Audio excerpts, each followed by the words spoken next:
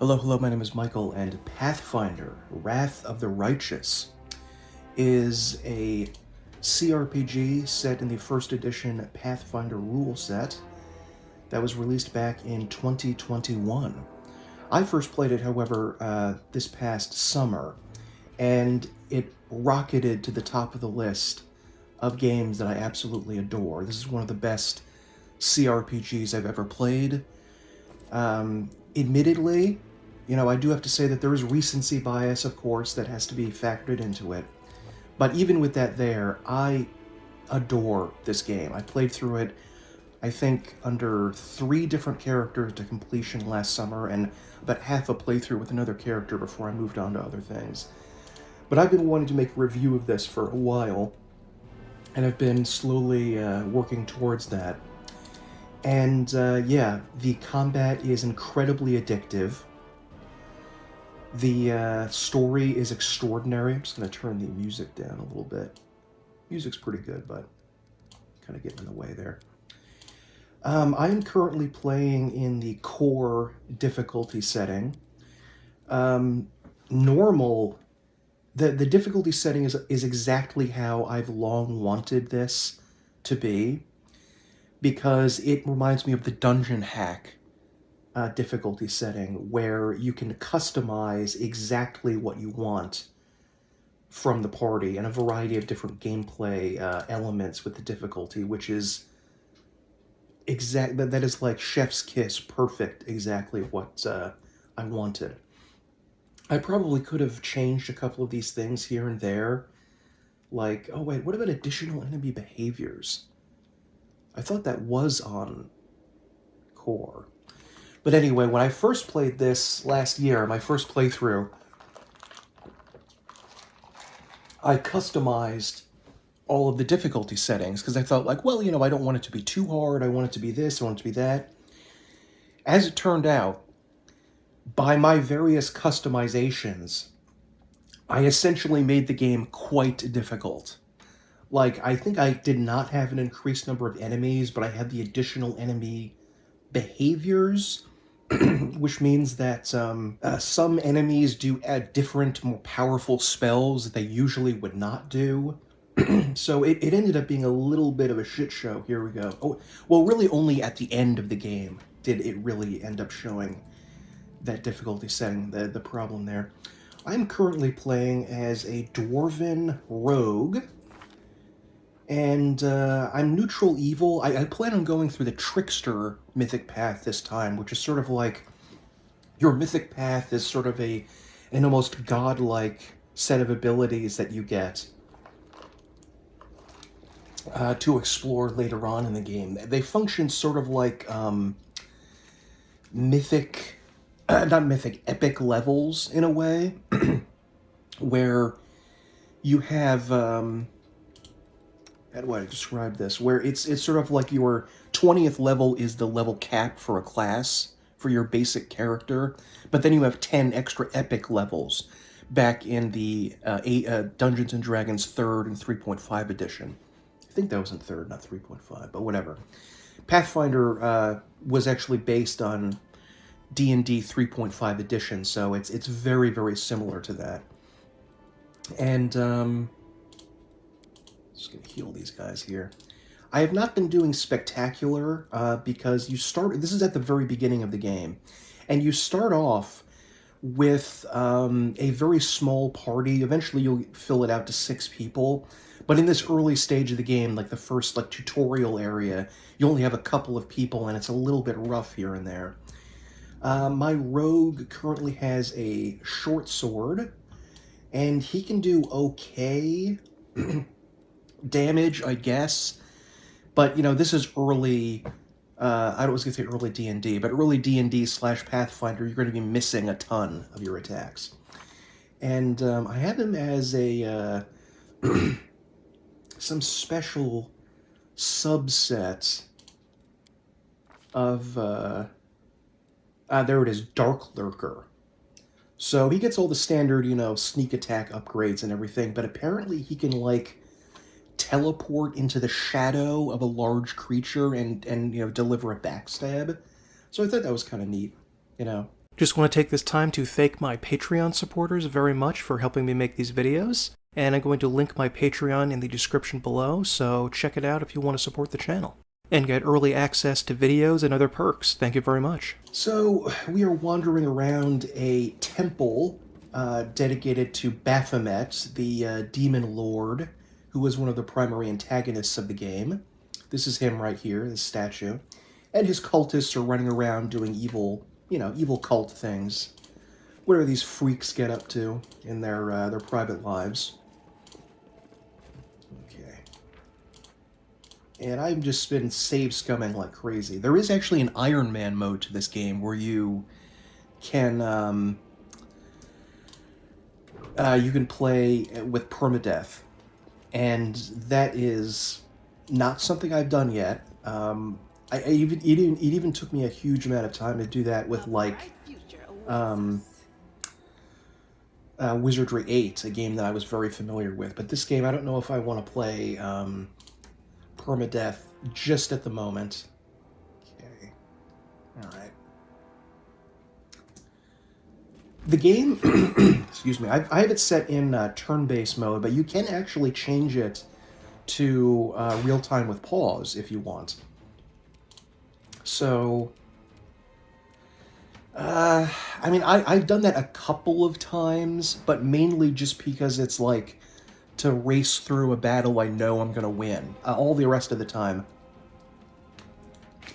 I'm going turn-based. I'm sorry that I'm eating during this, but just something we have to accept, I'm afraid. You've crossed the wrong mongrel. Okay. Cannot charge these guys. Charge allows you to go farther than your movement speed usually would allow, but you have to have a clear line of sight, and there's still a range to it, so see, these guys are outside of range, and this guy wouldn't work because he's blocked by this other character.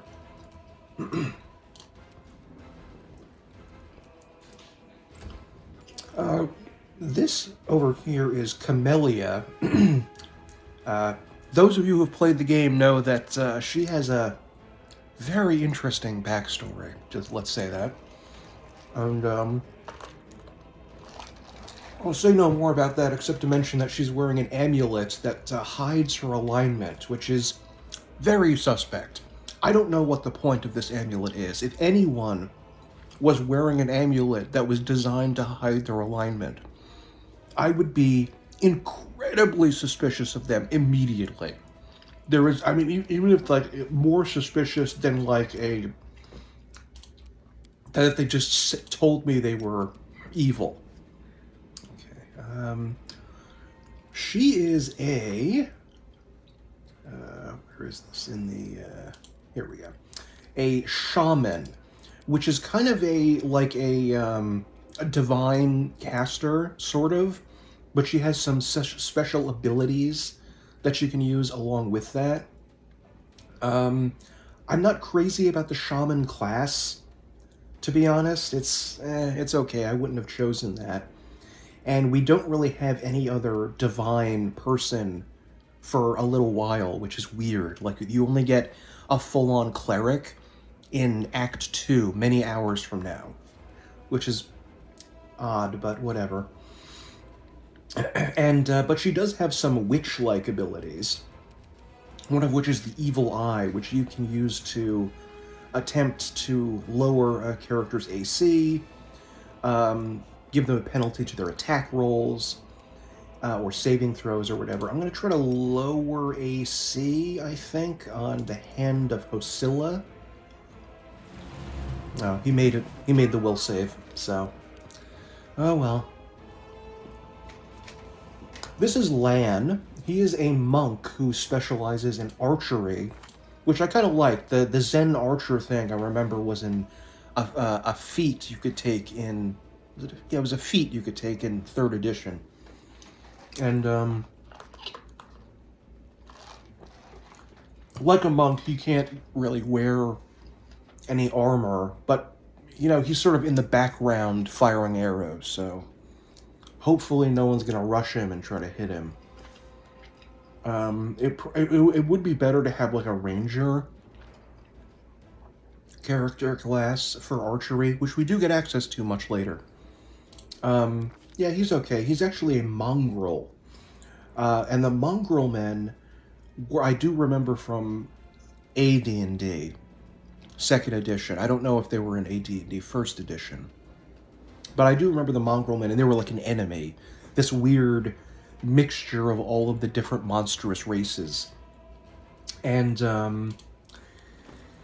yeah, he looks pretty cool. He's kind of annoying, though. I'm not crazy about him as a personality-wise, but we need an archer right now. Having an archer is kind of essential, I feel, for this game. For most combat encounters, it's really useful to have an archer. And if you see here, zoom in a little bit, if I try to move the character outside of this threatened square, this enemy will do an attack of opportunity on me. So, wait, what? I thought the evil eye didn't work. Didn't he make his... Here we go. And I love how you can actually right-click on here and look at all of the numbers, what you're doing. A long-standing joke about not Wrath of the Righteous, but Pathfinder in general, is that it should be called Mathfinder, because a huge amount of the game is just determining all of these bonuses and penalties and adding everything up to see if you can actually hit something. Difficulty results, success. I thought if they made their saving throw, that means... Never mind. I'm not sure, but whatever. I'm glad his AC has a penalty now. This character is Hosilla. She is a paladin, although don't hold that against her. She's actually a nice person.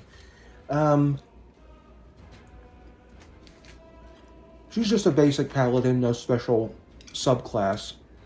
And she's our primary tank for now, and is going to be our primary, like, heavy hitter for a while. She's actually using this magic sword that you can find in the tutorial if you pay very close attention.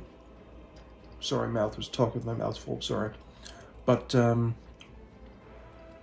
this weapon is, if you notice here, it says cold iron. And her weapon and my weapon are also cold iron. You need a cold iron weapon in order to damage demons, because otherwise their damage resistance prevents it and you can't injure them. Which is an interesting thing to put in, like, right at the start of a game, because usually that stuff comes in later on. We're typically not fighting, like, damage-resistant enemies this early. These guys aren't, but we're going to be fighting some demons later, if we survive. Into the fray. Decent damage?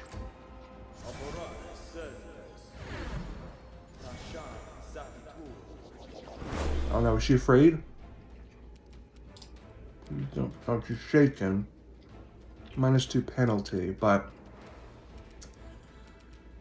I assume that let's charge him. I think charging gives you a big penalty on your attack, but whatever. Let's see if we can lower some of these guys' attack rolls. Okay, it says will saving throw succeeded, but still evil eye. Oh, they blessed themselves, of course they did. Better get these guys closer. Because my guy's a rogue and is relying on sneak attack, it's for the best to get as many people around them as possible, because if 2 enemies, it's extremely generous compared to some other interpretations of this, but if you have just one other character next to your rogue or whoever has sneak attack, that means that the enemy counts as flanked. And if they're flanked, that means that they get that they can be sneak attacked. Whereas if he was just facing them normally, they would not be able to do that.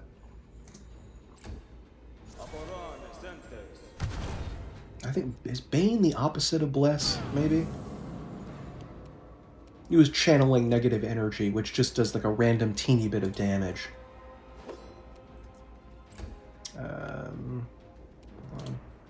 See if I don't think I can move.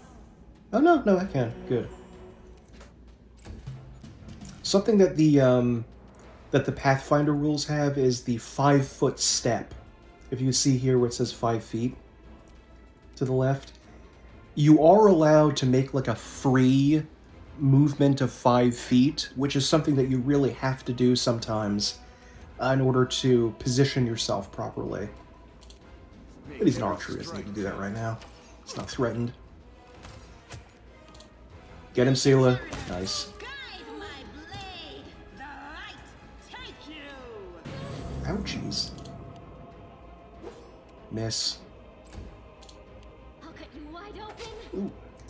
Nice. Some good damage. Crossed the wrong mongrel. Okay.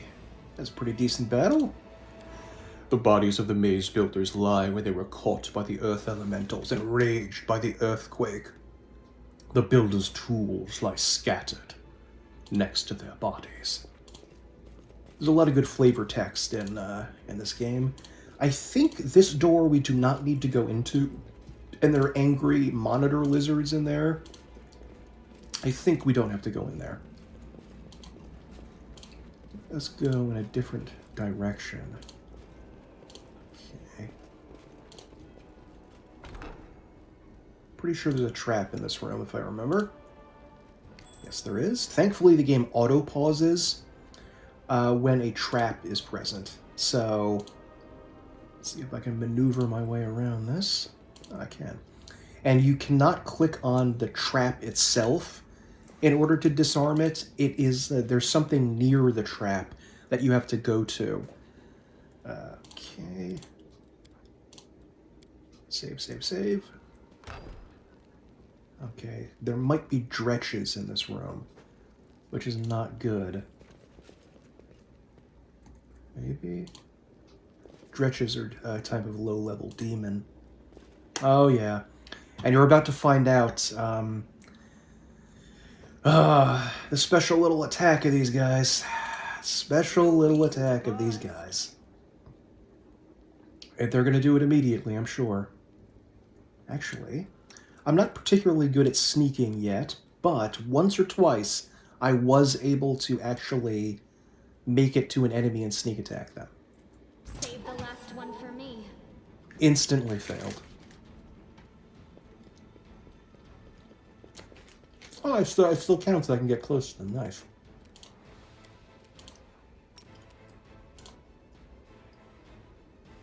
Ooh, wait a minute. Actually, can I don't think his attacks are going to count as cold iron, but I did purchase this.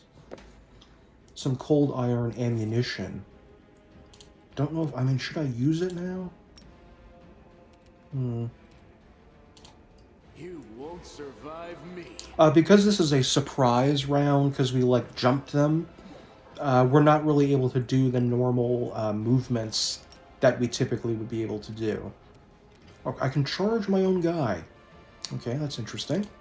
Sure. Into the fray. Oh, thank goodness. They're not doing it yet. You're gonna find out. You're gonna see.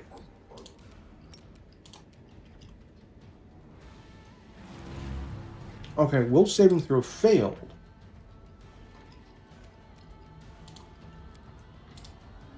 So he has evil eye, and because we jumped them, they have this character was not yet active during combat, or a character who could not properly see an opponent is flat-footed. Unable to react normally to the situation. It loses their dexterity bonus to AC. Okay. Yeah, I probably should get her involved. Spirits demand your blood. You can hold the spacebar. Oh god, here it is. Here we are. We're getting punished. We are getting punished as people for abusing Stinking Cloud in the Gold Box games. This is our punishment for doing this. Okay, I think I'm out of the cloud. That's something, but... And as you can see here, this lady, Camellia, is nauseated. She's puking her guts out because of the poopy cloud. Oh god.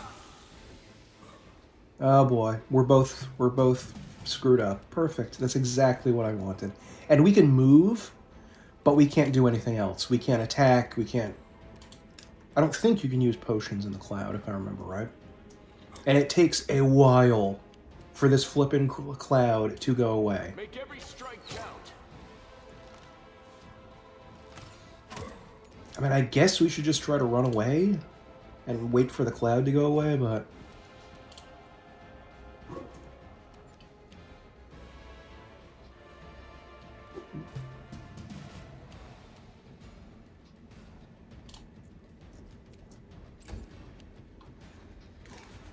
Fortunately, this isn't really much of an issue after Act 1. I mean, I think that there are dretches that use it in other acts, but by that point, you're powerful enough. It's not that much of an issue. Okay, how long does this last? Wait. It's not letting me expand. That's weird. Here we go. 9 more seconds. Try to... I don't want them to get to... my boy. Lan over here. Okay. You are today's sacrifice. They can cast that again, by the way. I'm just lucky that they're not. I don't know if they have like a cooldown or something in their AI where they're not going to instantly cast it again, or maybe we just got lucky or something. There we go. Survive me. No Okay. glory without Siwa is better. I feel like a paladin should be made of sterner stuff, you know, and just not that much of an issue. Endure this. And I love that it actually shows the attack roll on screen like that. the light. You know, it says miss, what you rolled a 1. And I needed at least a 5 to get them. There we go, sneak attack. Nice. The final boss that we have to fight in the tutorial area is pretty tough. And I am worried about that. Really would like another level, but we're crawling forward in levels like this. Okay.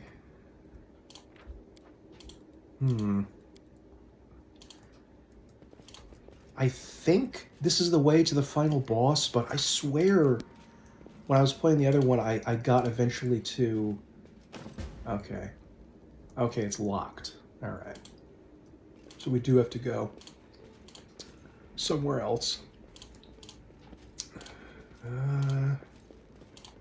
Might as well try to rest here to get my spells back. But she doesn't have all that much to begin with. Summon nature's ally. It's probably gonna die immediately, but yeah, I'm just gonna take off her heals. We the Rely on seal of the paladin actually has lay on hands at the very least, so that's something.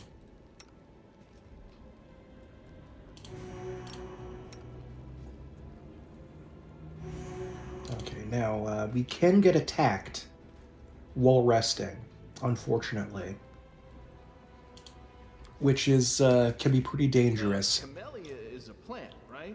Something like water hemlock? But And lawn is some specimen of underground like a fauna. weird, it doesn't come up as very important later on. Like outside of like Act 1 and maybe 2, you're being jumped while resting hardly ever happens because you have such powerful characters that they camouflage the camp or put these, have a night watch to lead on. attack. Okay, wait, did I check this already? Yeah, there's some junk. Alright. Where was that door I was trying to find?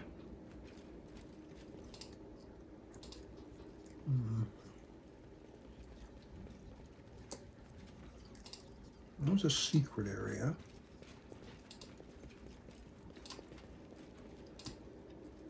I think I was going down here. It was this room where there were some tough guys, I think.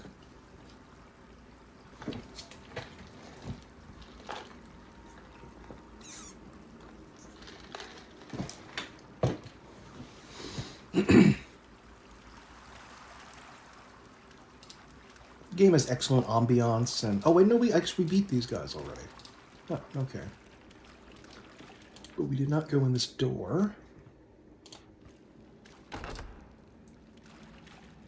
there's a guy over there. Corrupted mongrels, brute, ranger. I don't know. Can we? Oh, there we can.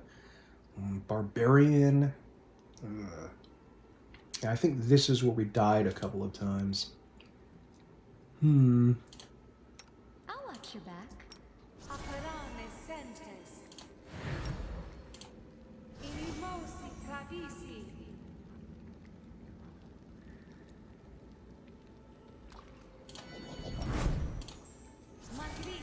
We will win this war.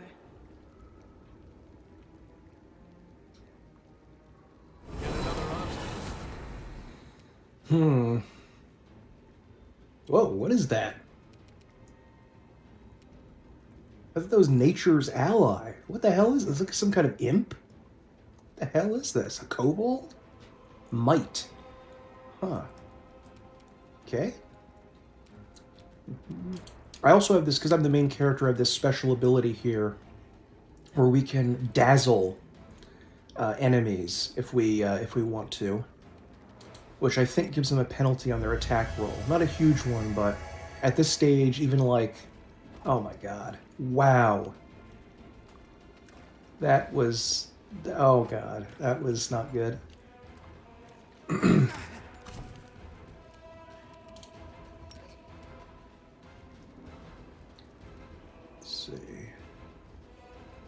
I can put these guys to sleep.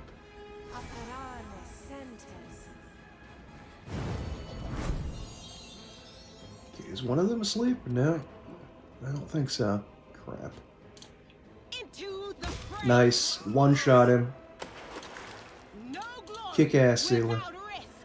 I used enlarged person on her, so she's, she has some math. Yeah, her has a strength bonus, which is nice. Oh, he has to wait. Come on, bro. Make every strike count. You're right next to him, Lan. You're literally right next to him. Ooh, 12 damage, though, from a sneak attack. That's not bad. This is gonna hurt. Oh, thank God.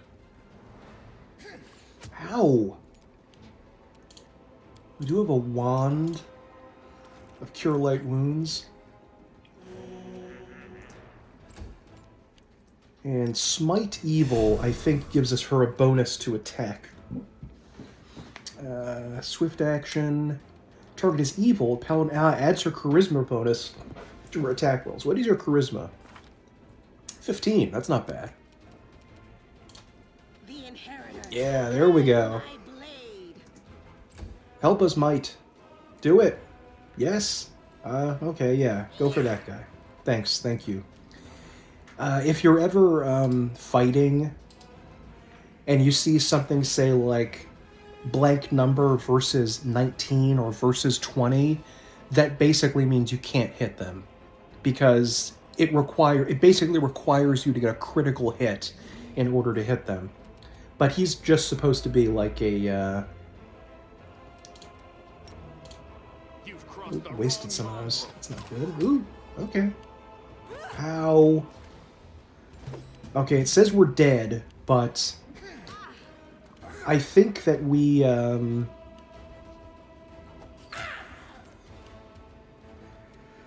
you have to get to like minus 10 hit points to be really dead, you know? As the guy in The Princess Bride said, there's dead and then there's dead.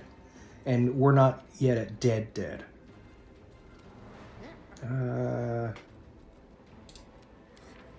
Brute, oh.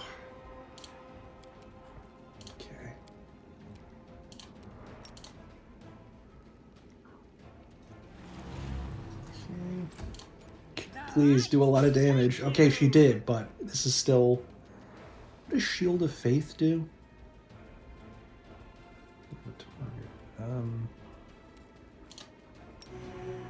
Lay on hands yourself. If you're just laying on hands yourself, I think it counts as a swift action, so you could do it really quickly. Please finish him off, Lan. Won't survive me. Oh god, he has some sort of special... There's a feat that you can get where you can continue fighting even though you're technically deceased. Don't worry about me. I'll cut you wide open. Perfect. Okay, there we go. You get to fight on for one more round, even though you're technically gone. Endure this.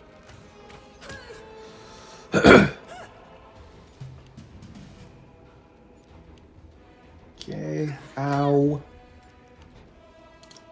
The spirits demand your blood. Snag a potion, too.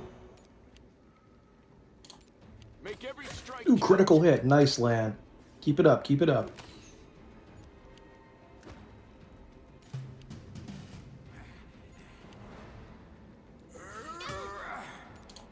You are today's sacrifice. Come on, Camellia. You've crossed the wrong mongrel. Hit points does this guy have? I could try to heal these guys because you can heal them from this state. You get them back out of the negative. Then they can return to the fight. But it's questionable to do that because if you try to stand up in a next to someone, they get an attack of opportunity against you, and that'll usually just kill you dead immediately. Survive me.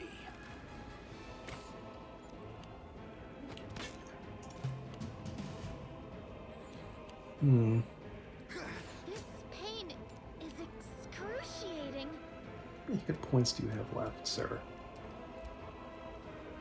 5. I'll cut you wide open. Good lord. Endure This might be a reload.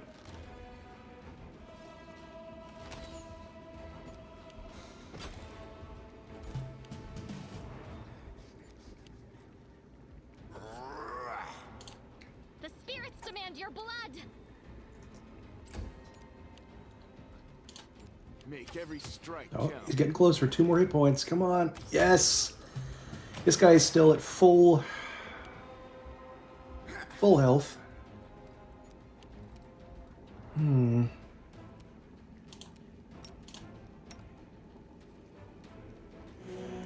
healed 2 hit points.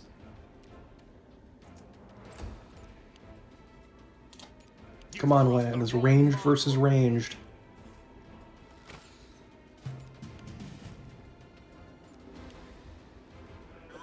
So this is how it feels. Very odd thing to say, Camellia. I don't know why you would say that, but Survive alright. me. Doesn't have a huge amount of hit points. Ow.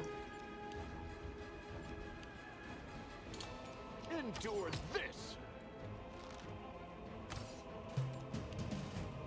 4 hit points left versus 15. 10. Come on, Lan. 1 hit and he's Every gone. strike count. You missed This is not my time yet. I think it may be. You've crossed the wrong mongrel.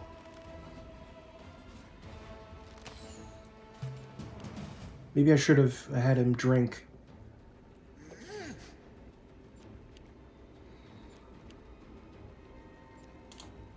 Yeah, I have some potions.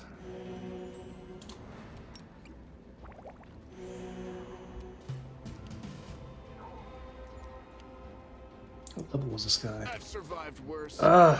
Critically hit him? Please hit once, Lan. Survive me. Oh, thank goodness.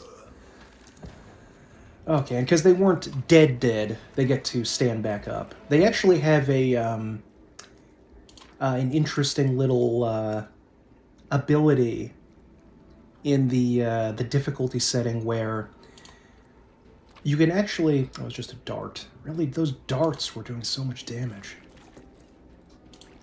An interesting little ability where it allows you to... where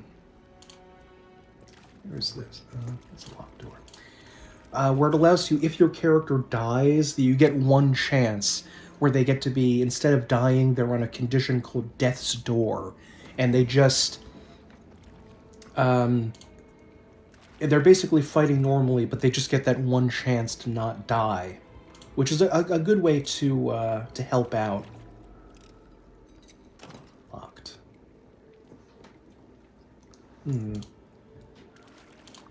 I think that might be the door that you get into if you bring another character down here.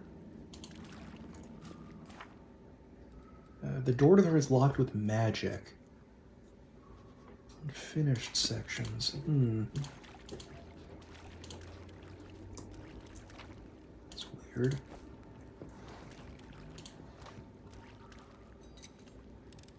Oh. Ooh, nice. Noise. Yoink. I am a rogue. I might as well grab as much stuff as I can. Masterwork. Nah. Ooh. Magic breastplate. Take that. Oh, and cold iron. Nice. I think dueling swords are part of the exotic weapon proficiency, which we do not have. I don't think anybody has that in this party. Together, we stand.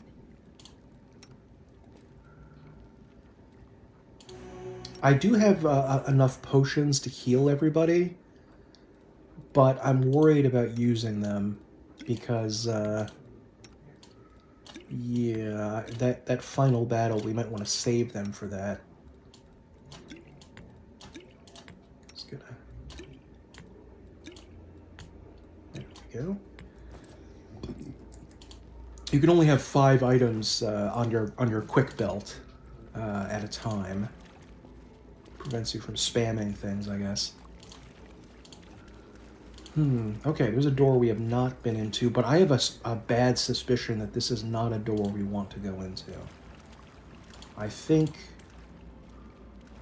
that might be... some levels have... some dungeons have, like, special side areas where there are, like, super tough challenge enemies for people that want to do that. I think that's where the challenge enemy is here. I don't even know if we're going to heal very much. Rest for 3 days. Okay. O light of the sword, Iomade, forgive me my sins, and do not leave me in the darkness. I am weak and undeserving of your grace, and still you grant it to me. And that means I still have something to hope for. Sila's a little naive, like most paladins. Holy crap. This is not good.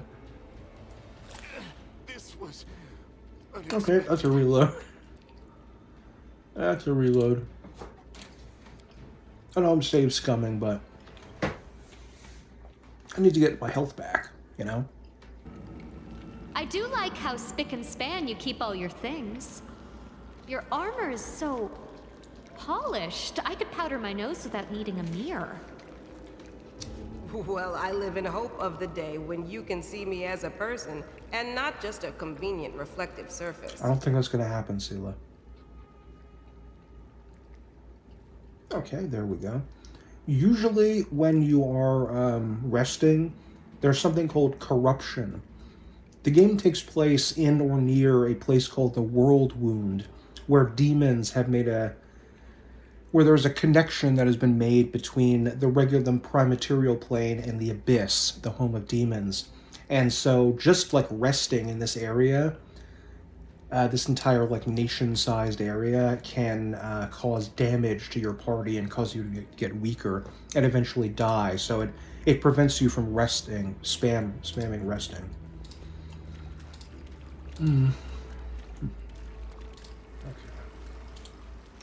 Rely on me.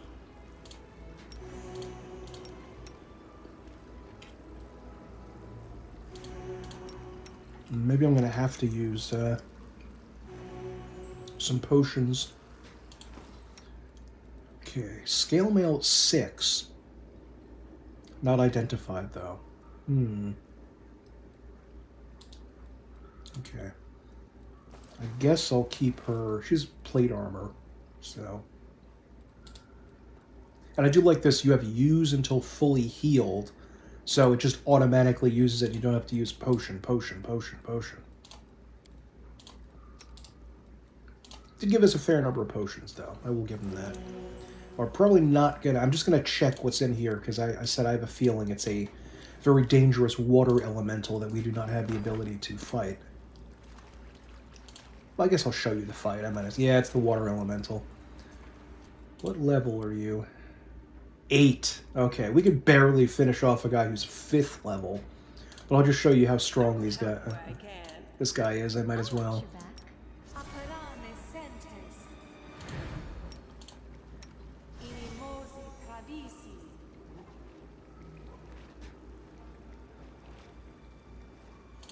Sleep isn't going to be too helpful for this fight because... Together we stand. If someone is successfully put asleep, and I don't think we can do that to this guy, he's too strong.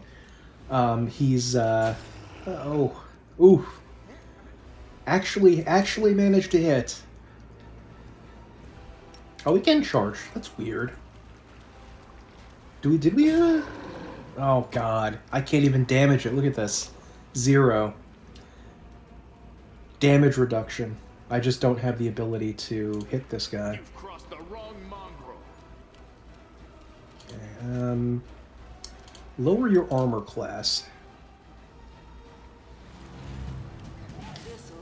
Wow, even my toughest person, he just demolished them. Like, look at this. This is crazy. You won't survive. Tiny bit of damage.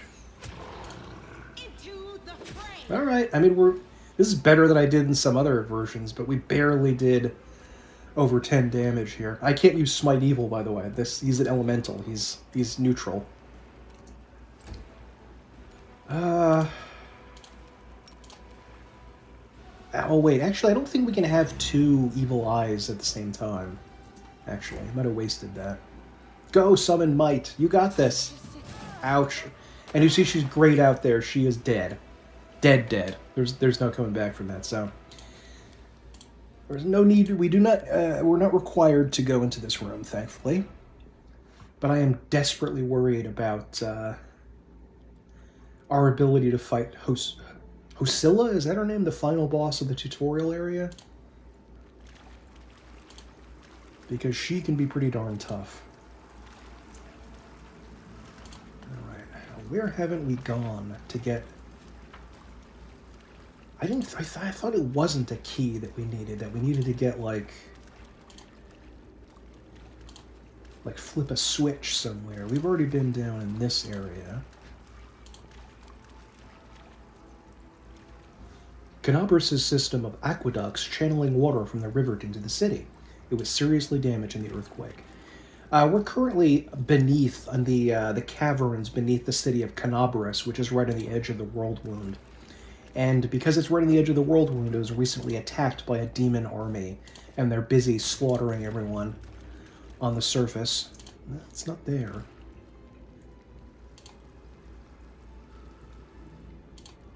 Did I need to, move a torch or something? Because I did that. Very interesting color portraits here. Yellow, blue, red, yellow. Interesting. Just pointing that out for no particular reason. There's a little stage here. That's so nice. I love how the backgrounds look in this game. They look great. Did I just not pick up a key from a dead enemy? Could that be it?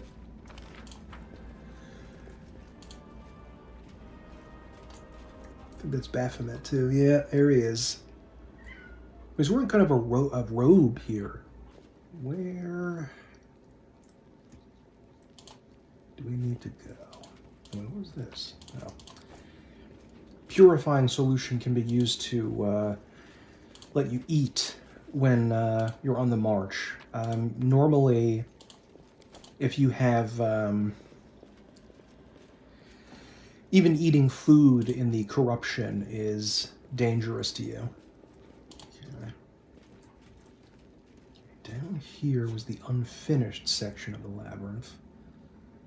Do we have to go kill the lizards in there?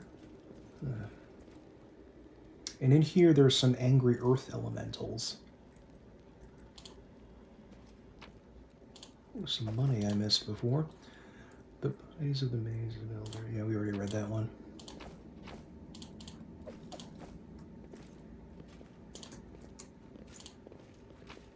Ah, here we go. The key. I did just forget to pick it up from these guys. Okay, we're not even close to level 3. Doing this at level 2 seems like a diabolical, rather than demonic, thing for the developers to do.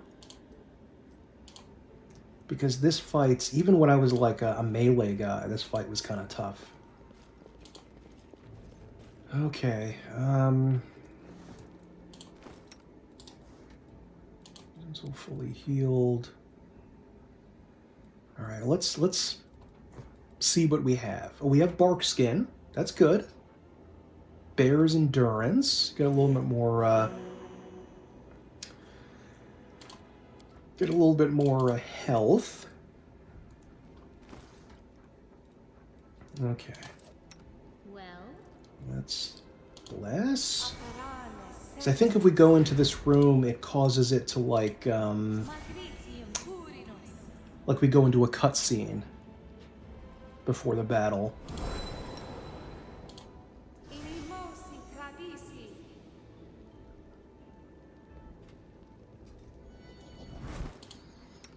Okay, do we have... Ooh, yeah, that's right. We do have blur. And I might as well get some extra dex. This out here.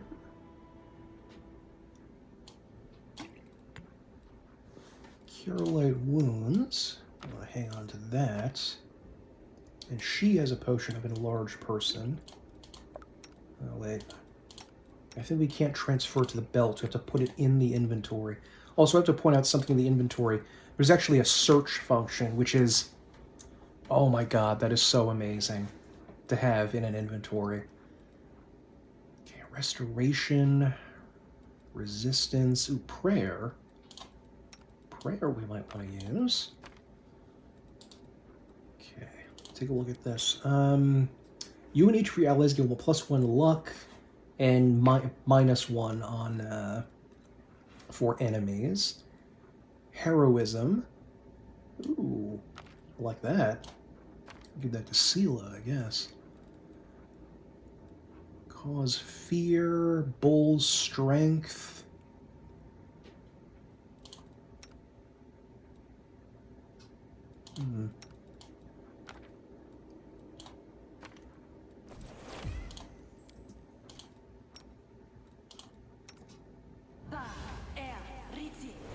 Strength continued to go up? Ooh, it did, to 24. Use bark skin. Also you. And I think I'm going to give blur to my character. And might as well enlarge everyone else because we have it.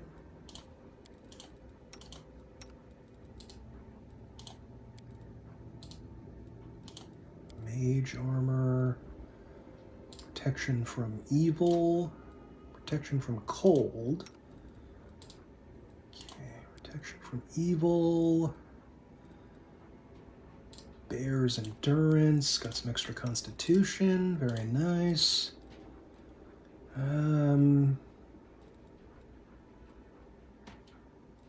We already have bless.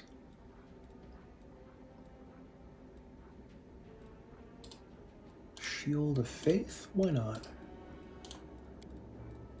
And do you have prayer? Yes, you do. Okay. What is this? Feather Step? It's meaningless.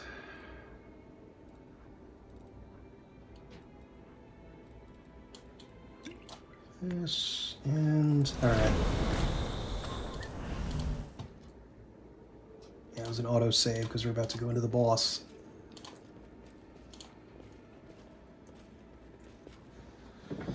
Dun dun dun. Praise Iomade. Oh no. Here you are, huddled together like a herd of animals. Pitiful monsters, not human or demon. Even tieflings are less defective than you.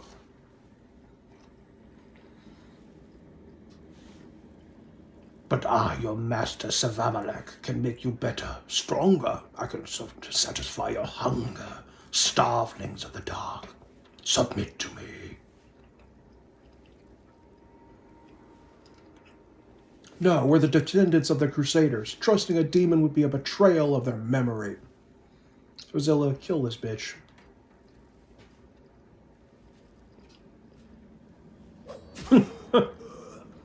Well, who's the next descendant of Crusaders who values old legends more than their life?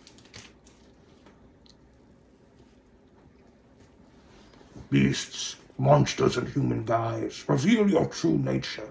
This is the sweet, wholesome flesh of a righteous Aasimar. Where'd you get that flesh, sir? Eat, underground Crusaders. Eat the flesh of the Crusader from above. Find your true strength. How did they lure an Aasimar down here?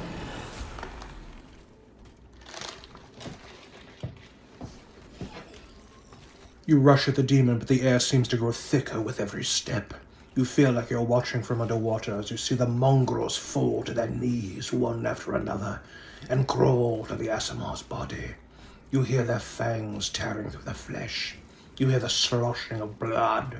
You hear the full mongrels snarl like animals, fighting over the most tender and juicy bits of meat.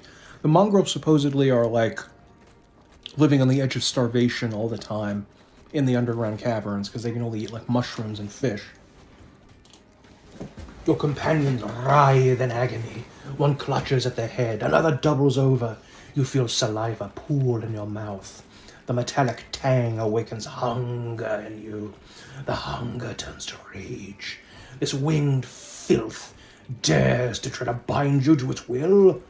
It dares to tempt you with the sweet scent of meat, untainted by corruption. The wretch must die. Die. Okay, I am evil, and this kind of makes more sense, but whatever. I'm a trickster. I'm chaotic. By sheer force of will, you master your rage, and almost in response, warmth suffuses you from within. Warmth and joy from a simple realization. You can win. What are you doing? Why are you making these weird movements? I don't remember that. Well, anyway. You can save these people. The power of heaven bolsters and guides you. Its light breaks free, and enveloping the mongrels, grants them the gift of blissful oblivion. Lowering your gaze, you see a scarlet stain on your chest. The wound has reopened. That was another thing in Mask of the Betrayer, and I think Chris Avallone worked on this, so not surprising. And instead of blood pouring forth, you see only radiant light.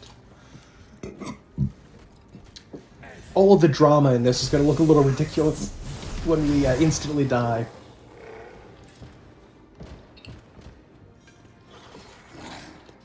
The demon convulses in pain when the light reaches him. What are you? Destroy this vermin!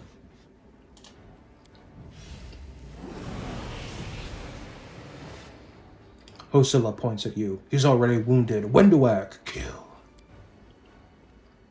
Wenduag is Lan's friend, and we can actually side with her and take her along, but she is just cartoonishly evil, and I don't want to. Wenduag silently emerges from the shadows. I'm no longer your slave, Hosilla, but I will gladly kill anyone who pokes their nose in where it doesn't belong. You'll make a fine trophy. Okay. Did not appear to be able to... Okay, might as well... Ooh, 10 damage, though. Oh, level 6. Level 6, bro.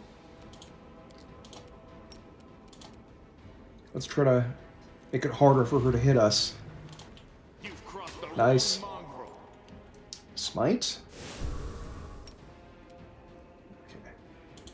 The light take you. Okay. Let's dazzle this lady.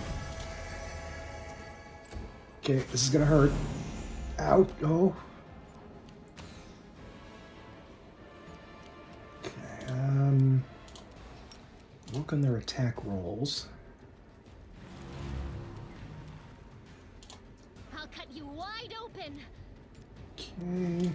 You won't Oop, survive. that was a miss, Lan. Come on. Nice. 35. Oh, mighty Savamalek, your faithful servant invokes you now. Yeah, we have to fight her again. Demons, protect your mistress. Yet another obstacle.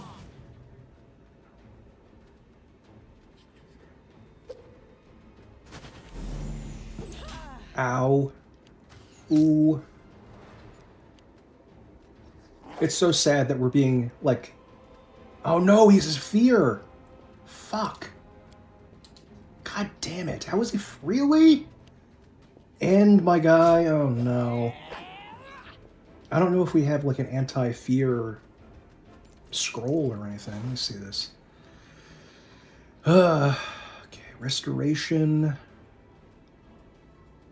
Scores, cures. Would lesser restoration? That doesn't sound like it would cure fear.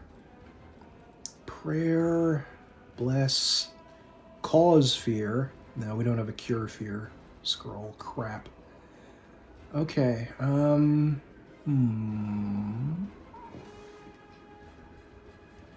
Maybe I should have used the heroism scroll.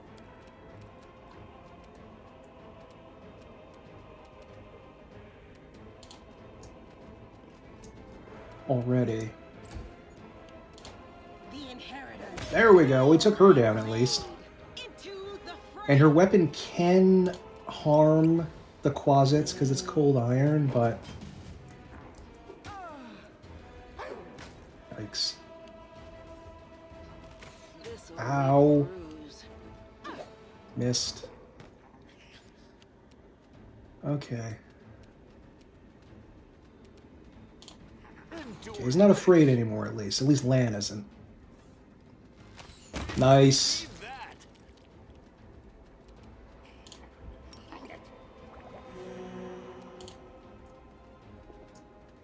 Okay, crap. Is she dazed or something? Bless and large major or light of the angels. Oh, she can't use heroism or prayer. Oof. That's an oof. You still evil-eyed? Wenduag.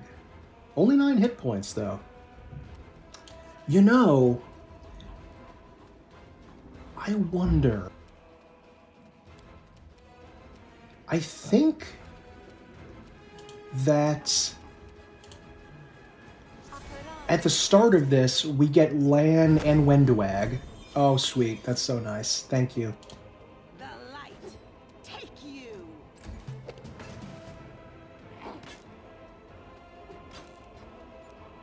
We get Lan and Wenduag.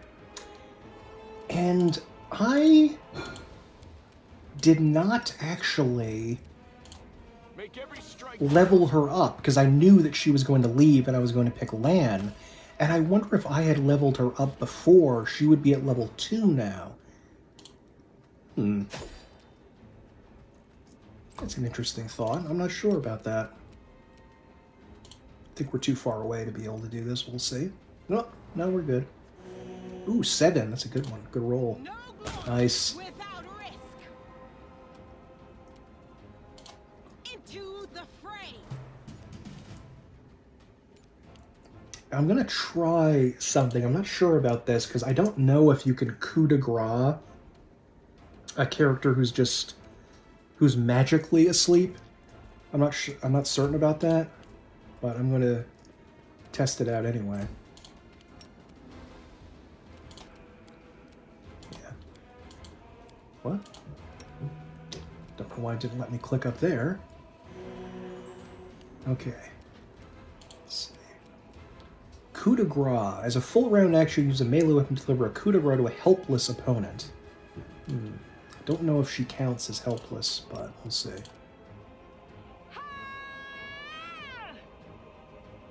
Oh no, we did. Okay. Nice. That went much smoother than I wanted it to be. Are you going to finish me off? It's not exactly unexpected. What else are we supposed to do with you? You're not just a traitor, you're a monster. She is. The young ones believed you, and you lured them to a demon and watched them eat human flesh. I was trying to make them strong. What have you done for them? What were you doing while I was looking for ways to bring strength to our tribe? You're useless, Oh, lad. that's kind of rough. I led by example. I trained. I tried to become stronger so I could go to the surface and maybe do something worthwhile with my stupidly short life. And I will do it. I might be the one to bring our whole tribe to the surface. But you? Why would you want any power that turns you into a monster? These young guys and girls, they trusted you. And they were turned into mindless animals, ready to eat corpses at a demon's command. I went through the same ritual as them, and I didn't become an animal.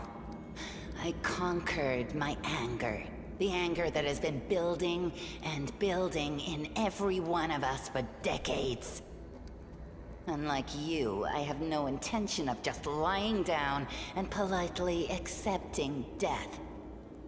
I will rise above all this, while you'll still be stuck with your pride, chewing on rats. I'm not going to take either of you with me. We can't actually kill Wenduag at this point, so there's no point in attacking her. But let's see. You said you went through the same ritual. Does that mean you ate human flesh, too? Yes. Hosilla found me in the caves. I was lost and hungry, and she offered me a choice. Die as a nobody, or live, and gain the power to change everything. Sava Malak tore off a piece of an Azimar priestess's thigh. A big, juicy piece. More meat than I'd ever received in the tribe. That was the first time I knew what it was like to be happy. To have a full belly.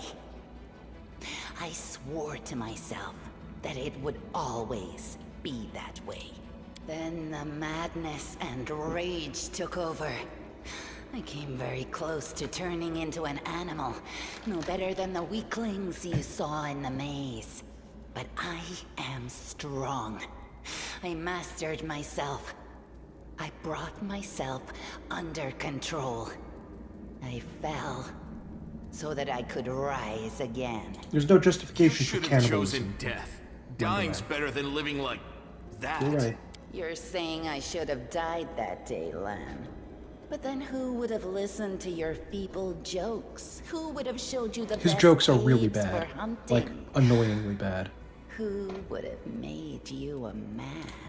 I would have been fine without all that. And without you. Your death will make the world a slightly better place, Wenduag. What did your service to Hosilla It entail? was simple. I lured those I deemed worthy into the maze. To the rest, I told stories of the horrors of the maze, making them stay away. It all hung in the balance when the cave walls shuttered, and many of the young ones decided that the time of their great exodus had come. I had no doubt that Hosilla would dispatch a dozen young Neaters easily. But what would become of the maze if all the tribes poured in? So when Lan ran off looking for the Angel's sword, I went after him. Not to help him, but to make sure that the sword never reached Neathom. It's a pity that you got involved and stopped me from killing him. But then again, the evening gong has not yet been struck. You sicken me. Yeah, you sickened me too. Do you think I like looking at you, Uplander? I'll just wait till you're asleep. and then I'll slit your Wenduag throat. talks big, but she's pretty No matter weak, where actually, you even are. later on in the game.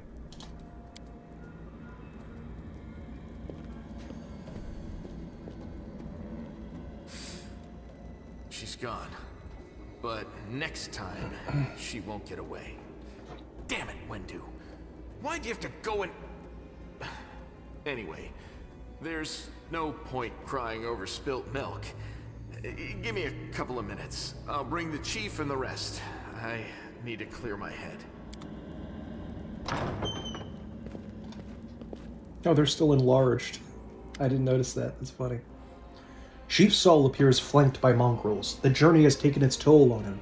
His breath is labored and the sweat is dripping from his bloated face. This would be me if I was doing this. What? What shish? Anivia gives a low whistle. She's a guard from the city that we also had with her, but she was injured. She couldn't come with us. Very convenient.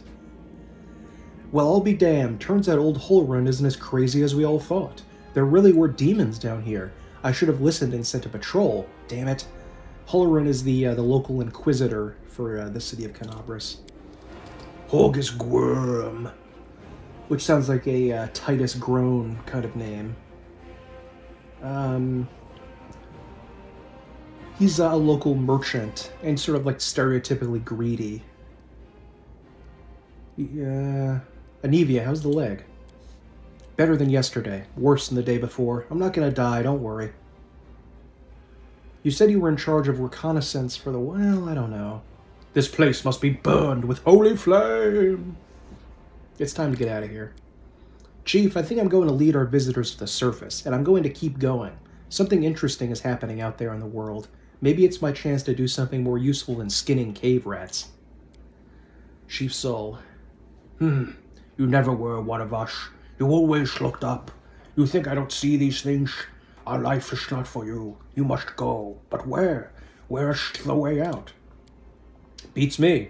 But these beasts got down here somehow. Lance searches Hosilla's body and shows you some papers and a key. I don't know what these documents are, but I'm sure this key will come in handy. Anivia's eyes quickly skim over the... Ooh, I whisped. That was weird. Anivia's eyes quickly skim over the letter and she passes it to you. Those cheeky sons of... This is all the information on the cultists in the city. Their meeting places, passwords, secret hideouts. I think we should show this to whoever's in charge of Canabras right now. As soon as we get back to the surface, we'll find out what's... Okay. And I believe Hosilla drops for us a very nice weapon. Yes, a glaive, which is actually pretty darn good. And we can probably use that for a while, or sell it. Oh, are these guys still... Oh yeah, I guess they're still... The light of the angels, like, helped them somehow. Okay, here we go. The saleswoman lady. Because there's also like a mongrel that sells things and has gold. A little too convenient, but whatever. There's a lot of junk here. There we go. And this, there's a bunch of stuff here that you can go to bulk selling. And this is just like all the random crap that you can't, that literally has no purpose other than just to sell. So, got a decent amount from that. Probably get a good amount of this when we, 1,000 gold. Ooh, Crypt Raiders armor. Scale mail +1 grants us a +2 insight bonus to AC against undead. That's kind of neat. This stuff we don't need. I think they give you a lot of these inflict wounds scrolls early on because you can play as a half vampire, which I did on my first playthrough, which was a mistake because that made the game harder. I should have waited until a further playthrough to do that. But, let's see. Minotaur, we don't need that. Don't need that. Silla's orders, it's all junk. Large person, feather step. Reduce person. It's weird that they have a potion of reduce person because you probably wouldn't want to reduce your own height from being enlarged. That would be peculiar. I don't know why you would want to do that. Okay. I think that probably should be enough. But should we rest before... I think we probably should try to do that before going to the next area. Very happy with how that turned out. But that's how you have to win in Pathfinder. You just have to buff yourself properly. And everything will be easy. I've traveled across almost an entire continent. I've never met a mongrel until you, but I've heard about similar beings that appeared in other parts of the world, as a result of other cataclysms, not just the world wound.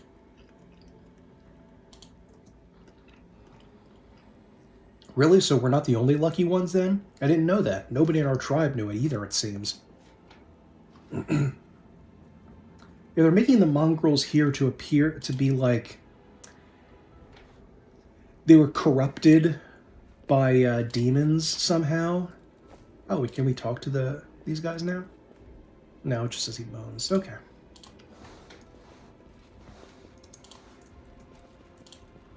Together we stand.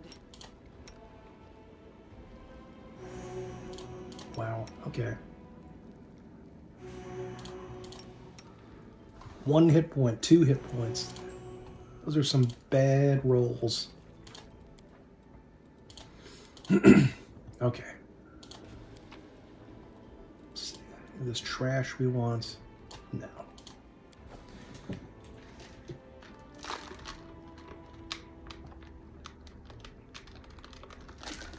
That tooltip saying you don't need rations or camp supplies to rest, I think you did in While the Kingmaker. survivors wander the dungeons, the battle on the surface rages on.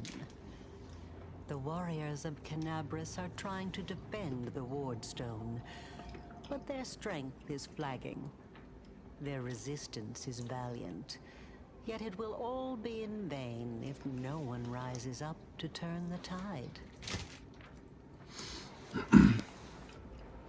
The surface, finally, I miss the fresh air. I can hear the sounds of battle from above. Out of the pan and into the fire. We're in a basement. It looks like the Grey Garrison. Just want to keep an eye on my equipment load, because if it gets too high, we'll suffer some penalties.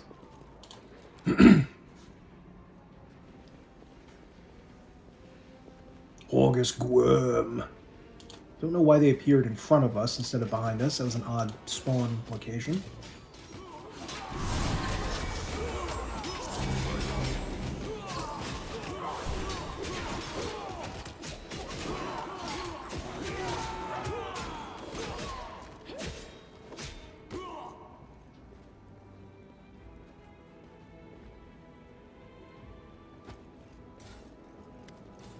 Irabeth. Which sounds suspiciously like Arabeth of Tilmarand from Neverwinter Nights 1, but never mind, I'll move on. The half-orc before you, wearing armor adorned with Iomede's golden swords, is clearly exhausted. She obviously hasn't gotten much sleep over the last few days. There's soot on her face and fresh blood on her sword. Her hazel eyes are hard and focused, and her firm voice sounds accustomed to giving orders. She sizes you up, surprised, judging whether you are friend or foe, and opens her mouth to ask you something but freezes when she spots Anivia.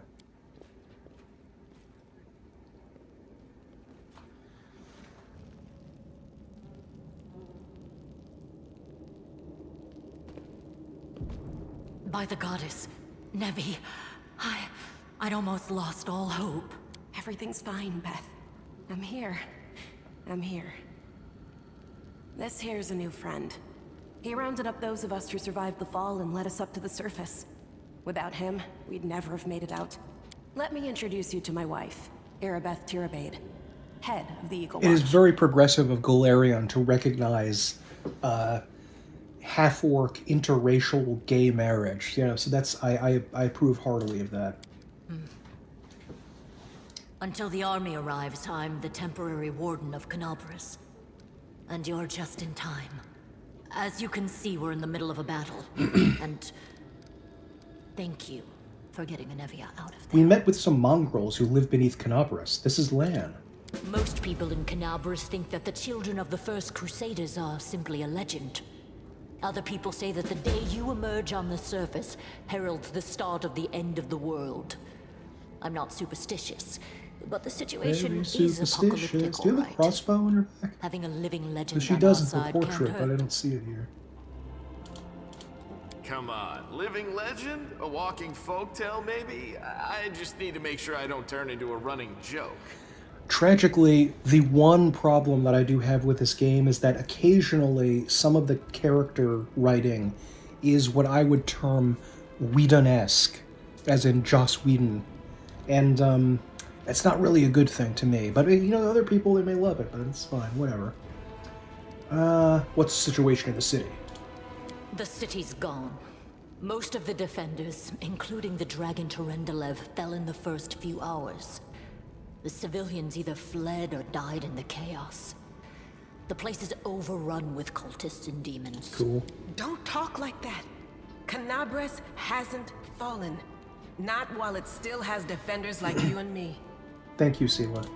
Sweet words don't change the grim truth. Shut it, Camellia. You're lucky you're even still in the party. No, she's right. Thank you, Knight. Until we no longer have the strength to hold a weapon, until Iomedae abandons us, we will fight for Canabras. What is the target of this battle? When the demons attacked the city, their main target was the wardstone. I trust I don't have to explain to you what the wardstone is You do. and how important it is I to don't the know what it Crusaders. is. Well, my character We must doesn't. retake it at any cost. The fall of Canabras will be the beginning of the end of the Crusades, and with them, the rest of the world. I see that you had a difficult journey to the surface. You need to rest. But there's a lot riding on this battle. I have no right to command you, but I'm asking you to help us. Let's not waste any time. To That's battle! the spirit. You, take Anevia to the rear. The rest of you with me.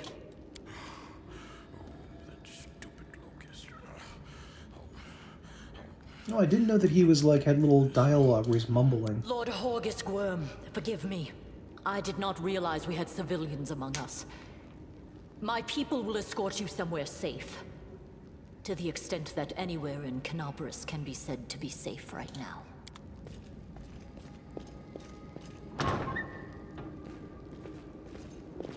Yeah, waste some time bringing a nobleman to safety. Thanks. That's right. Fighting spirit is the one thing that we've got plenty of. Actual fighting power, that's not so great. Fighting know-how, even worse. But fighting spirit, at least we're rich in that. For Iomedae! For the Queen! Kill the beast! Irabeth raises her blade, and the soldiers, inspired by her cry, rush into battle with renewed vigor. I don't think we can go in any other direction. Everything is... all the doors are locked. We can only follow them. Not that I'd want to do anything else. I mean, maybe my, oh boy. Auto-intern option... yeah, sure. I currently have point-blank shot engaged on him to get the +1 bonus to attack and damage.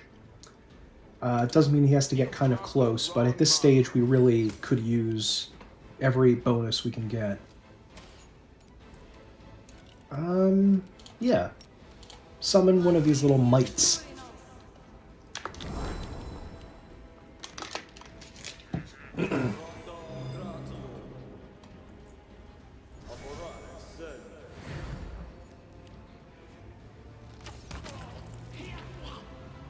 We can't actually control Irabeth or her friends, but they will be fighting on our side. Okay. I love my little dwarf thief. That's one of my favorite characters to play, Dwarven Thief. Tragically, and I don't know if I should be revealing this here, but I'm actually quite short. I think I'm 5'7", unfortunately. I think I've actually shrunk my previous height of 5'8". Ow, bro. Oh no, that was Staunton. Yeah, you can shoot him. Fuck him.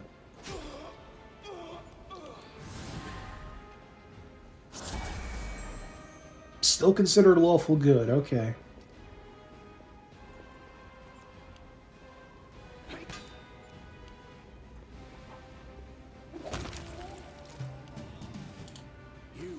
Nice. Revive me.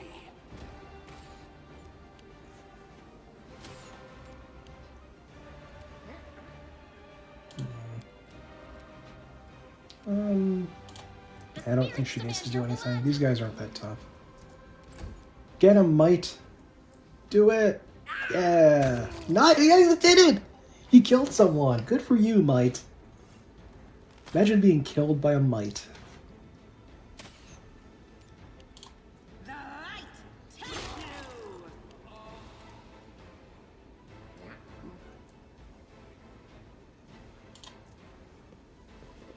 Maybe you don't want to get too close to this guy.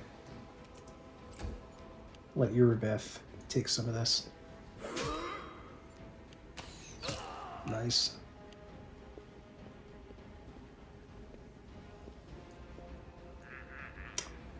Oof.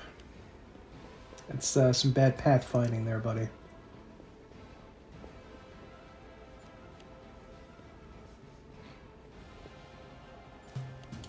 That was a mistake. I did get too close. As they're getting confused about this door. Oh! I think he got a, where is Staunton? How did... I think Staunton got an attack of opportunity through the wall somehow. That's weird. Go get him! Do it! Aw, you almost got him. It's a good little Mike.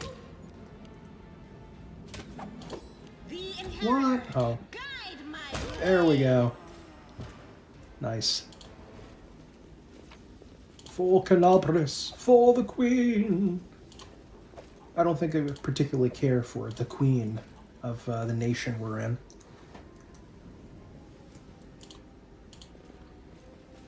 Ooh.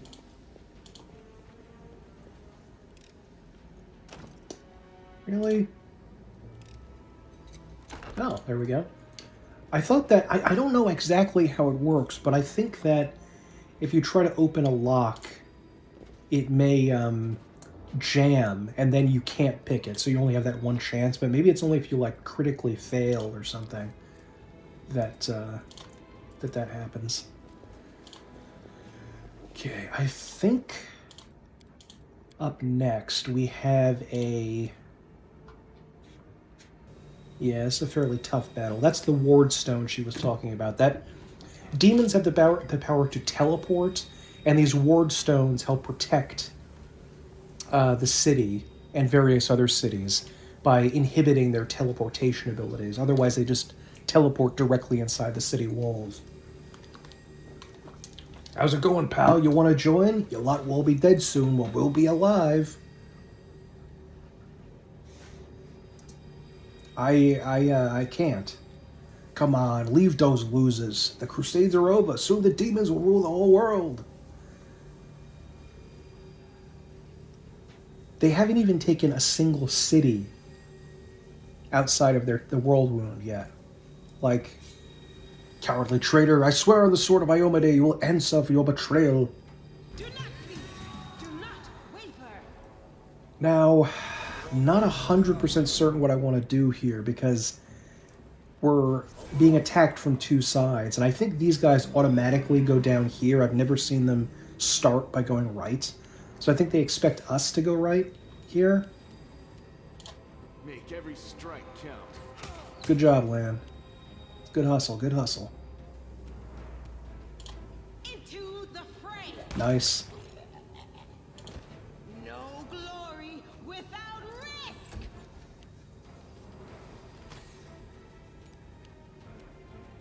And you can see my blade from the shadows. I can, like, essentially teleport directly next to someone, but only if it's a larger creature. So a humanoid creature it doesn't work on, which seems to kind of... Which I didn't understand when I picked it. I just thought, oh, that sounds cool. I didn't look that it said larger creature. I don't know if that changes later on in, like, when you level up, but it probably doesn't. But there are a lot of, like, giant demon creatures here. So I guess that could be useful, but you're also putting, like, a fairly squishy mage character, like, directly next to Spliss. No, it didn't. Okay. Okay. You are today's sacrifice.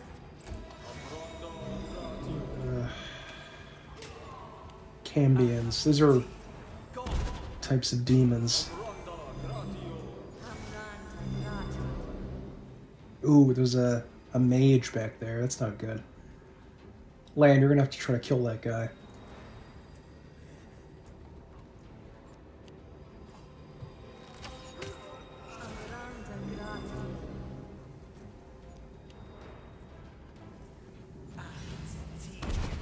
I'm so happy that people are finally willing to admit that turn-based is just a superior option. Or like a necessary option that you have to include in these games, because... Can you hit him? Yes, you can hit him from here. But you missed. Ooh.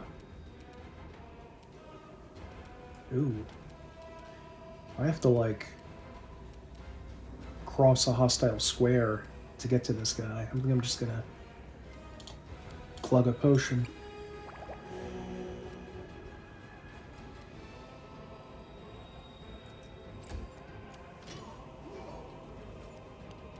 Okay. Where can I get? Yeah. Yes, sneak attack. Nice. I think I'm gonna try to use daggers for this guy, but right now I don't know. I don't think I have a cold iron dagger, so might as well just hang on to the short sword. I was dual wielding before, but that without the appropriate feats, that's such an enormous penalty that I didn't even bother.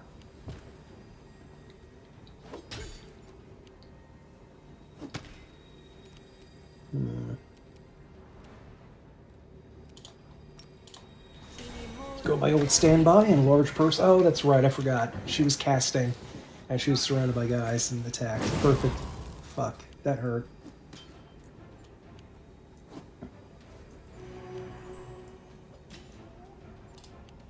Oh, I think he accidentally hurt his own guys with that. This pain is excruciating.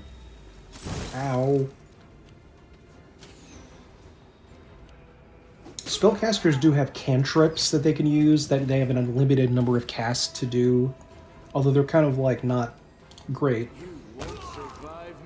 They're very basic poultry spells, but... yeah, I can do this. There we go. Ah, boy. Well, I can't charge. There might be more guys back here. I'm not sure about that. I'm a little worried. I don't think Irabeth and Staunton can die. Probably. Okay. Let's see if you can... You guys can be put to sleep. I don't know if... Can demons... Oh, no, demons can be put to sleep. Sure. Nice. If I had the sleep spell, like in real life, I would be casting that on myself all the time. I wouldn't even bother trying to fall asleep normally anymore. Just boop, and then I'd be out.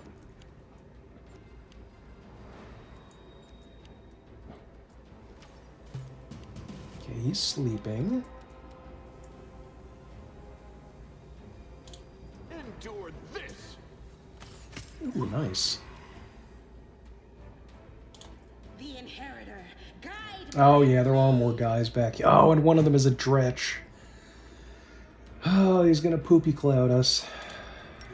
Okay, fine.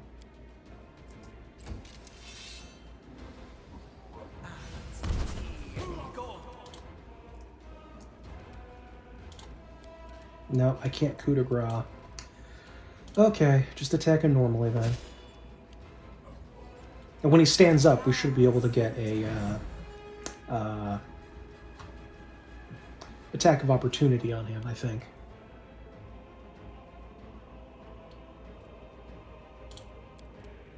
Just check to see what her cantrips are. Virtue, touch of fatigue. Stabilize could be useful. Divine zap.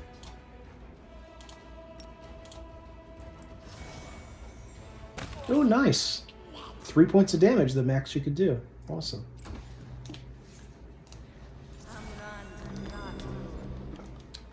Amazingly, though, Stinking Cloud can actually affect their own guys, which is wild. I actually won a battle early on in the game that I was about to lose because one of the dretches, these morons, they decided to cast Stinking Cloud, and they got their own guy. Their own... I can't hit him. Is she Poopy Cloud? Oh, she is. Okay.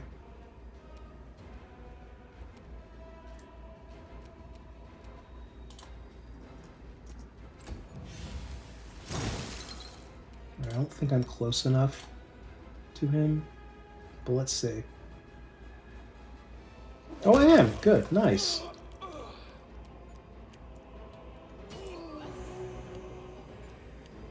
Okay.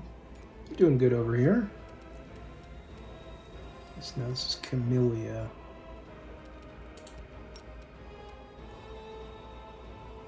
Oh, there's 2 dretches over there. Perfect. I think she got him. Yeah. 3 damage. Nice.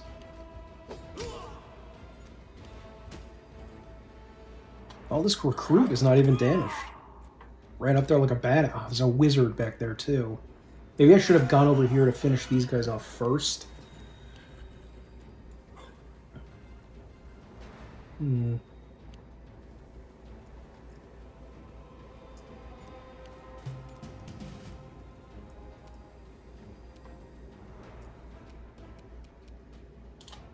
crossed the wrong mongrel. Nice. She's still got her poopy cloud. Oh, right, she can't heal herself. She can't even use lay on hands. What am I doing?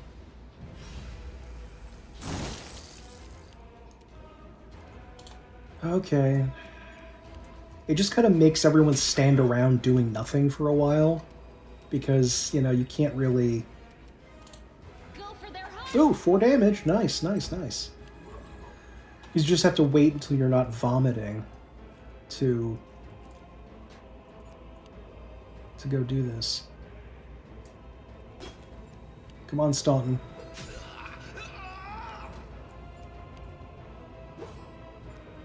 Am I at my limit? Ow.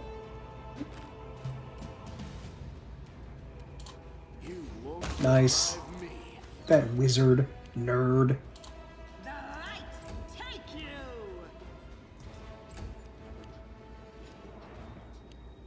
I think she's just gonna have to potion up. Nice. There we go.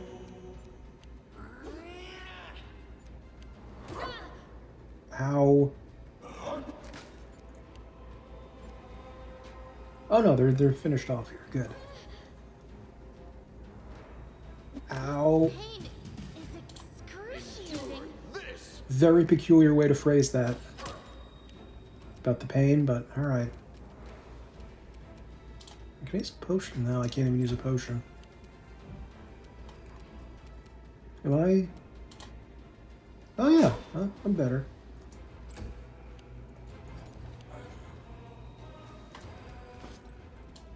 Need more potions.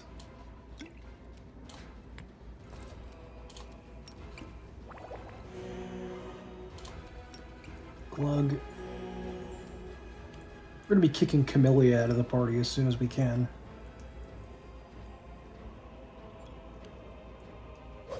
Ow. Am I Ouchies. at my limit? So this is how it feels. Thank you for helping us, Staunton.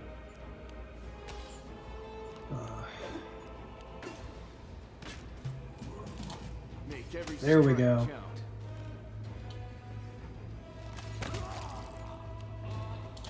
The inheritor, guide my blade. Oh, Eurobet's here too. Nice. Nice sneak attack. Oh no. How many cultists do these guys have? Ow.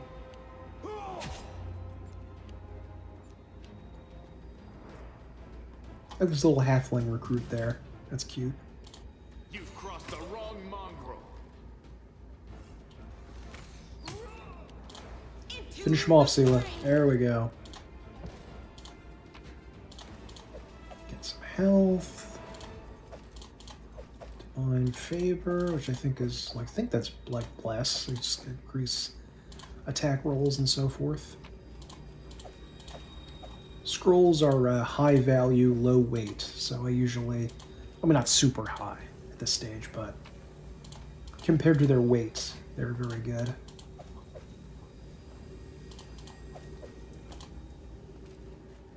Okay. Can we rest? Oh, I think we can rest over here.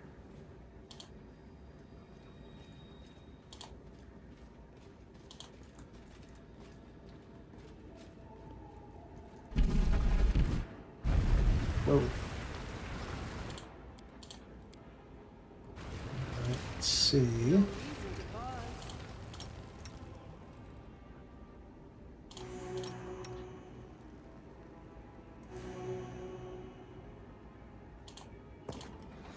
Okay, we're just gonna rest here for like 3 days, so, you know, keep... Oh, we can also make food. Meals that give you little bonuses here and there. Sometimes very useful. Towards the, later on in the game, you already have so many buffs. It's kind of like, it doesn't really matter that much. But early on, it can be useful. And this is the level of corruption. 15% arcane spell chance failure, -2 penalty to wisdom and intelligence, -3 penalty to strength, dex, and charisma at 2. Must be a concentration check with a -6 penalty each time just to cast a spell. Wow. Okay, let's see if we can do this without being If I interrupted. were to bisect you right there, where your human and lizard halves meet, it would look quite ridiculous. If you did that, then each half would grow into a whole new land, and the two of them would give you a double beating. That's mongrel magic for you. I don't think the mongrels have much magic, Lan. They will break against our Oh, resolve. no.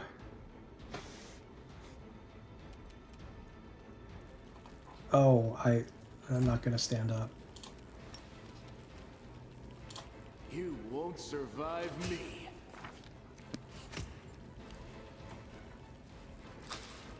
This was simple enough. Okay, resting was not the move. Well, okay. We'll try to keep resting. We'll see how this goes. I hope you appreciate this. Endure this. Nope, it was not the right move. Screw this. Alright, let's just glug some potions.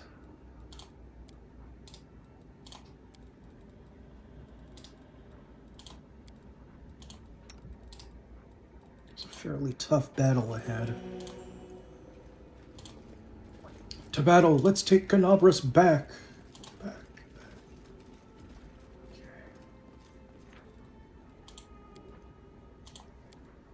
Still have Bless for like 5 seconds, but...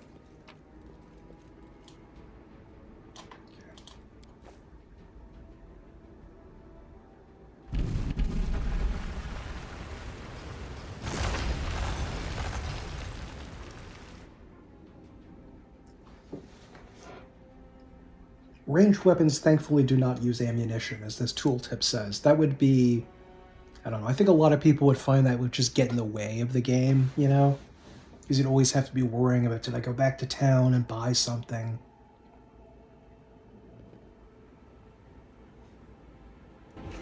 Here's one of the primary early game villains, Minigo. What's this? Do we have guests? Just in time. The place is a bit of a mess, and I haven't even poured the blood into the goblets yet. Why don't you... Oh! What an unexpected surprise. Staunton, my little sweetheart. Long time no see. Do you ever see anything? You don't have eyes. So much. This is a good design, too. Have It you looks missed me? suitably beautiful and creepy. Admit it.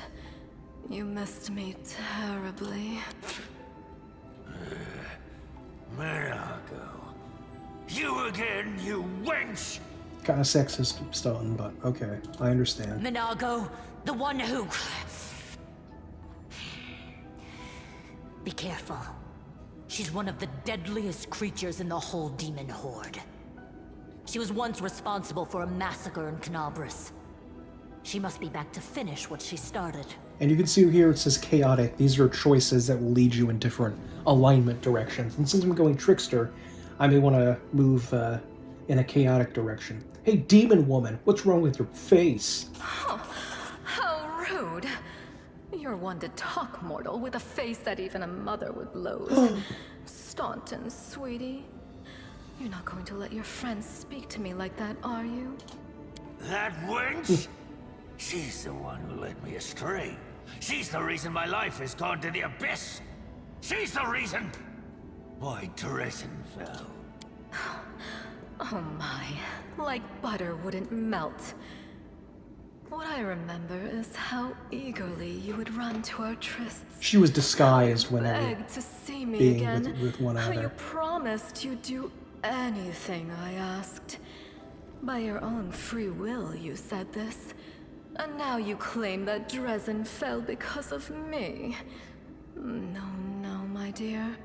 That was entirely your own doing. I'll beat your lying lips into your filthy throat! Now, Staunton, don't say things like that. Not about these lips, the ones you kissed so sweetly. Staunton, dearest, don't you love me anymore? Remember how good we were together? I was so hoping that we could patch things up. I'll kill you!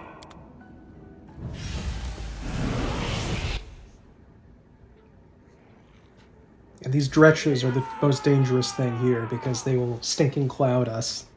And we're tightly packed into this space, so it's very difficult to do anything about that. Let's work on their AC a little bit. A little dangerous to run out there, but...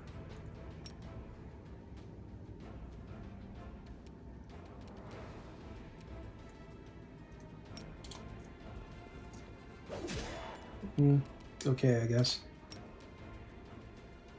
Start working on the guys, I guess. There we go. Done stanked this up. Staunton made his saving throw, though. A bunch of people did. But this guy didn't. Oh, Camellia did, too. Okay. It's dangerous to get her right close up like this, but I think that maybe that would help make the Dretch not cast Stinking Cloud and instead try to physically attack her, maybe. So, decided to take that risk. Divine Zap.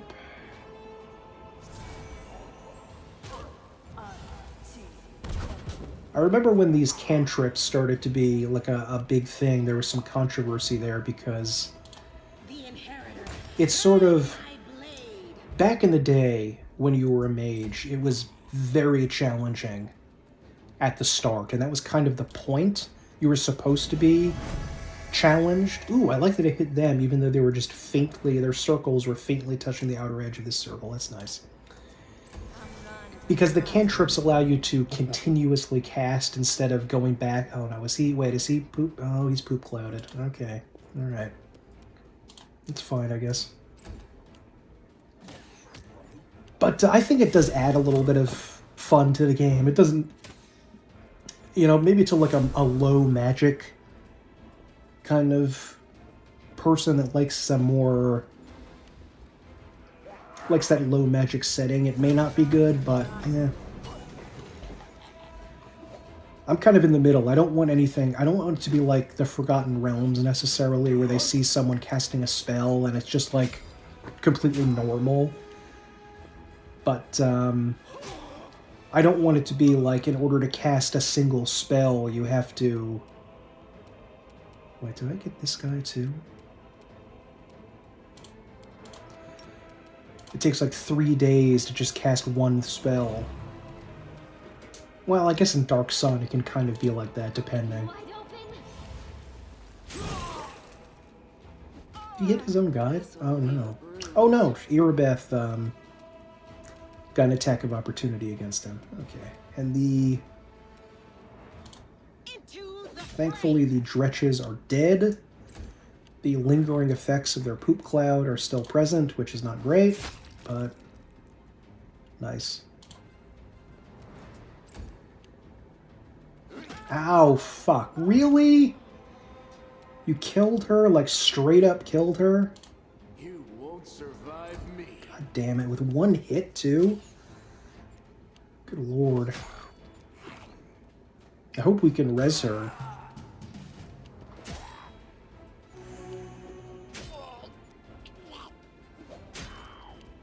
What is the level of this cultist? 2? Damn, he got some... Got a good roll there.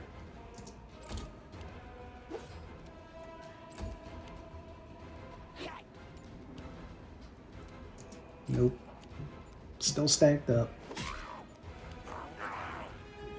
Oh, we do Sunder Armor. That makes their lower their AC, I guess.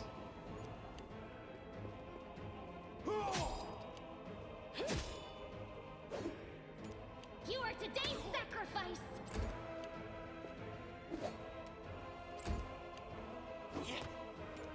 Endure this.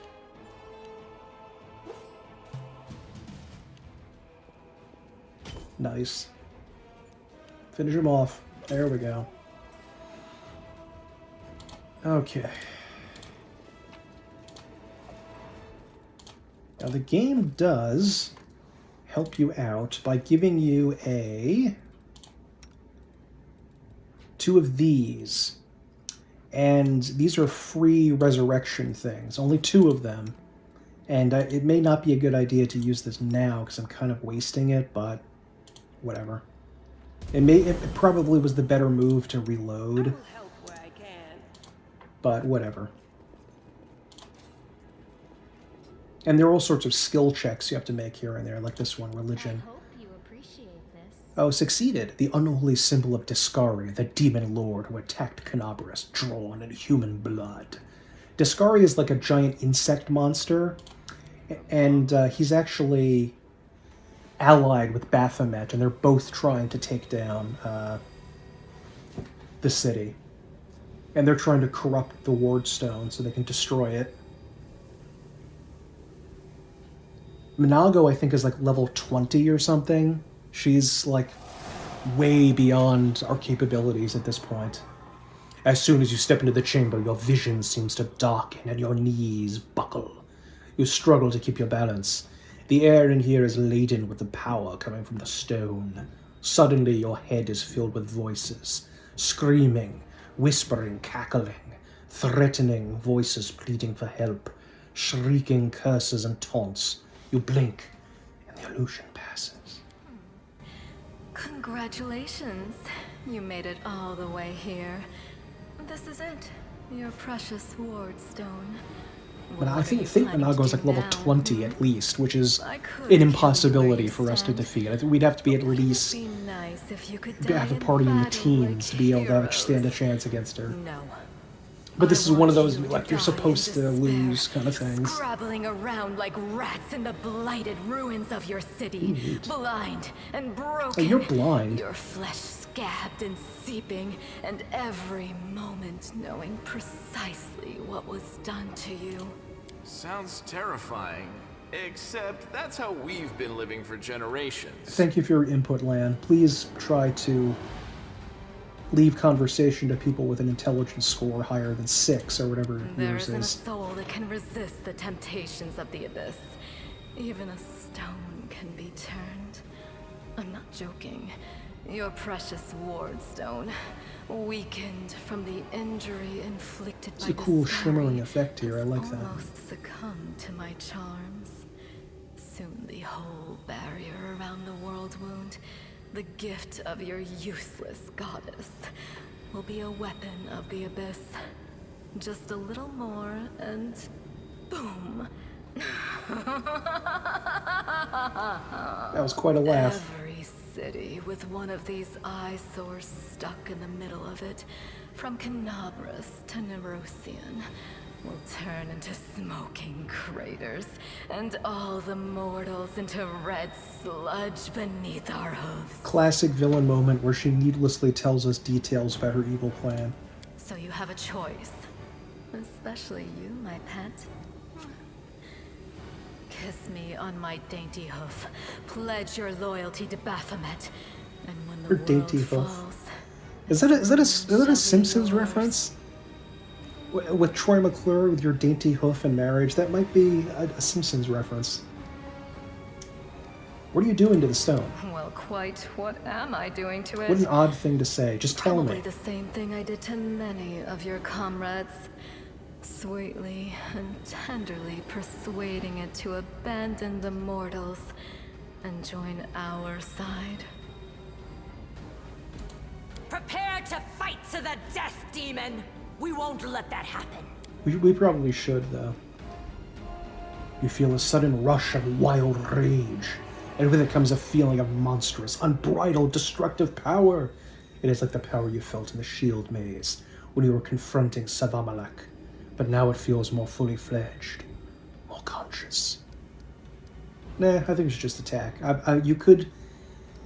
There are two Mythic Paths that are always available to you, Demon and Angel, and I've never actually done the main ones, Demon and Angel. I've just done other ones, but I really have no interest in it. Quickens. Fight, fight, fight, fight, fight, fight, fight, fight. Let's see. Oh my god. She's higher than level 20. Look at this, 17 Outsider, 11 Witch. The light takes you. I don't even, we'd have trouble with just these guys.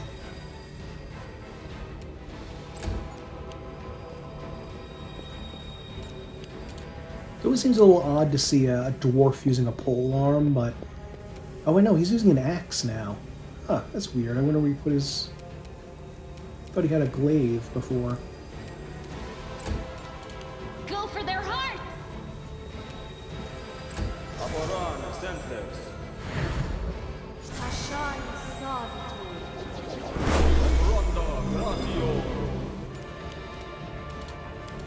Make every strike count.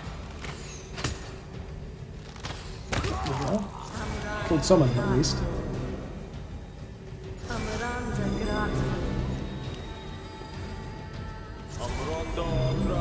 This is not my Yikes. time yet. I'm tired of playing around now. You want to know what will happen when I'm done with the wardstone? Here's a little demonstration.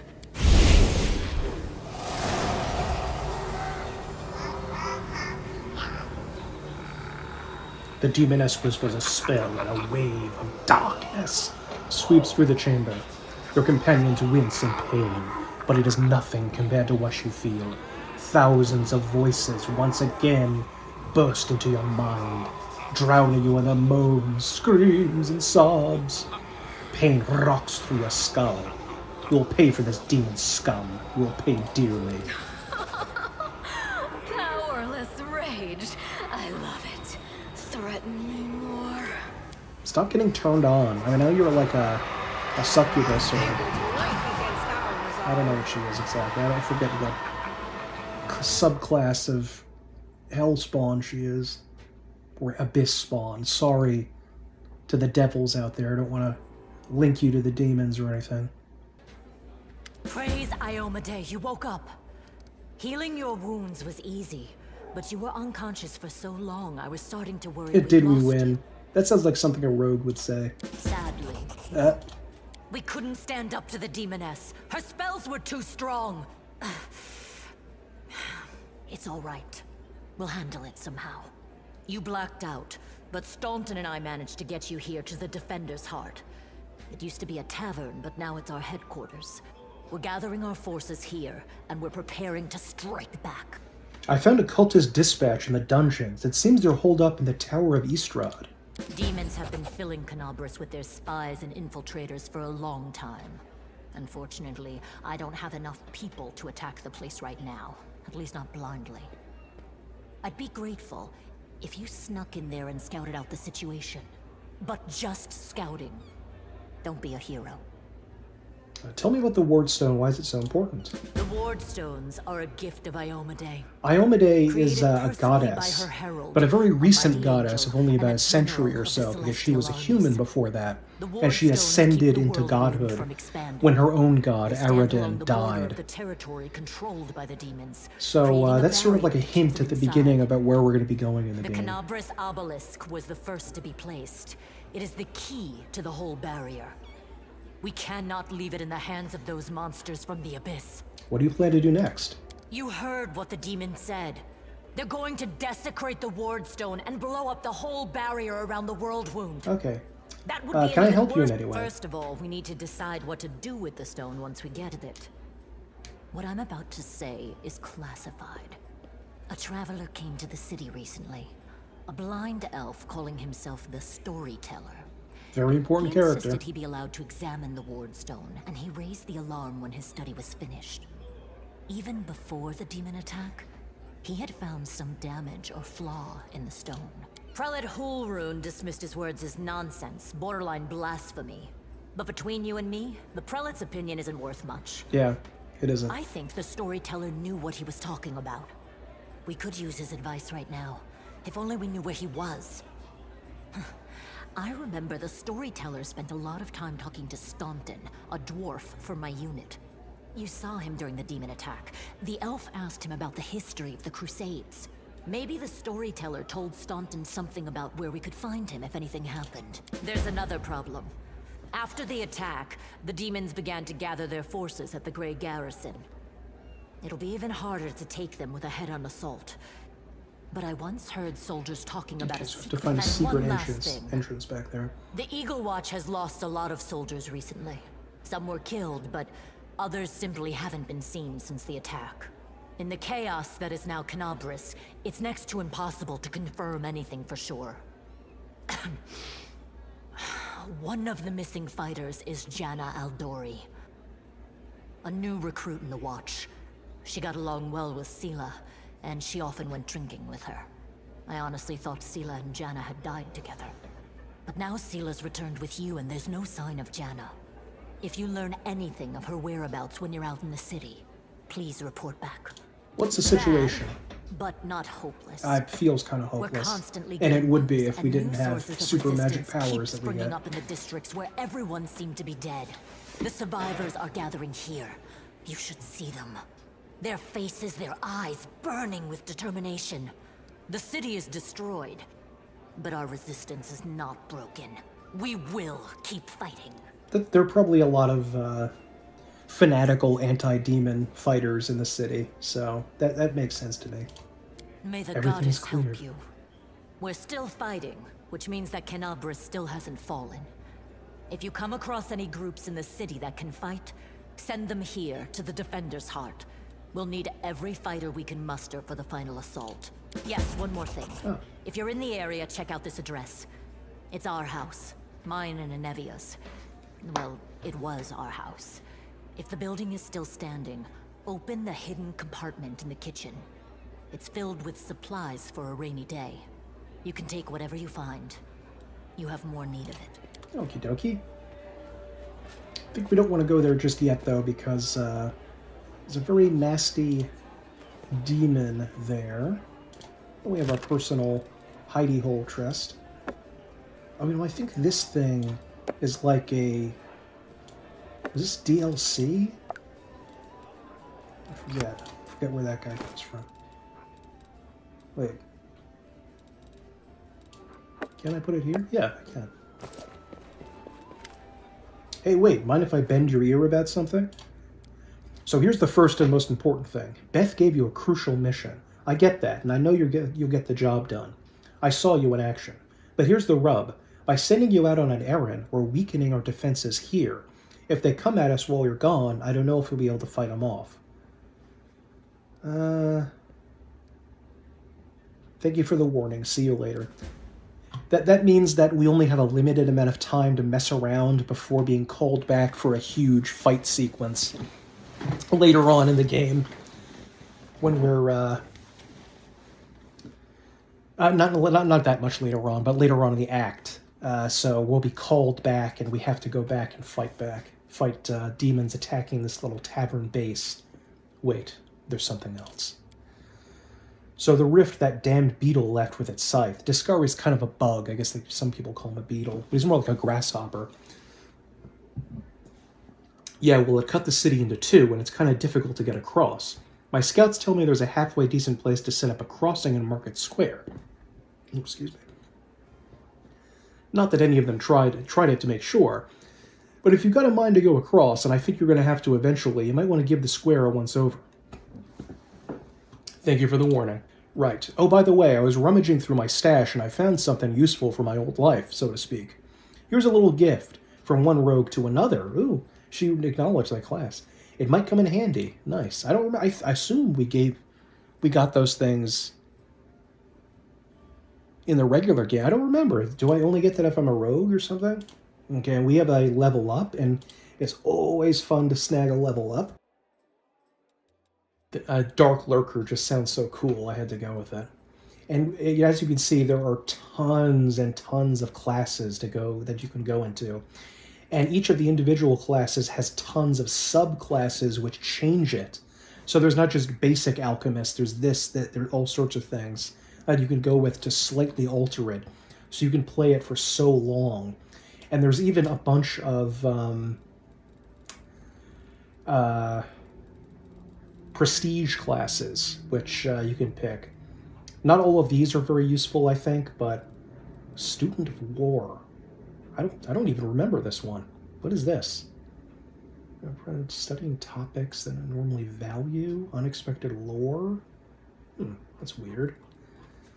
Not quite sure. I don't remember that one. But we're gonna go as a Dark Lurker. Stealth. Trickery, which is like unlocking things, traps, that kind of stuff. Perception we probably want. Persuasion we definitely want. And use magic device. Okay, and we do get a feat. I'm not going to get point blank shot, I'll tell you that, because we're not going to be using ranged weapons. And there are just so many feats here. And it actually includes this thing where it says that you probably shouldn't get this thing because it doesn't jive well with your class. Steel Soul. Oh, that's a dwarf. So +4 racial bonus and saving throws against spells and spell-like abilities. Ooh. That's actually not bad. I should probably think about getting that at some point. Do I have toughness already? I think I already got toughness.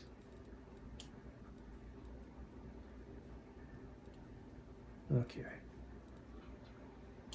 But weapon focus could be really good too, and penetrating strike, all that stuff, that's really good. Ooh, I should probably eventually get armor focus for light armor. Endurance, that's not important. Improved initiative is really good. Iron Will can be good about stuff. Because there are a lot of things that you can get for... there are a lot of negative statuses that you can get later on in the game, especially. So Iron Will is probably good for much later on, though. Damn, do I want 2-weapon fighting?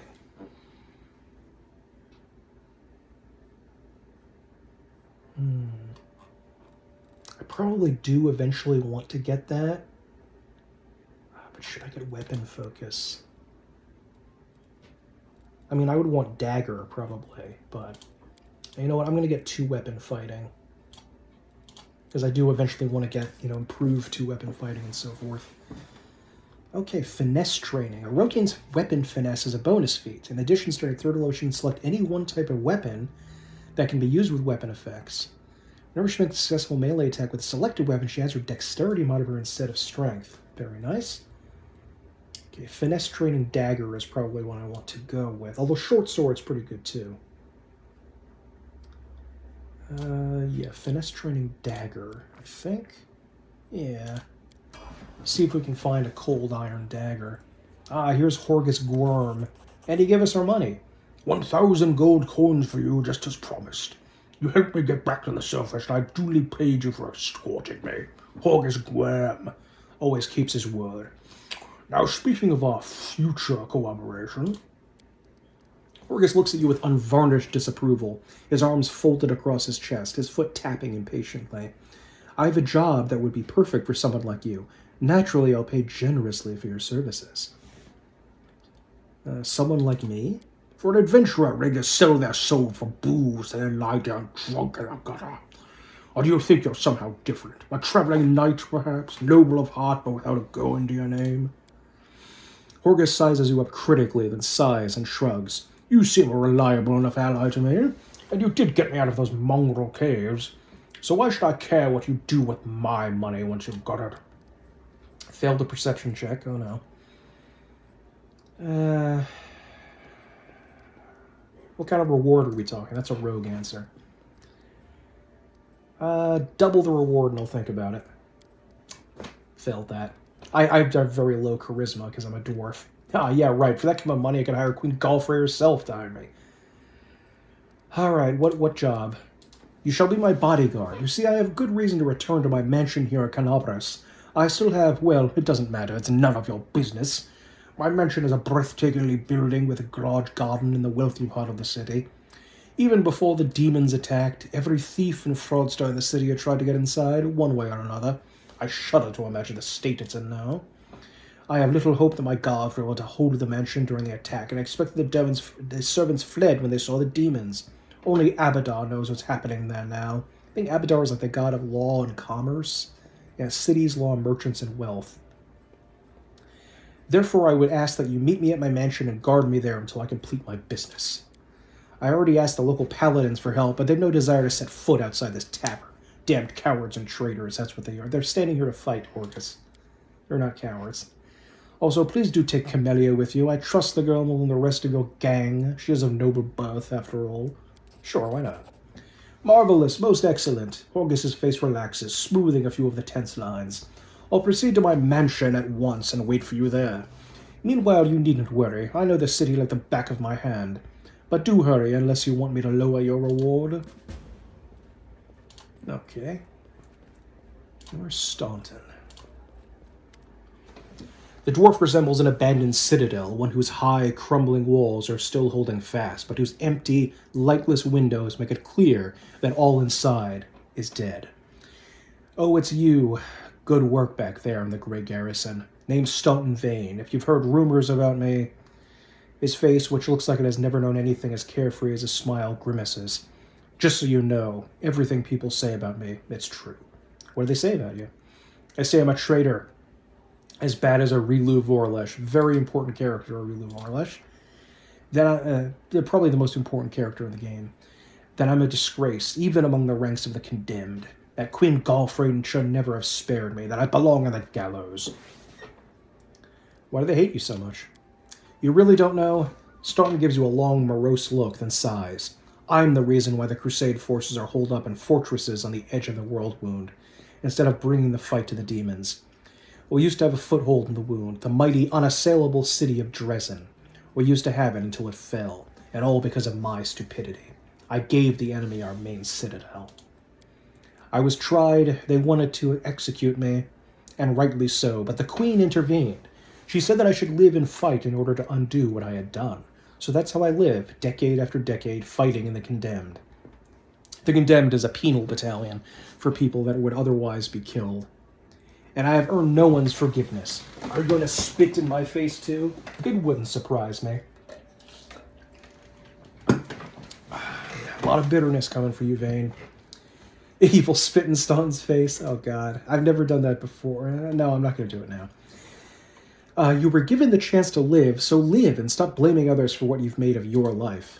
Do you think you're the first to come to me with sermons? The dwarf shrugs indifferently. The whole city fell because of you? How is that possible? What do you mean, how? The knight glares at you from beneath his furrowed brows. If you don't trust the word of a condemned, go ask somebody else. Like my little brother Joran. This is a normal question, Vane. Just tell me how. And if you still don't believe it, what's it to me? But if you're about to ask me to recount the story of my disgrace for the 1000th time, don't. I need to talk to the elf who calls himself the storyteller. Oh wait, no, I'll ask about your friends. You really don't have any friends. I couldn't have survived this long if I was completely alone. Joran, my little brother, he keeps me going. He's never abandoned me. Everyone else shies away from me like they think they might catch what I've got. Even fighters in the Condemned console themselves by thinking, I got stripped of my rank, but at least I'm not Staunton. Commander Tirabade seems to be the only person in the whole army who remembers that I'm a soldier and not a drudge. She has no qualms about taking me into battle. She's had some mud flung at her in the past, or so I hear. She's also a half-orc, so people are racist against her. That's why she tries to keep an open mind about people. It's no surprise that she's the only one to hold on to her sense of reason in this farce. Haven't you paid your penance by now? That's not up to me to decide. My life is in the Queen's hands.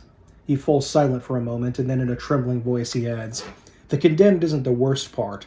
All these years I have prayed to Torag. I think that's a dwarf god. Yeah, the dwarf. Countless times I've gone to his priest. Countless times I've kneeled before his altar. If only the father of dwarven kind would answer my prayers just once.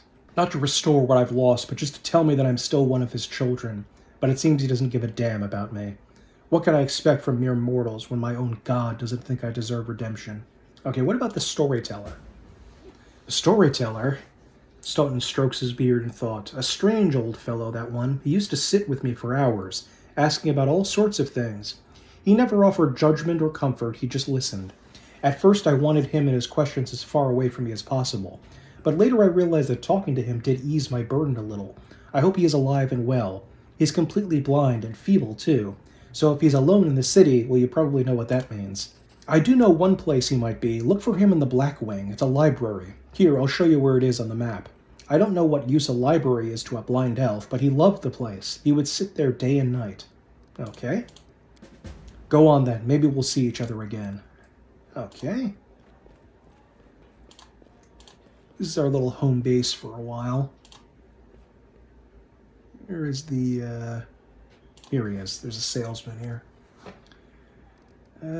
Show me the scrolls you're selling. He's got some healing-related stuff.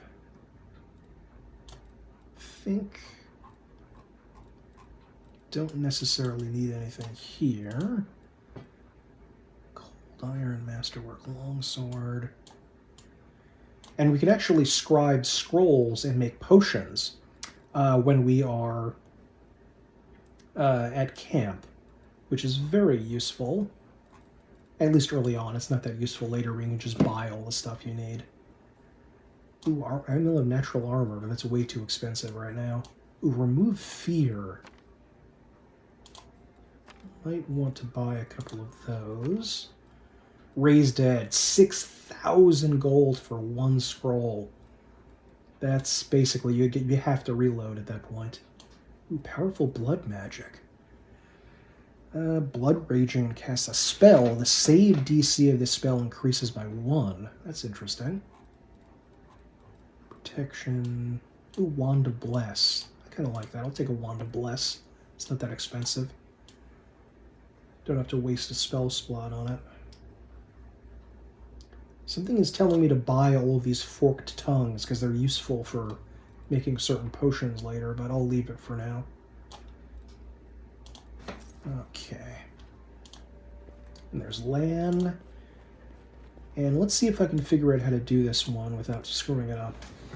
In Dara, an imposing young Oread is surrounded by a crowd of crusaders who are hanging onto her every word. I hope this example clearly illustrates the difference between Jistka, legionnaires from the last war, and the crusaders. The perfection of form and spirit they were imbued with during creation turned them into parts of a well-balanced war machine, not a ragtag bunch of individuals, but a united whole. I really like this because it seems a lot like how the Roman legionaries would fight as one cohesive unit, whereas the later medieval armies would fight more individualistically if you were a knight, for instance. Now tell me again why I'm supposed to be impressed by your reckless assaults, where everyone is fighting for their own ego and for the right to beat their peers to a swift but pointless heroic sacrifice. Some of the Crusaders grumble unhappily, but it is clear that they are captivated by the woman's words. The only exception is a scraggly and disheveled halfling monk, whose puffy black eye gives him away as a brawler or a troublemaker. Nothing like a halfling fighter, like a 3-foot-tall fighter. That's great. He enthusiastically pushes forward and tries to engage, but one of his friends swiftly jabs him in the back with an elbow, making the poor fellow pause to catch his breath. Looks like we got a student of warfare. The woman gives you a suspicious look and raises an eyebrow. Were your words meant to recognize my achievements or to start a fight in the way Mendavian crusaders usually do? If those gists of yours or whatever had come before us, we'd have their guts for garters. You think you've never fought a mighty adversary before? I would love to see you storm a 60-foot-tall walking castle shaped like a gigantic elephant that carries siege fortifications on his back. And I'll have you know these fortifications were defended by Gistkin priest craftsmen armed with demon-bound war machines. They use the enemies you cannot defeat as mindless weapons. The woman gives the people around her a triumphant look and adjusts her clothes with pointed nonchalance. Her voice takes on a lecturer's tone. You should not argue with someone who happens to be the most authoritative researcher on the history of warfare 3,000 years before the foundation of Absalom. I don't think I have the ability to win this argument with the thing with my skill set, but I'll try it anyway. You're wrong to treat the Crusaders with such disdain. Allow me to explain. A debate, I'll be happy to prove that the current conflict can't hold a candle to the last war of Gistka.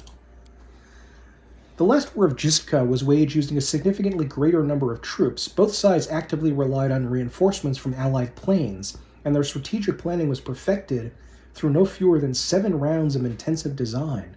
None of the above applies to this war of yours. Compared to Gistka, we are but stone-wielding kobolds. I would like to conclude my thesis with a few words of wise counsel from Dagon, an advisor to the Pharaoh of Forgotten Plagues. That's a pretty cool name. I doubt you will comprehend the true genius of his statement, but here it is nevertheless. A gadfly sees the ox pays no heed to the gadfly, but crimson fever takes them both. The principles of war are always the same. Weapons, causes, and resources may change, but the foundation remains immutable. Oh, it worked. Indara's eyes display frustration as she hears the audience, clearly impressed by her argument, murmuring approval. There was logic in your words, I'll give you that, yes. The concept of war does not change, but the degree of sophistication in the methods that we use to destroy our foes. The woman stops, realizing her words, no matter how ostentatious she makes them, no longer have the power to captivate the audience. Indara offers a pretentious dismissal. As a scholar, I cannot deny that there is a certain truth beneath your skeptical statements. History is a complex discipline rooted in fact, and an evidentiary base that grows ever more meager the farther the described period is from the present moment. Of course, if I were to argue in bad faith, the way Crusaders embellish their tales of slaying a single Brimmerak by adding a dozen Balors, for example, I could win this debate. But I am above such things, and therefore I am forced to admit that your skepticism is not entirely without merit. I am sure you will be able to expound on your arguments in a longer discussion. I am glad we both understand this limitation. It is always a pleasure to face a worthy opponent, even if the debate takes place in a grimy tavern, perhaps especially because of that. Indara unbuckles her sword belt and hands you the weapon. This is a worthy blade. It will be of use not only for the strong, but also for the wise. And this is where I bid you farewell. Before the end of the day, I was planning to observe how winged demons use pack tactics to drive their prey like herds of livestock. It is about time I go back to my research. Stay safe. That claw of Jitska is actually a pretty darn good weapon in the early game. Ooh, flaming enhancement +1? That's pretty darn good. Might as well level these guys up too while I'm here. Athletics, perception, then I guess mobility. Deadly aim. No, not really. Casting. It's weird that they include the casting stuff for a character that can't cast spells. Improved initiative. That could definitely be good. volley fire. You gain a +1 bonus on ranged attack rolls for each ally with this feat. Oh, okay, that's not really very useful. Probably want to go with toughness, just to get some extra hit points. Yeah, I'll do that. Point blank master. Nice.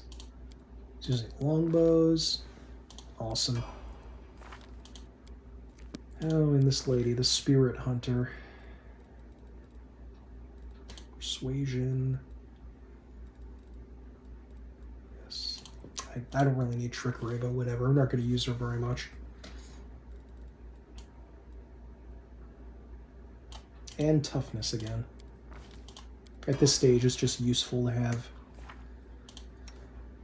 Okay, level 2 spells, and because she is, I think, specializing in something here, she can use transmutation spell. Gets a free extra slot for that. What do we have here?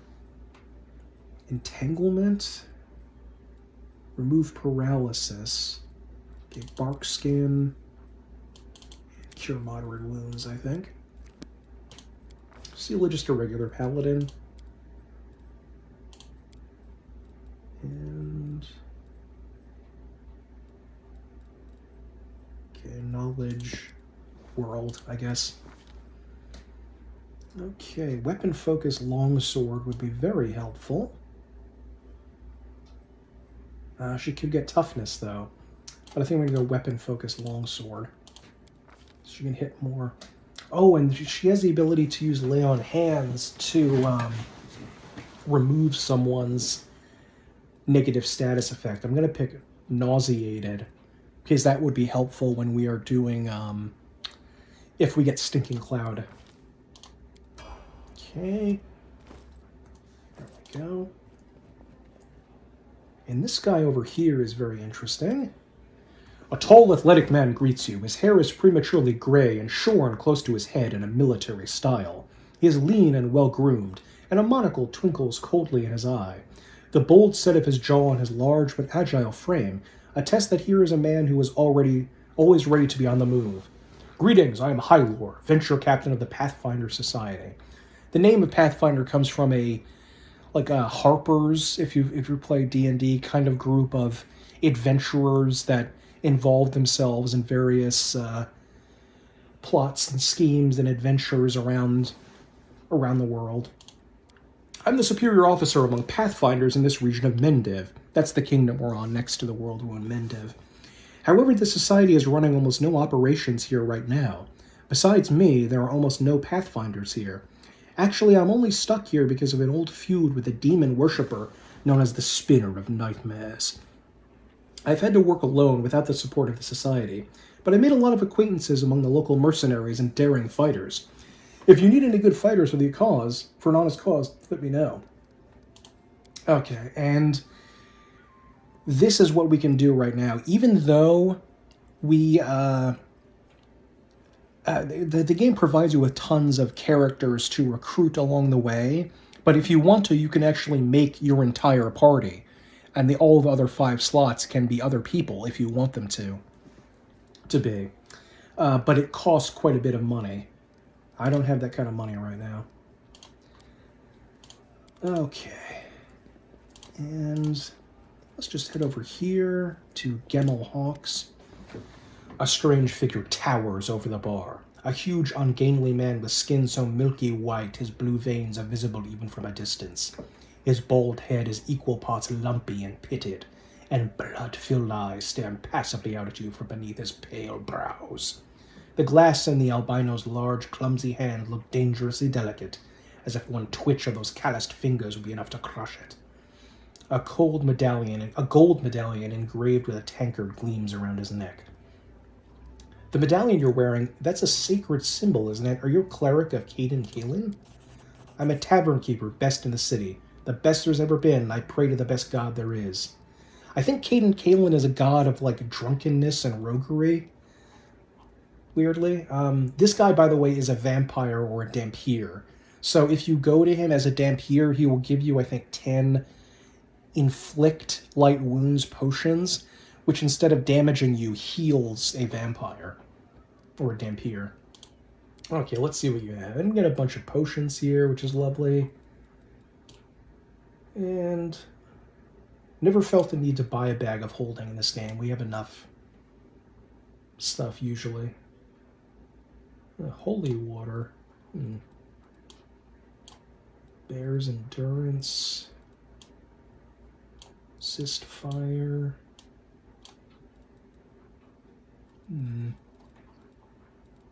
Potion of blur. I think I may want to purchase that for later. Let's check out in here. Noble Survivor. I think this guy is just like a regular priest.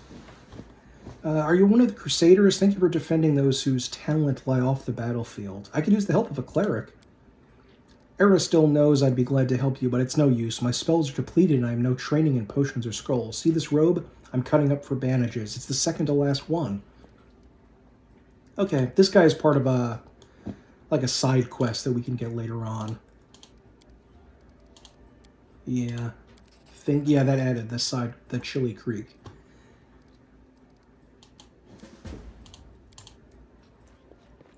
Okay, Foreign Autumn Haze. A tall, fragile-looking elf sits in front of you, eyes closed. He is pale as a ghost, his arm wrapped in a blood-stained bandage.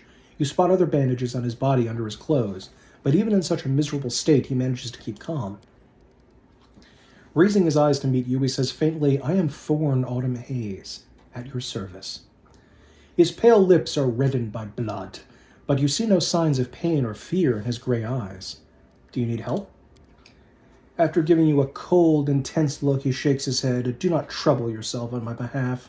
A local healer tended to me. Besides, I come from a resilient, hardy people. I'm a dwarf. How dare you say that an elf is hardy compared to a dwarf? That is outrageous. Those are fighting words, knife ear.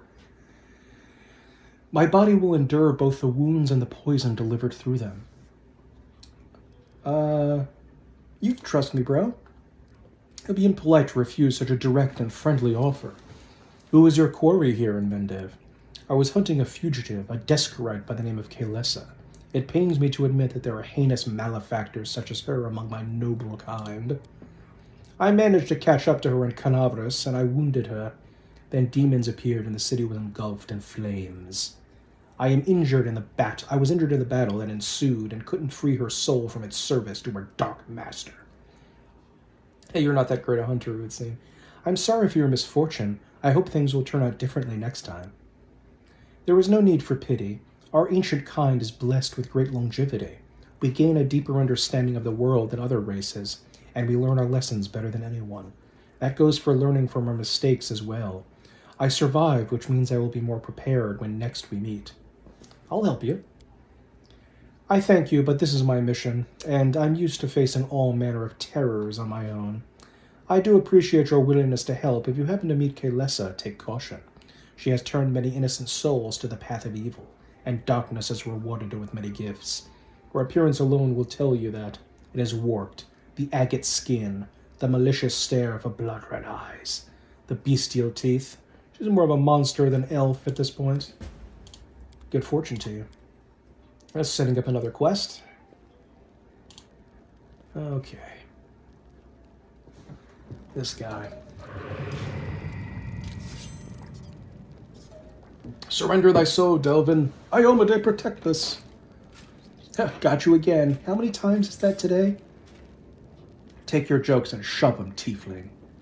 Oh, easy there, chief. Don't hit me. As you might imagine, tieflings in the world wound next to all of these demons are not looked upon favorably, and a lot of people hate, fear, and persecute them. But some of these tieflings are good people, I guess. Oh, I love that. I like that we can take the ceremonial thing off the door there. That's neat. Okay, chainmail. Ooh, warhammer. But I'm a rogue. Hey, I use pokey things. Hey, Dreamboat, come over here. Dreamboat? I want to talk to you about something. Something really important. Quit bothering the decent people in here, Woljif, or I'll knock your teeth out! What's it to you, Delvin Dum-Dum? You were told to guard me, and I'm not stopping you. But no one told me I had to shut my trap. Who are you? Woljif. Woljif Jefto. I deal in useful things. I can get you whatever you want. Anything. But there's just one problem. What do you want? I'll lay it out for you. Simple job, 30 minutes tops. We go someplace, talk to someone, and in return, whatever you want, I'll get it for you. Some extra rations? No problem. Armor, weapons, scrolls, you name it. It's as good as yours. If you need my help with something, whistle and I'll be there. I'm handy enough with knives too, and even my magic know-how isn't too shabby. What a load of guff! If you were good at magic, you wouldn't be stuck in here now, would you? Don't you listen to him, Chief. He'd find fault with the Queen herself. I'll be useful to have in battle, and I'll sell whatever you want at a reasonable price. It's your lucky day. You won't meet another gem like me in Canabras. How do I free That's you? easy. You know Irabeth? Feisty-looking gal, always wears armor. You can't miss her. She's the meanest fighter in the whole city. When you see her, put in a good word for me, will ya? Tell her there's this guy, Woljif, locked up for no good reason in the Defender's Heart. Well, for the follies of his youth. And he really wants to get out on bail so he can keep up his good behavior and make a contribution to society. You got that? Will you do it? Yeah, sure. I knew I could count on you. Knew it the moment I laid eyes on you. Okay, let's go see if we can free this guy. Woljif is a really good character. He is a rogue, a subtype called an Eldritch Trickster. I think that's what it's called.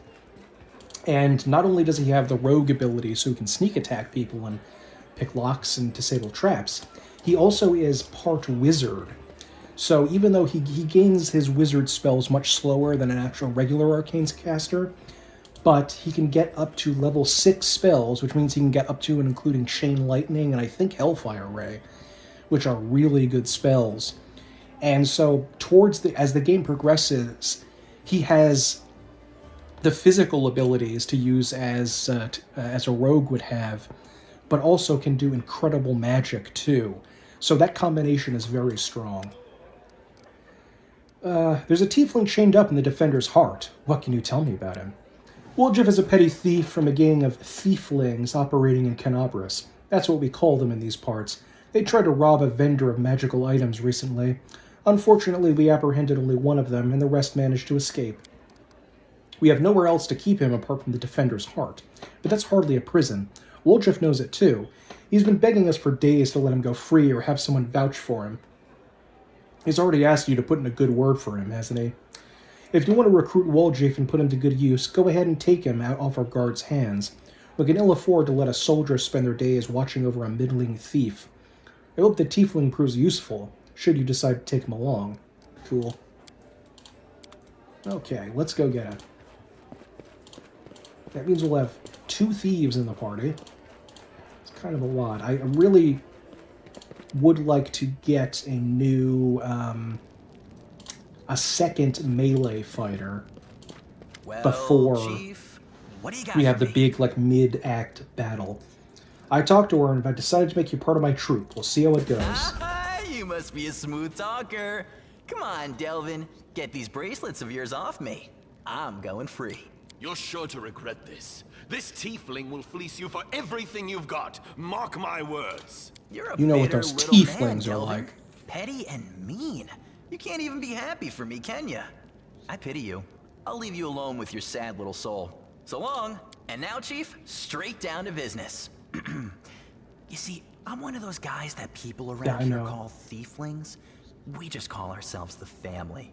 After we knocked over that shop and I got stuck here in the Defender's Heart, a little bird told me that big sister Charisme wanted to see me. That she had some questions to ask me. You following? Now, she won't be asking me questions like, Woljif, how'd you manage to get out of this one? Or, Woljif, you're so thin, didn't they feed you? No, something serious has gone down, and I just know they want to try to pin something on me. I can feel it in my tail. So, I knew right away that I couldn't go alone. You turned up just in time, Chief. You don't need to do anything when we get there. Just stand behind me and look mean, and I'll handle the rest. Somehow. Let's go. I'll show you the way. Alrighty, we got a new character.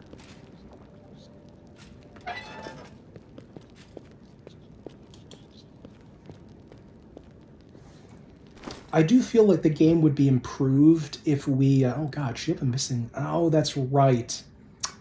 I forgot if we resurrect her, she has a permanent negative level that we have to get rid of with, like, I think restoration, and that's probably going to be really expensive. Alright, whatever. What does this do?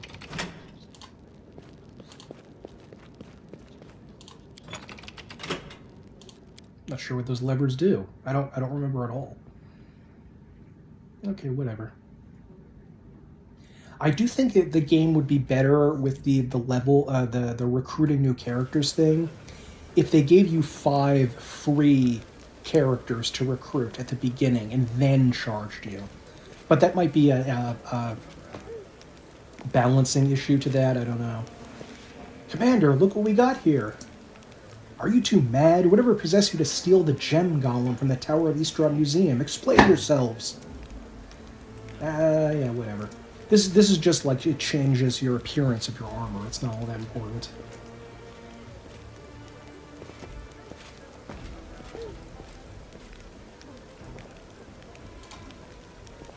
Okay, this is Staunton's brother. A grizzled dwarf turns a blade in his calloused hands, carefully inspecting its edge. When he sees you approaching, he sets the blade aside and greets you with a nod. A new face in the city. You picked a good time to come to Canabras. As you can see, we're in sore need of warriors. Show radiance to Joran. Do you recognize the sword? Do I recognize it? Of course I do. I made this with my own hands. There's my brand, see? Oh, Yaniel. Things have been tough without you, but at least we've still got your sword. That's something. In battle, ordinary swords get blunted. They break. But sometimes a weapon can preserve. I don't even know how to explain it. I'm no authority on these things. But something like an echo of the deeds done with that weapon. Or more like the reflection of the wielder's soul. I don't know. I will say one thing. Take care of that sword. Yaniel may no longer be with us, but the demons will still remember why they need to turn tail and run when they see radiance. Och, the scabbard's all worn. We can't be having a fine sword like this being carried around in this tatty thing. I'll make you a new one if you like. If the city stands strong, we will survive. Come see me again. I'll have it ready. No charge. Very important to do that. Show me your wares. Okay. Now, I think I have studded leather armor right now, which is not impressive. But... I can't use a buckler? Really? Not even a buckler. Okay, well... Ooh, leather armor +1. Rugged helmet. Oh, 6,000. Oh, but it gives you damage resistance. Okay. Or vigilance. Ooh. Attrition dagger. What? 1 constitution damage. That's not bad. I don't think we're ever really going to be able to afford any of this, but whatever. Oh. I do want to have that. Oh. Actually buy multiple ones. To remember to come back for that. Dagger, torch.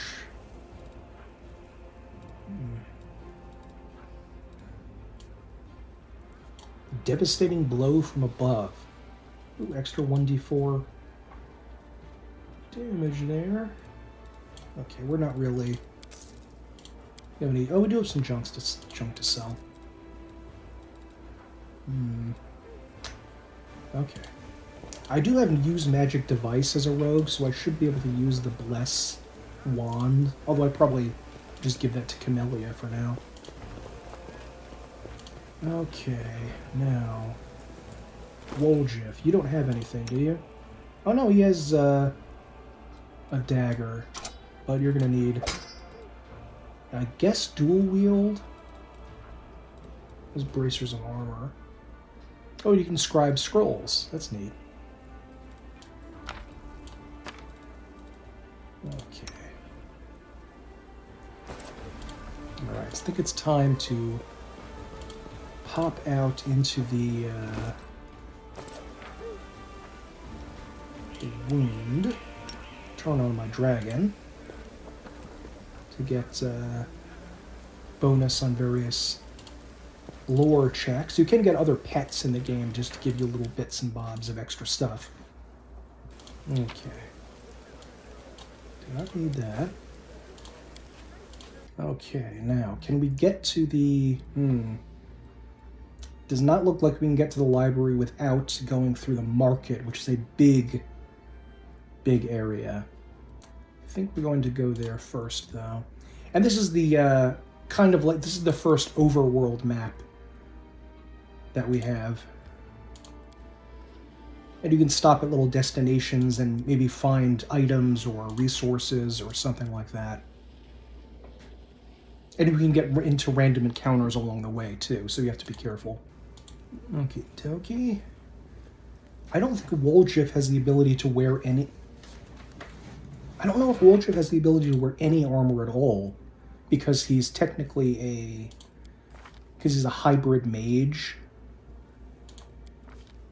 So does he have light armor ability? No, I don't think he does.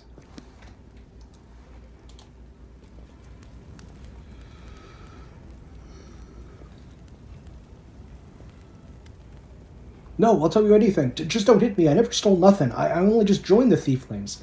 It was all them back there. They found an underground passage to the Grey Garrison, and they've been nicking stuff out of there ever since. Low-down thieving toe rags, that's what they are. But I had nothing to do with it, I swear. Brother Gort, is that you? Woljif, I thought you'd pegged it in either Erebeth jail. I don't like that phrasing there. Happy to see you, too.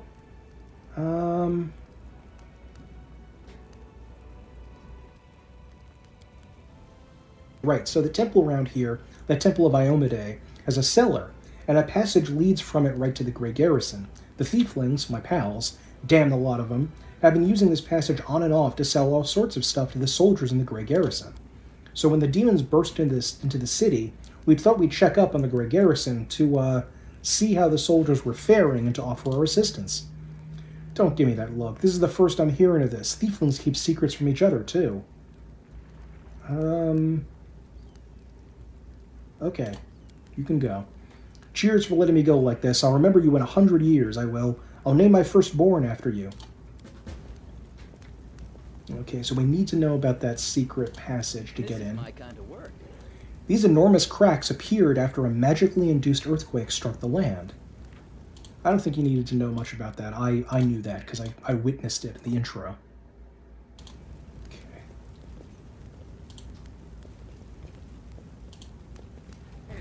Oh boy. Oh, we've got a Mr. Poopy guy. And we're flat-footed. Double poop cloud. No glory without risk. And he's clouded too. Perfect. Exactly what we needed right now. Oh, but I'm not. Okay, well... I will be soon, because we're leaving one poop cloud to go in another cloud.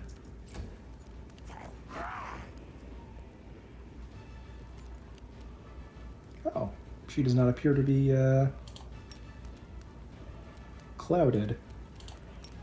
Actually, summon... He might.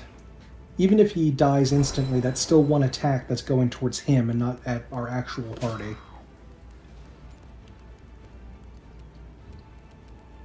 Come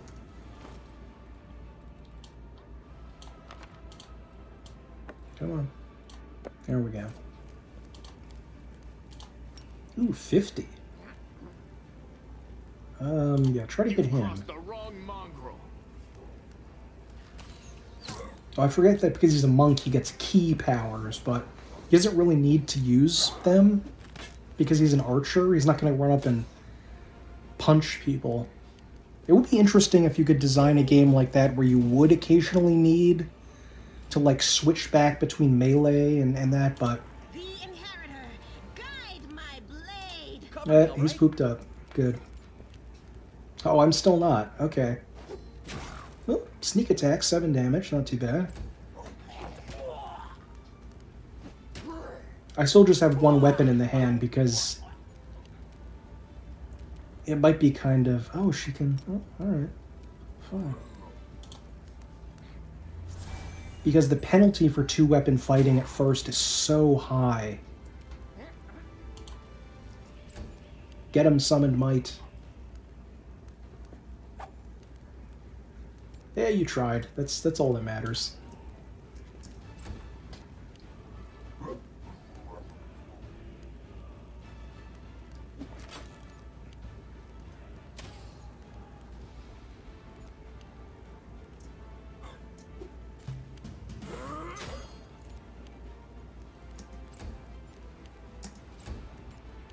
Oh, all right.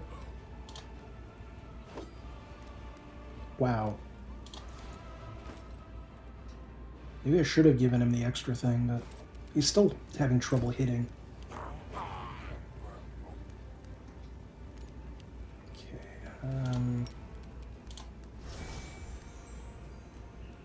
Okay, Ooh, sure. I don't think the dagger the Might has is cold iron, so it doesn't... You won't survive me. Come on, Lan. You're kind of right next to him. You claim to be a good hunter.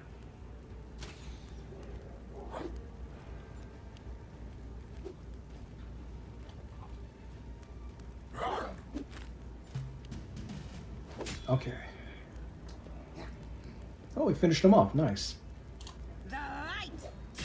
Ooh, 12 damage. There we go. That's what I'm looking for. Nice.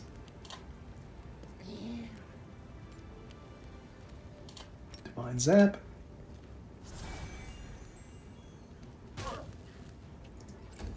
Get him, Might.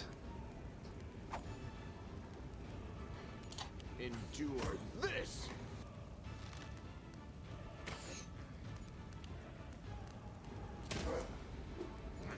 Nice. Ooh. Ouch. Into the fray.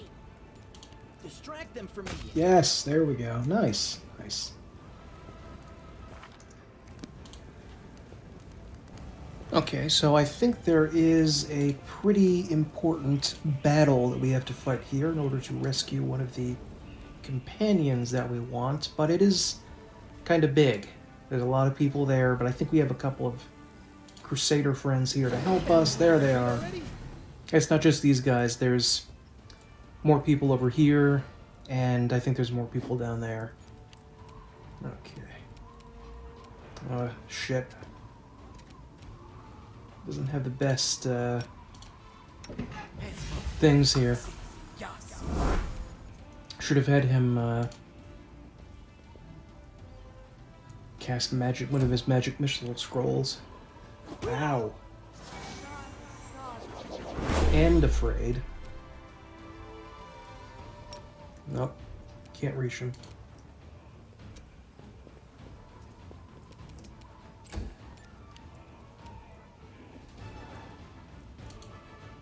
Okay, you hit those guys? That's too far away. Yeah. Now look at this little gnome fighter, Marauder. Look how cute he is. You've crossed the wrong mongrel. Uh-oh. A barbarian. Uh-oh.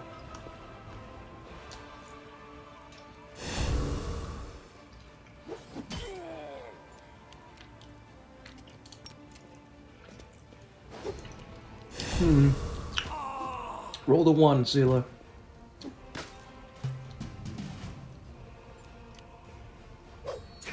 This was unexpected. Well, that's a reload. Okay, let's try this again. My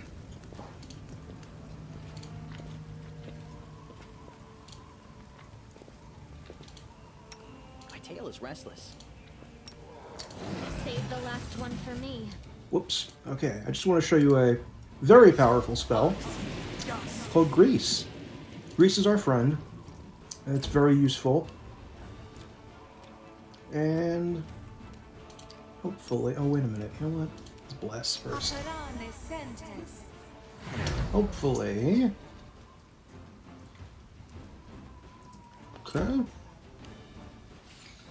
Come on. Come on, Mr. Marauder, run across this.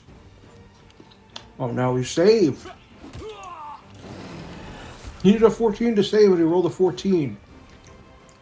Fucking bullshit.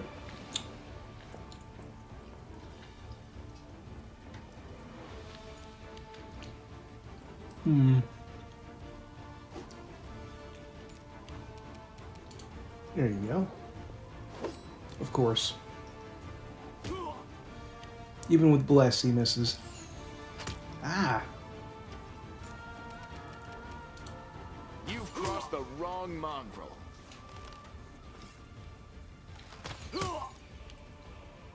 Trip.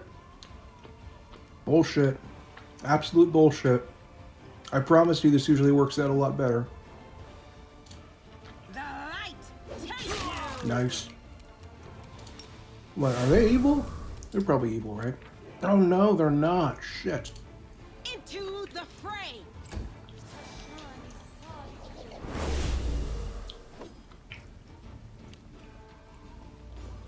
Trip. Oh, come on. I screwed up something there. Cover me, all right? Nice, 13 damage. Awesome. Oh no. He's got that special thing.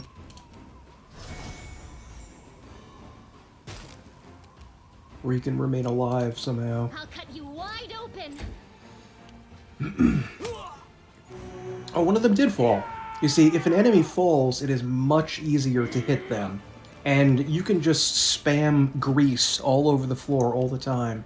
I think it has, as all things do with this game, some weird thing to do with how the attack roll is calculated. Like, they don't get the same kind of reflex, like save they usually would or something. Or maybe I'm thinking of something else, I don't know.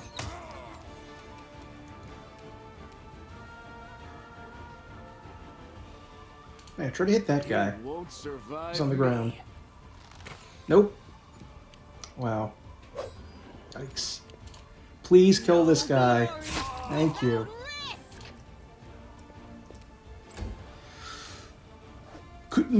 How do you miss a guy who's fallen flat on his face on the ground? Come on, Lan. This is why people kick you out of the party as soon as a Rushale gets here. Okay, yeah, do a magic missile scroll on this guy. And magic missile always hits. One of the most useful spells you can get. There we go. Just had one hit point left.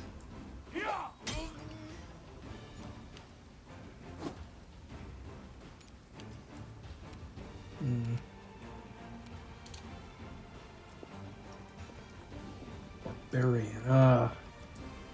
And an archer and a cleric. Jeez. Oh boy, one of our guys went down.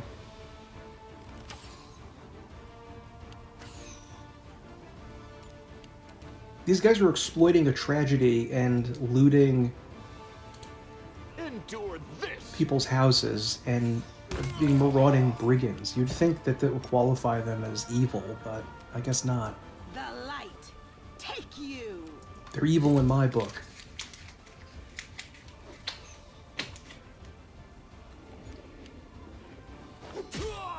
As if a hulking barbarian who just leaps out of the darkness to kill you during a national tragedy is not evil. That's evil to me. Stab you or zap you? Why not both? Oh wait, I have another enlarged person.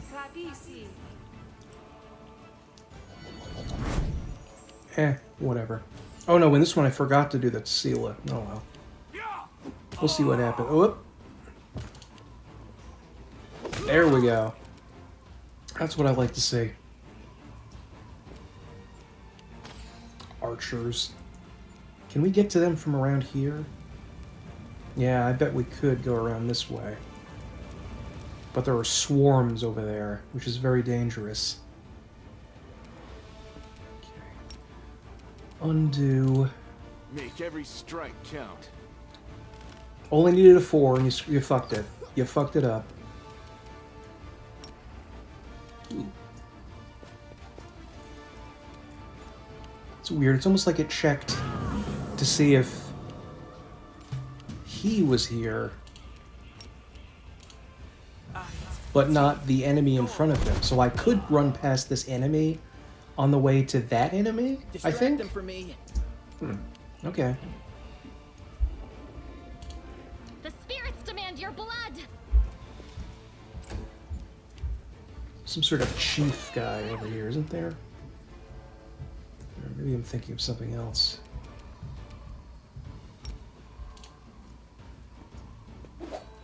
Nice. I don't think we can get around from up here. I think, like, we would have to go all the way around here to get these stupid archers. We could still fuck this up if these archers kill us. Oh, boy. Alright. Try not to walk in the grease. Not that it seems to be very effective. Oh, no, you still can't get up? Nice. Oh, we can go around the grease. Good, good.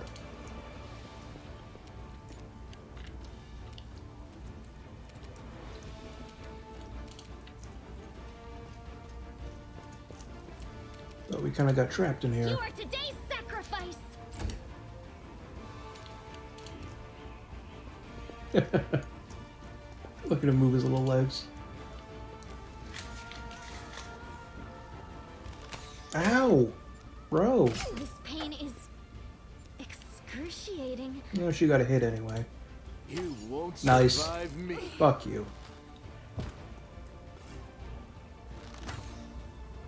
Second time you missed a man who was lying prone on the ground.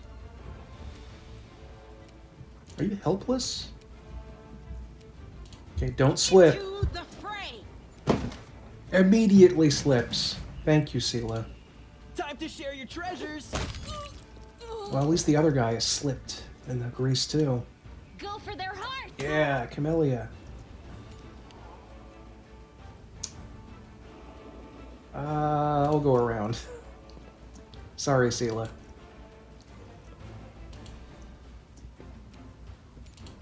Endure this. How? How can you miss a man who's lying on the ground? That is... okay. Knuckleheads. Alright. Now that we have that out of the way, I can believe we can find our next party member, Ember, who, unlike Camellia, is a really good party member. Oh no, oh god, you ran across the grease? How can you run across the grease? Might make you feel better.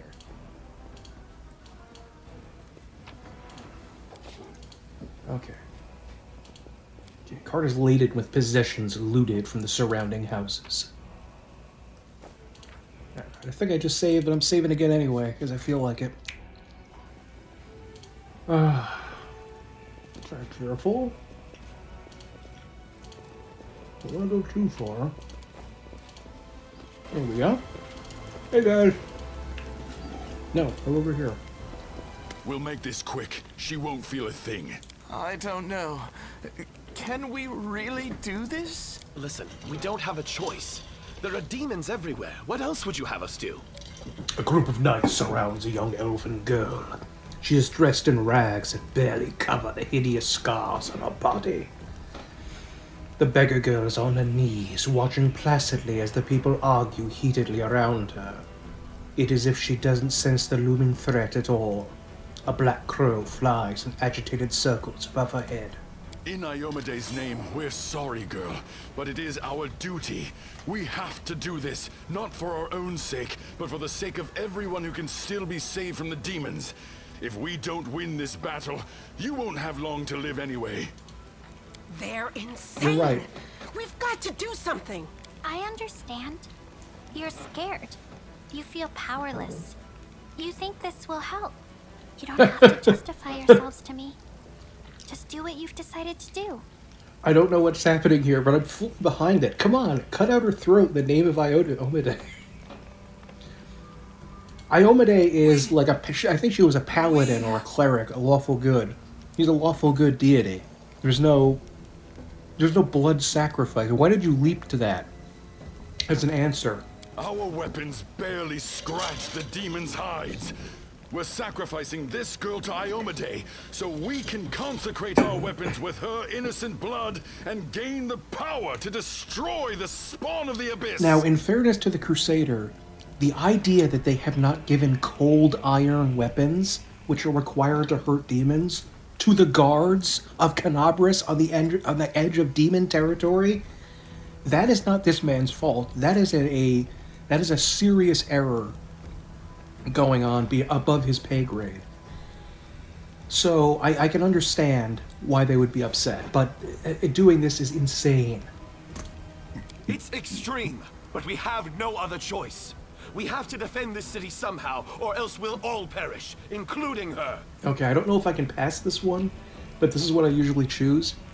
That's ridiculous. The teachings of Iomade directly prohibit the killing of innocents. The goddess will curse you for making this so-called sacrifice. Exactly. What were you thinking? The goddess would never allow Nice. this. Whose idea was this anyway? I think it was yours. My idea? I was against the whole thing right from the start. Who said we needed to make a sacrifice? Wasn't it you? You can't blame anyone else for that. Please don't fight. All of you are good people, defenders of the city. You just made a mistake. No, they are not good people. Please don't hurt Ember. them. The little girl is defending the people who wanted to slaughter her a minute ago. She's either a saint or she's insane. Maybe the two together. Hey, I know her. I see her all the time on the street. She's a couple of cards short of a full deck, if you know what I mean. Hi.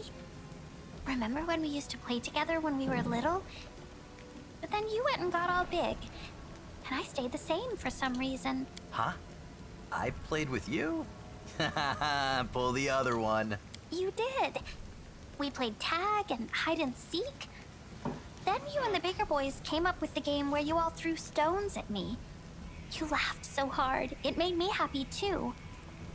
But then you grew up and went away to do grown-up things. Want to play with me now? For the love of... Canabris is too damn small. Go to the Defender's Heart Tavern. That's where the survivors are gathering. And don't even think of doing anything so disgusting ever again. Thank you. They're gone. And they all lived. I was sure that someone would die today. So many people have died here already. But we are still alive for some reason. Strange, isn't it? But you shouldn't listen to me. I don't know what I'm talking about. I'm just a silly girl, really. Who are you? Call me Ember. I live here, on the streets, for many years now. But there's nothing to say about me. Okay, I don't think you're an ordinary girl, and that crow you have, it's not ordinary either. No, don't be silly. I'm very ordinary. Well, I know different types of tricks, but Soot taught me those. Soot is her familiar. Now Soot here, she truly is unusual. She's clever and she can talk, but only to me. She teaches me magic tricks and lots of other stuff. I don't know what I'd do without her. Magic tricks, you say? You could prove useful when fighting the demons, and I'll be able to protect you from insane soldiers. Come with me. I must have misheard. This Camellia, girl you are so joined close to getting our kicked out of this party? party, so I would button What it. could we possibly want with this dirty little beggar? Sure. Let's go.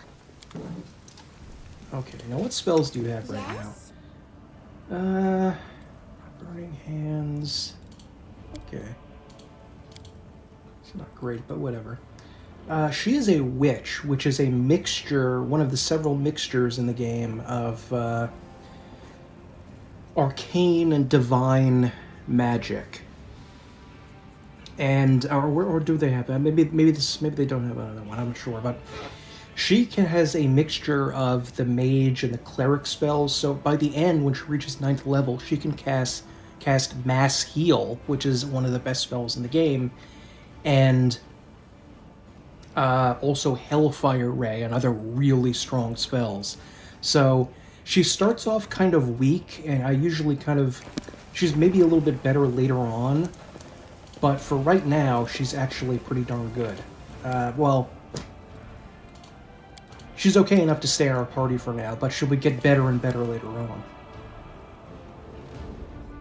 Do not fear. Okay, these were our first swarms. And unfortunately, these have weird rules. Might be trap, might be treasure. Involving how you can damage them.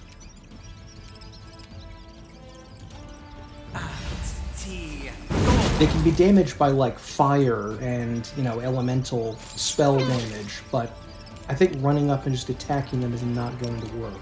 Let's see if this does anything. Nope, they're immune to that. Oh, I think it's any spell with a target they're immune to. But I guess they can be hit with magic weapons, so that's something.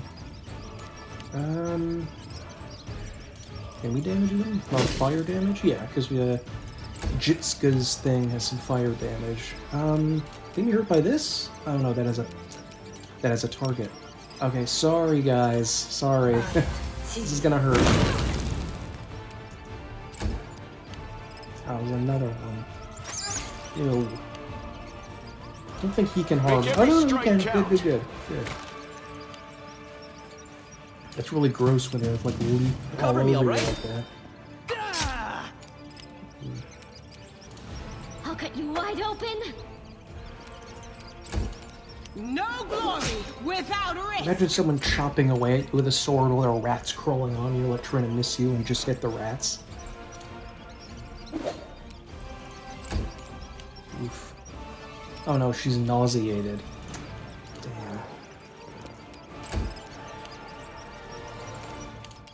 You've crossed the wrong mongrel. This is just a little side area. We don't technically need to go here, but getting as much experience as we can is for the best. The spirits demand your blood. Into the fray. Okay, getting close. There we go.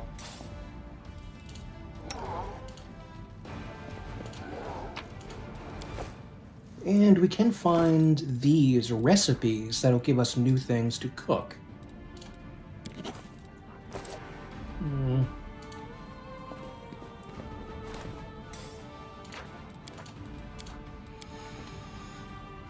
Can I even... Oh, there it is. It's on this side. Okay. Pick the lock. Okay, it said I failed to pick the lock. It didn't say it was jammed, though. Ooh, hide armor. What are you doing, dragon? Okay. No, what is that? Hello? Whoa, that's not good. An incomplete magic circle for a summoning ritual. Yeah, I'm gonna destroy it. But I think you can actually summon a demon here, if I remember correctly, if you have the right magical abilities. No reason to pause. I heed the voice of the spirits. So is There we restless. go. I wonder why. Yes.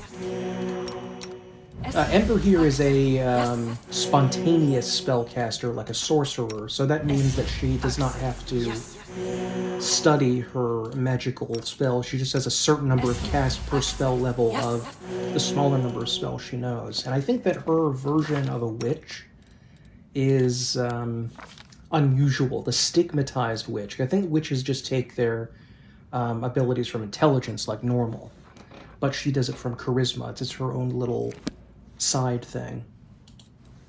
We'll make things right. Okay.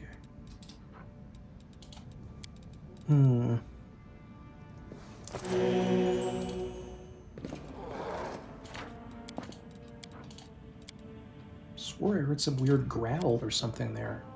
It was weird. Okay.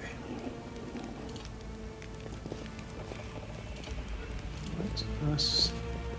There are more cultists up here. Or not cultists. There might be just, like, bandits. Not as exciting.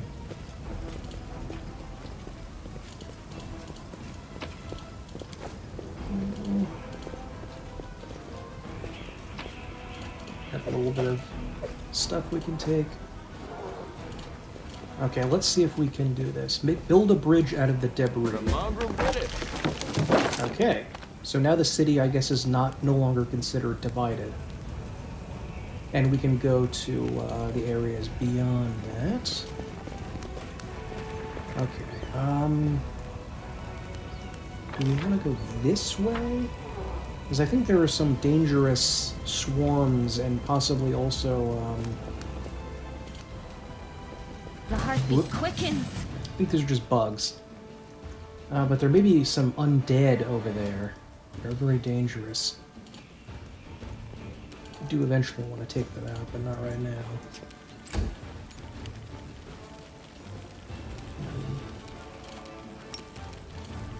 Maybe she can get it. There we go.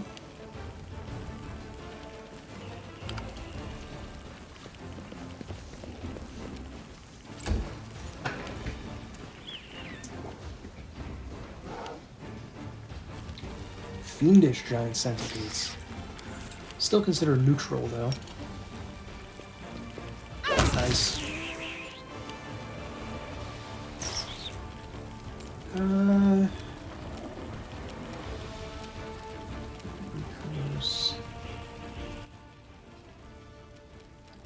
You see some of your...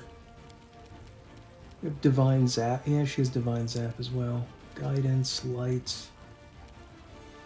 Days.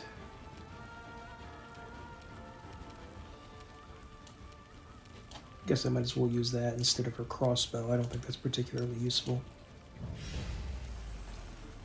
There we go. Oop.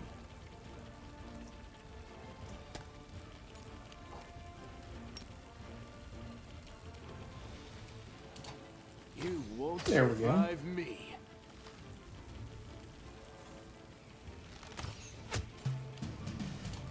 Distract them from me. Nice.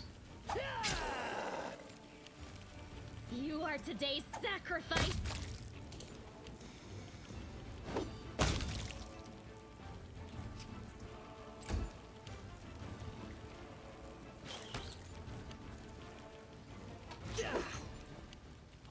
I'm doing pretty good in this one. This is kind of a dull fight because these enemies are oddly weak compared to what we are usually facing.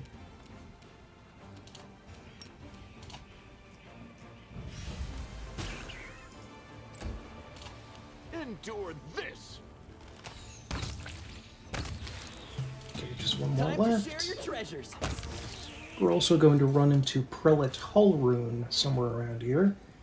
The fanatical inquisitor of the city.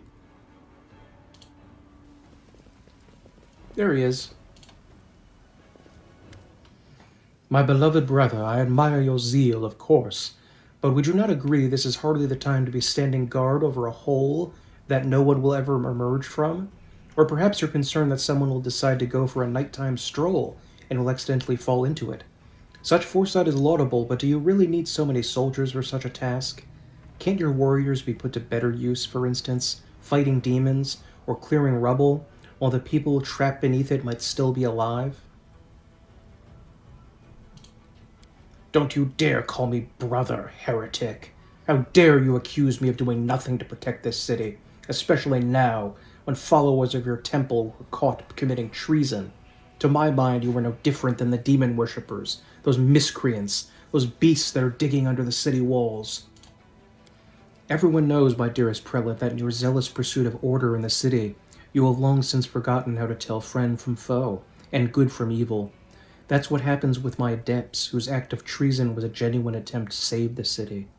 And yet again, I am forced to repeat myself. While we are wasting time on pointless quarrels, people are dying under the rubble of our city.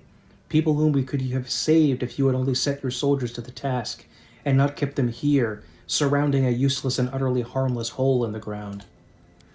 Harmless? Well, if it's on your say-so, then that must mean there is someone down there. Your associates, no doubt, and they're just waiting for us to abandon our post before they slink out and try to... And you, I remember you. You appeared in my city the day the demons attacked and Terendelev died. What are you doing here? Answer at once or I'll have you strung up by your ankles before you know it. Don't think that the demons have wounded me. I still have enough strength to take on 100 of your sort. And what is this hideous creature? Lan, at your service. My forebears fought in the First Crusade. I've lived in Canabris my whole life. You haven't ever seen me before?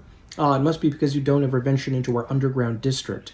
We have been meaning to complain to the city authorities that our paving stones have been in need of repair for a long time. The First Crusade? So you're a mongrel. You obviously know human speech. Surprisingly well, in fact. All right, let's be off with you. If he causes any trouble, I shall hold you responsible. Come to think of it, you still haven't told me who you are. I'm a crusader, kind of, de facto, if not de jure. I'm fighting to liberate Canabris from the demons. A crusader, you say? I'll be looking into that. You obviously don't know to whom you are speaking. I'm the one who decides who's a crusader and who's a traitor in this city. Halrun Shapak. Prelate, that's a terrible last name. Prelate of Canabris by the grace of Her Majesty Queen Galfrey, and the city's defender against threats from within and without. And as we can see, you've done a sterling job protecting the city. I am Ramian of Edme, prior of the Temple of Desna, which alas currently lies in ruins. Wise Holrun here believes it is vital to guard this hole in the ground, from which he is certain demons will emerge at any moment. I have been trying to convince him that the city has far more urgent matters to deal with. For instance, rescuing those currently dying under the rubble. You know what? There may in fact be one matter that is more important than guarding this hole. I've put it off, and look where it's led us. I should have had you hung from the gates back when you dared to defend your gang of delinquent demon collaborators. If the Sarkorians had hanged Arilu Vorlish while they had the chance, there never would have been a war. I won't repeat their mistake. I won't hesitate any longer. Soldiers, seize this scum. Prelate, see reason. These are frightening times, but threatening to hang someone without trial? That is unworthy of a servant of Iomade. Lest you forget, girl, we may serve the same goddess, but you are not an inquisitor. Don't question the way I choose to serve Iomade, and I won't question yours. That's not a proper answer to her question. Behold, Inquisitor, I bear the gift of an angel who died in the caves below Canabris. I'm no enemy of yours.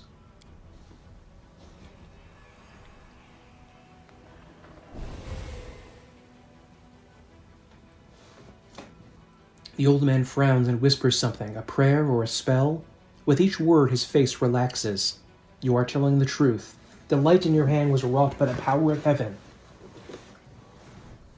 I will keep an open mind with regard to you, stranger. And later, under less fractious circumstances, I would like to ask you about how you came to receive this gift. But that can wait. Now I must deal with this filth once and for all. Okay, don't lay a finger on how you have to answer to me. This is what I usually do. You can actually side with Halrun, and you can go down that route if you're more of a goody, well, not a goody two-shoes, more of a paladin, lawful stupid kind of thing. But I usually just say this. The Aasimar holds up his hands in a placating gesture. Stop! You are the defenders of what remains of Canabris. Can't you think of anything better to do than be at each other's throats in the ruins of the city?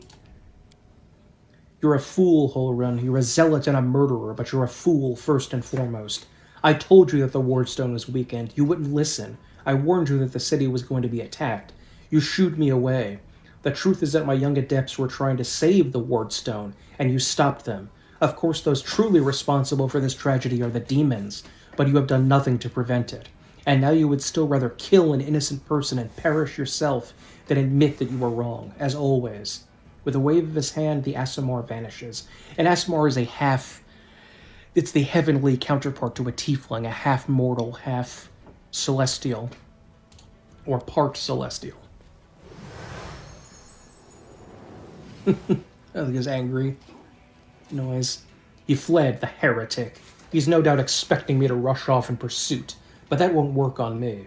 What about you, if you truly have been marked out as a gift for heaven? This is your chance to save the city. Go and bring back that filthy traitor. I'm almost certain that he and his cronies were helping the demons, either knowingly or unknowingly. Their attempt to bewitch the wardstone is clear proof. Ramian must be captured. Where can I find him? How should I know? The weasel can't have gone far. He turned invisible. He's probably hunkered down in some hole, like the traitorous little rat he is, and he'll be sitting, trembling and waiting till he's dragged out of there. With the prelate after you, that seems the only sensible thing to do. It's what I'd do. Yeah, me too. I'm sure a lot of things sound sensible to you. You were hiding literally in a cave your entire life, Lan. And it works, too. As you can see, I'm still alive. I have to go. Go on, then, if you have to. It would be good if you could return with the head of that scum. Ember peers intently at Holrun. I remember you. When Father and I arrived in the city, you met us. What is this gibberish? As if I have nothing better to do than arrange meetings with vagrants. But it's true. You and the other knights tied us to stakes and started lighting the bonfire. Father died, and then one of your knights changed his mind and pulled me from the flames. But then he died too. Don't you remember? If you were burned, then it was with good reason. You say some traitor helped you escape from the fire? That is a crime in itself, which means that you have been evading justice all these years. If it weren't for the invasion, I would review your case and see that your sentence was finally fulfilled. You're lucky that we have more important matters to deal with right now. He didn't look the way he does now, all wrinkled and gray. He was young with a big mustache. He probably forgot all about me. It was a long time ago. But I do want to say one thing. I'm not cross with him. This knight is a true hero. He just really, really wanted to protect his city, only he got mixed up about who was good and who was evil. Let's go, Ember. Yes, bye-bye, kind knight. So Ember is another sort of Wedonian-type character. She seems very similar to, what was her name? River? The sort of special magical girl in, what's it called? Firefly. Okay. And this is another mythic path that we can find right here, but well, I guess I think I do want to pick it up. So I'll show you this section too. The demon invade, but this is a lawful path, and we want to go the opposite, the chaos path. The demon invasion transformed all of Canabris into one great battlefield, but nowhere in the city suffered as much as this square. This place saw a clash of titans, the demon lord Dascari leading his hordes from the abyss, and the dragon Terendelev, the mightiest of the city's defenders and the one of the first to fall. Yeah, a clash of titans. He decapitated her with one swing. It wasn't really a clash. The scene of destruction leaves no doubt as to the battle's outcome. A skilled scout could recreate the course of the battle moment by moment, simply by looking at the ruins, from the chimneys torn down by powerful wings in a sharp dive, to the bloody tracks left behind when the demon dragged away the noble reptile's broken body. But it is no hypothetical scout gazing upon the ruins. It is Volan, and he is not alone. The shadow of a strange, barely perceptible presence lingers over this place. Like a gaze untethered from any observer, this mysterious force unknown to mortal kind silently assesses, judges, and seeks a better way. In an instant, Volan is vested with this power, and looks at the world with its eyes. The past, present, and future stand behind him as a unified whole. And unmotivated. Tell me if you think this music sounds like the Persona 5 or any Persona games, the Velvet Room music. It sounds almost exactly like it. Like it seems to be directly based on it. An unmoving, multifaceted crystal that would be beautiful were it not for the fractures, blemishes, and flecks marring its splendor. Let's see the past. In the past exists the one who wielded this gaze in life. Although the one and life are inapposite terms for aeons, the supernatural embodiments of cosmic balance. Rather than who or what, a better word for these entities is how. This aeon appeared from outside this world, from the great beyond, to put an end to the intermingling of the planes and destroy the world wound, the chasm disrupting the order of the multiverse. Alas, the visitor from beyond proved too weak for the battle they came to fight. They even failed to finish casting the spell that would have sent Dascari back to the abyss. With one swing of his scythe, the demon lord cut the aeon down. This is the little aeon here. What about the present? Ruins, blood, corpses, none of this perturbs the aeon's dispassionate gaze. The living are alive, the dead will be judged by Pharasma. All is as it should be. but the demons circling in the sky or prowling through the streets create a jarring juxtaposition, like splashes of blood-red ink on a restrained pencil sketch. They should not be here. The world of mortals is for mortals, the demon's place is in the demon world. How sublime the world would be if everything in it knew its place. But even the demons aren't as abhorrent as the sharp-edged, unassuming crystal languishing in the dirt among the bricks and smashed cobblestones. No mortal would notice it, but to the Aeon's eyes its mere existence is an outrage against universal laws. If the Aeon still existed, they would not stop until the crystal was unmade. But the Aeon is gone, and only their gaze remains. Volan picks the crystal up out of the dirt and stows it in his pocket. He is mortal, which means he has the power to decide what to do with it. And this purple stone knife is a very important item. You absolutely should pick it up no matter what, even if you have no plans to do anything with the Aeons. What future do we see? Good and evil, chaos and order, everything is in a lawful place in the multiverse and is no longer trespassing where it does not belong. Nothing is disrupting the smooth and steady current of the river of souls from life into death and back to life again. The reality, rid of its flaws, is now perfect, and the Aeons withdraw to eternally admire its beauty, which will never be threatened again. I forget who first did this, but I think maybe it was... was it Divinity Original Sin that did this first? I don't remember who did it first, but have little like hotkey things you can click on for special events that you can check. And this is just brilliant because I can say, well, I don't know what the River of Souls is, but then it gives you a description of it. The River of Souls is the name given to the constant migration of mortal souls from the material plane to Pharasma's boneyard in the outer sphere, where they are judged and sent to their eternal fate. On the astral plane, the River of Souls resembles a massive winding silver thread. Those who approach can see the countless souls moving through the silver haze like so many schools of fish. The esoteric tradition considers the River of Souls to be a ley line and simply one part of the multiverse's network of magical pathways. Yay. After allowing the hero to view the world through their eyes, the little that remained of the destroyed Aeon is killed, even appropriate here, for an entity that is so removed from life and death as we understand them, used up its last vestiges of energy. Now they are ready to disperse into nothingness unless someone decides to preserve the Aeon within themselves.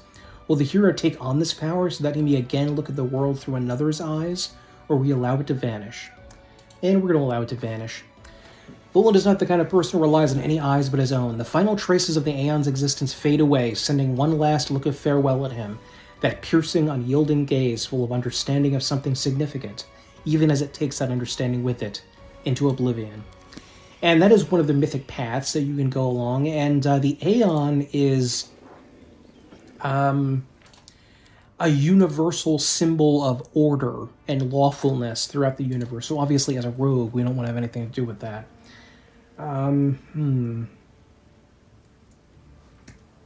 Let's see, is this the fastest way out of the city? Maybe. Trust in yourself. Slumber. I'll watch your back. See if we can put these guys to sleep. Come on.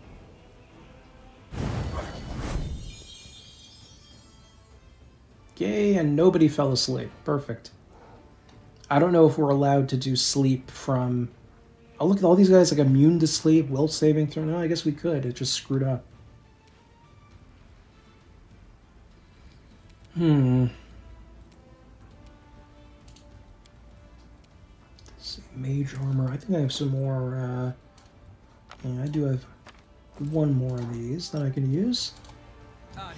Of course we're gonna get Stinking Cloud. That's inevitable. Yeah,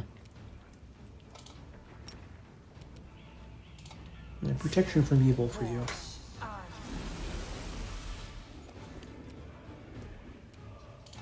Make every strike count. Okay, one hit. That's not awful. No glory without risk!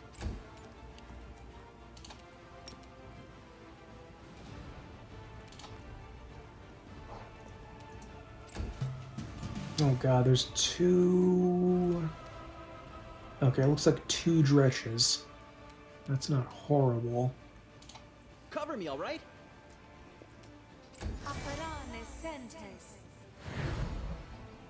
A lot of cultists over here, though. See if she can put someone to sleep. Why? Why is he immune to slumber? Seems like bullcrap.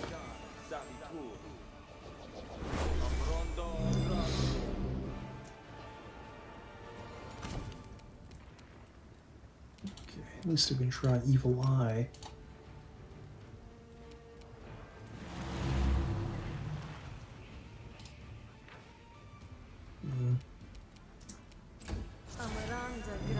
And you can check here on top, all of the enemies are in order that they're going to go if you want to right-click on them to see everything. That's very convenient.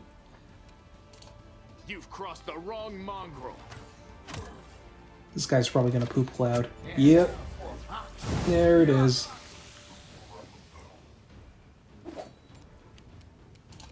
The Inheritor, guide my blade.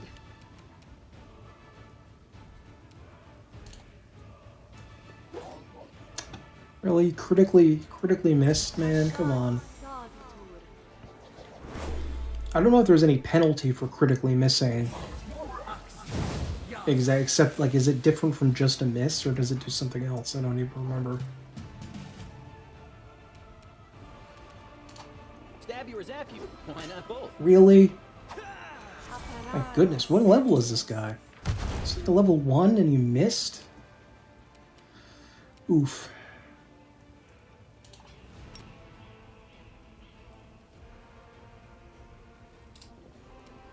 See if I can find a position that can burning hands him.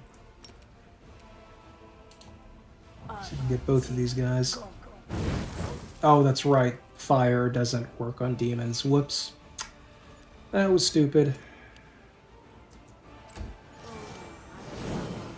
Guy kind of looks like Dulcim here in the image. Oh, level 4.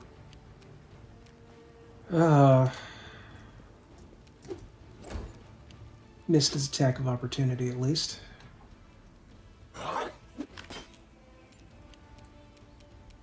No, she stinked up. And now so am I. Perfect. I wonder if Holrun would help us, or... I bet their characters, like, disappeared or something.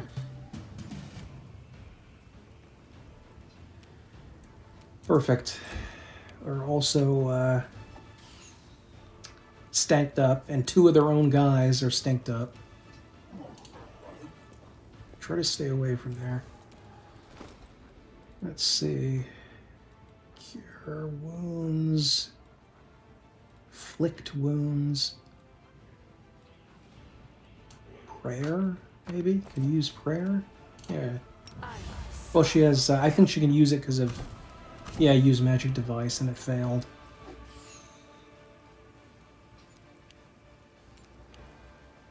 So many guys over here.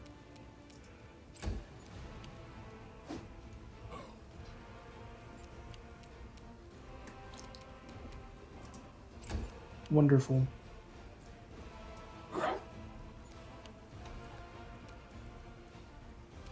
Even if we leave the poop cloud, we're still gonna have to wait a few more rounds for it to go away.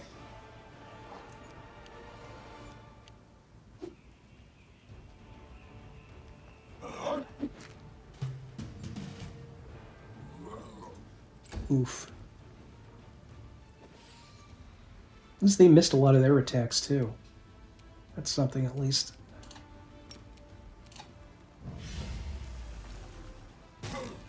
One damage, I'll take it. Not much, but...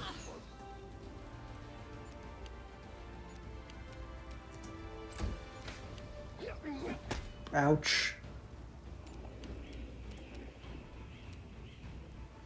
What? Am I not? Oh no. It just didn't turn into the attack icon. That was weird. Endure this. No, she's still stacked up.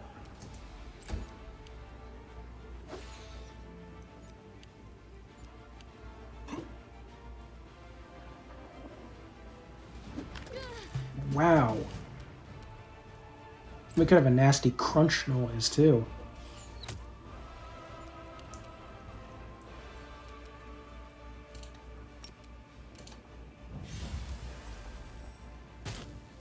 Ooh, he's getting close to dying, though. Still, this guy seems extremely dangerous, though.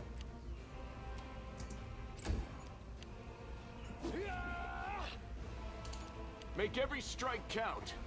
There we go. The threat of Stinking Cloud is gone.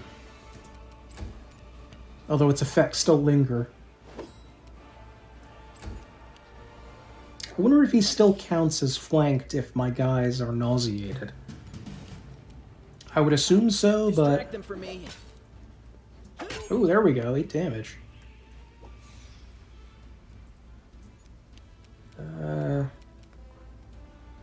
Which makes our enemies vulnerable to energy. That's... not gonna bother with that. Only 1 damage.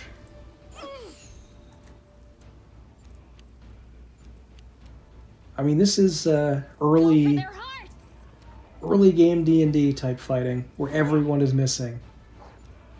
No one has the faintest ability to hit their target. Seal it, come on, unstank yourself. Really, bro? Ow.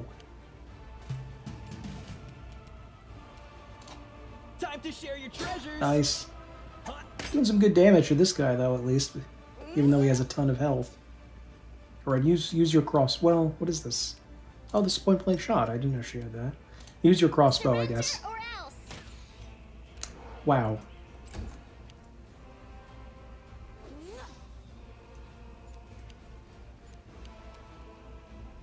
You still stinked up, Camilla? Yeah, she is. Ow. You won't survive me. Ooh, good. Getting close. The light. Nice. Take you. No glory without risk. Can we finish them all? Oh, no. Wait, what? Oh. We actually... I targeted the wrong guy, and we still succeeded somehow. Oh, there we go. Nice. Trash-ass cultists.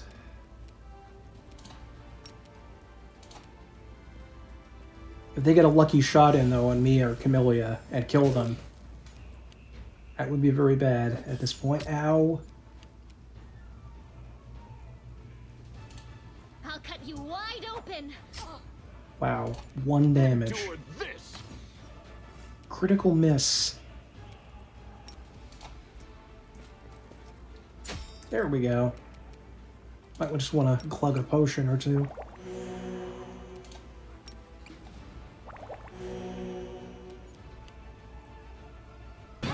Ow. Stab you or zap you? Why not both? Nice.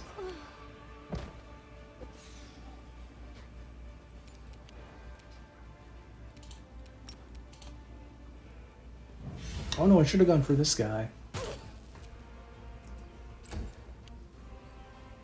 Am I at my limit? Oh, ow. The spirits demand your help. There we go. Make every strike count. The inheritance. Oh, there we go. Nice.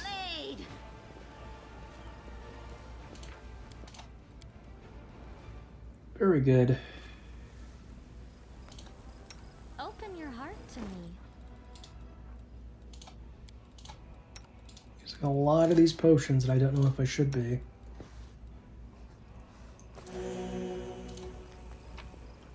I love that you don't have to click on each individual person. They're just in clumps based on where they fall. It's such a good choice.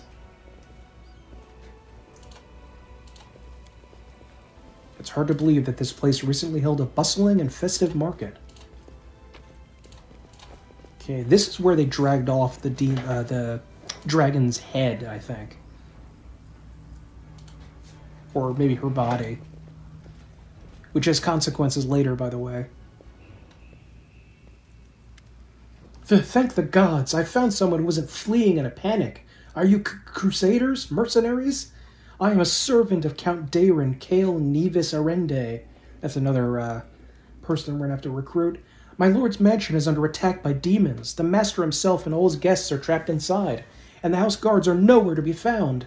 I managed to escape through a servant's passage to look for help. Will you help me? The mansion is only a stone's throw away on the next street over. Count Arende. I've seen him a few times before from afar. He looked highly audacious. I confess that he did capture my attention. But that's neither here nor there.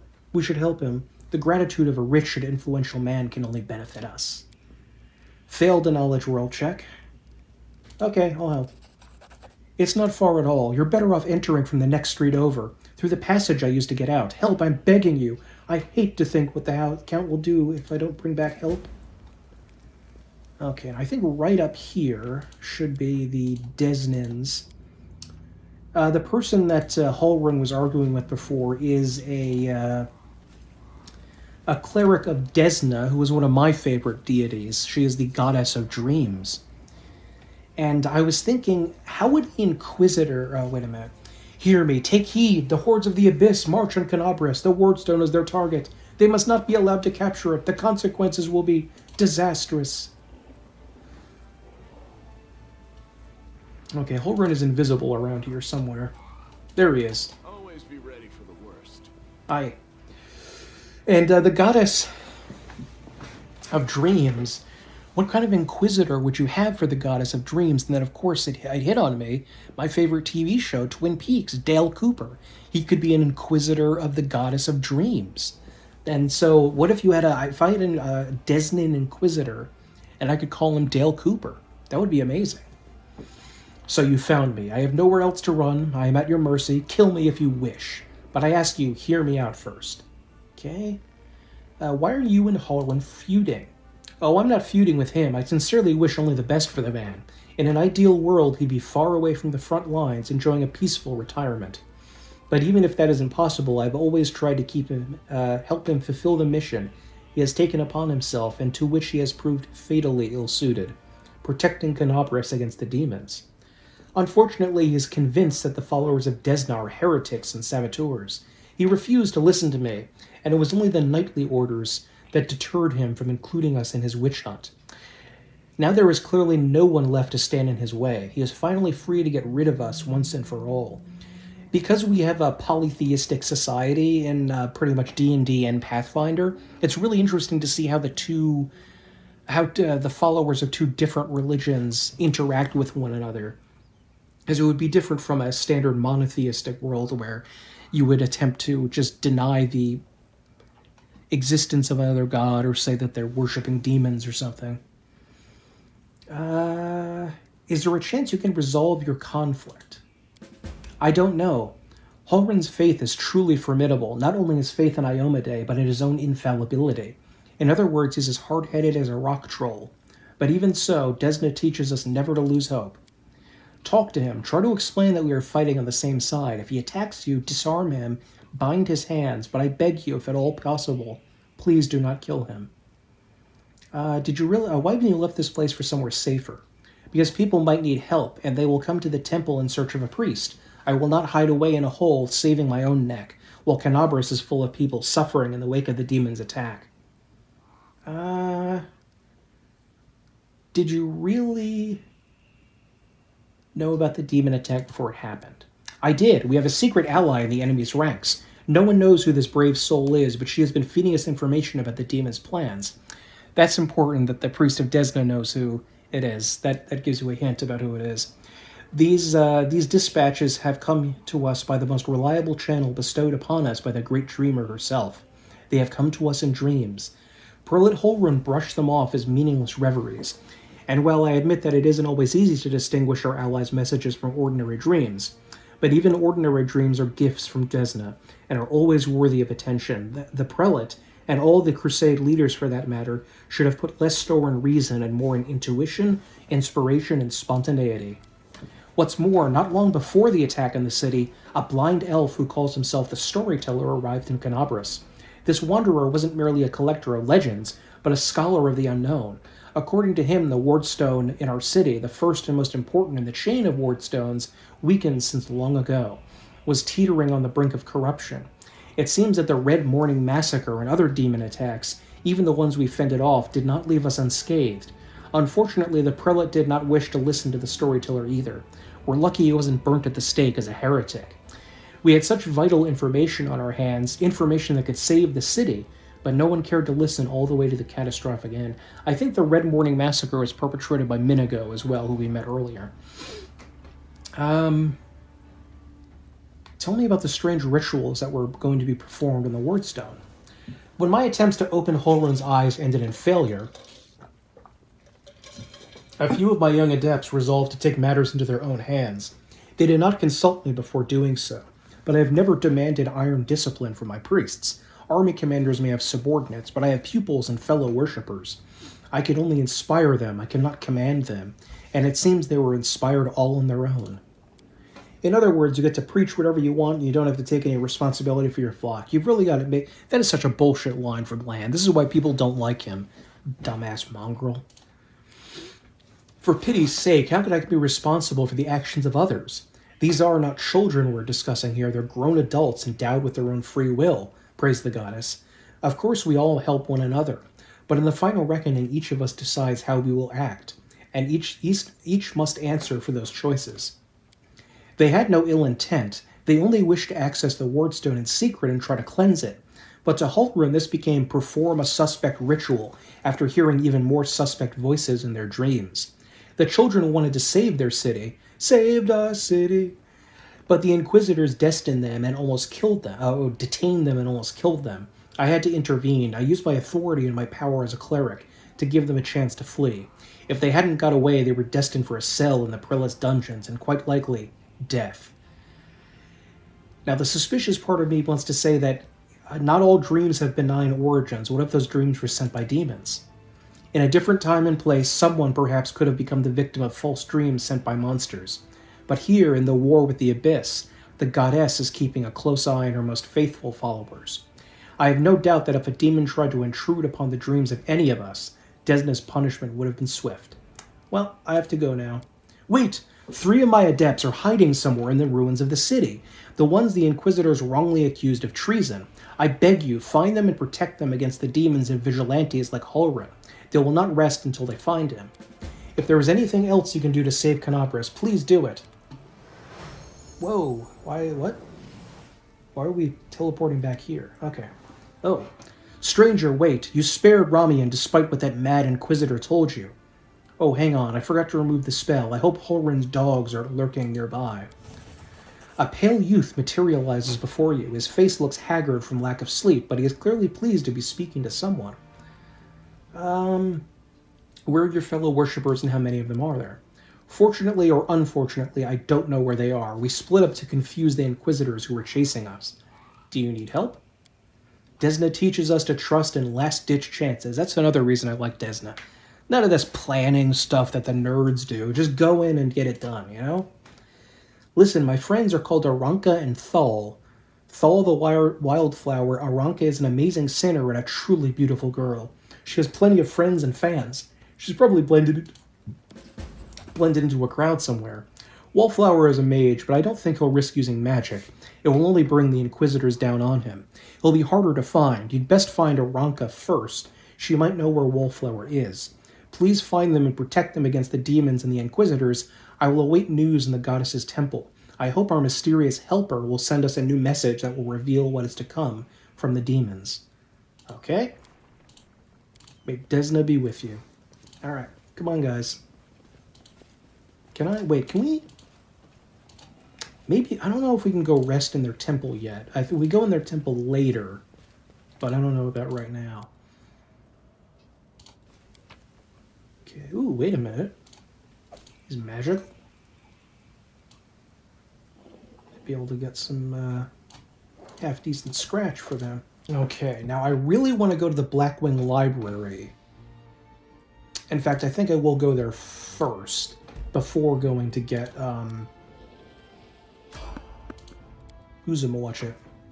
Dayrin. I hope this isn't an enemy encounter.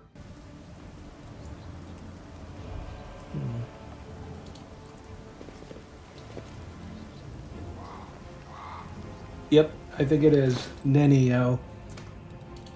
Another Whedon-esque sort of character. Doesn't like to give away their stuff. But I think I need to be at full health to fight off these cultists over here. Don't know why I quit that. That was unnecessary.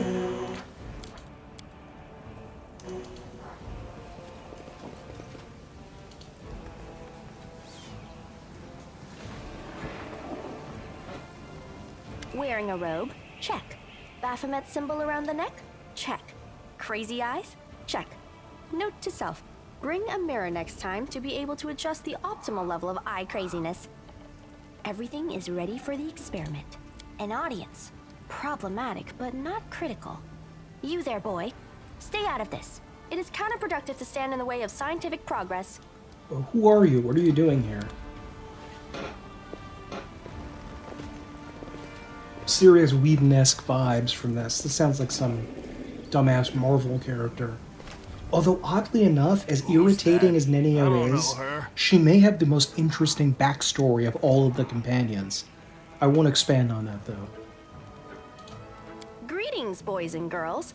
I am your sister in sin, a devotee of Lord Baphomet's dark will, and so on and so forth.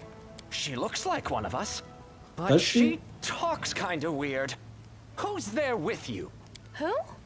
Oh, them. Just an audience. They don't matter. Consider them a supplementary component of the coming experiment. Oh, I was just passing by. In the name of our Lord Baphomet, please be so kind as to undertake a little test of your competency in our wicked cause.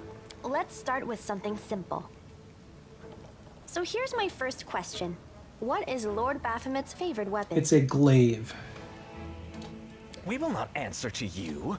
Our lord can wield any kind of weapon. He is all-powerful. Wrong. He wields no weapons at all. He doesn't need any. Oh, but I don't have enough lore religion. I'm gonna say nothing. These answers are wrong. The correct answer is Isergal, a glaive made of red adamantine. This experiment has taken quite a surprising turn. I would never have expected the followers of the great Baphomet to be baffled by such a simple question. I would, because they're idiots. Fine. Let's recalibrate the difficulty and proceed with the next question. Please name Lord Baphomet's sacred animal. That's an aurochs, a powerful type of pre-modern cattle. A bull! Of course, everybody knows that. Yep. Oh, here now my lore religion check passes. It's an aurochs, as a matter of fact. I'd like to ask you to stop prompting them, but it seems they could do with a prompt or two. It appears the experiment has yielded results which are as unexpected as they are incredible. Baphomet's cultists have not the slightest idea about who Baphomet really is, let alone any in-depth knowledge of his ideology or philosophy. He's a goat demon. Let's chill on him having an ideology, okay? He doesn't study theory. Damn it. She's right. I'm a shitty excuse for a cultist. And my mother used to tell me to become a plowman. Hey, take it easy. We've only had 2 questions. You there, come on, ask another one. We'll get the next one. Yeah, they might. Ask them some more. They might manage it. Is there any sense in continuing? You cannot answer the simplest of questions.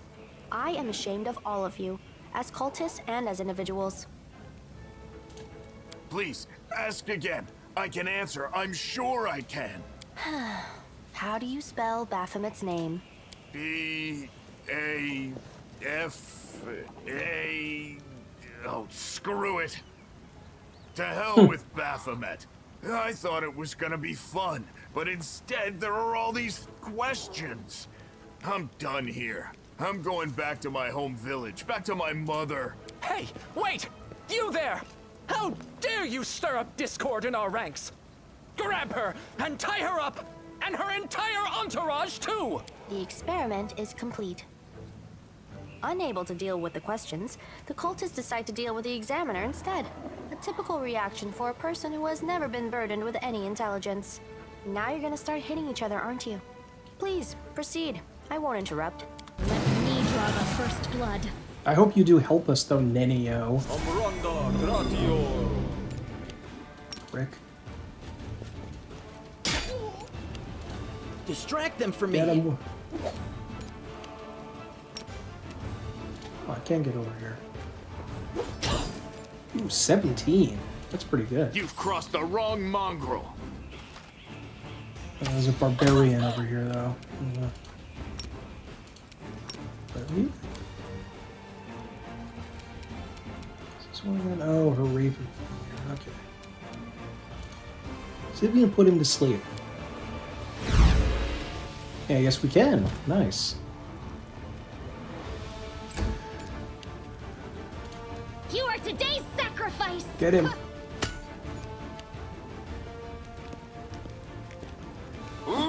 Ow.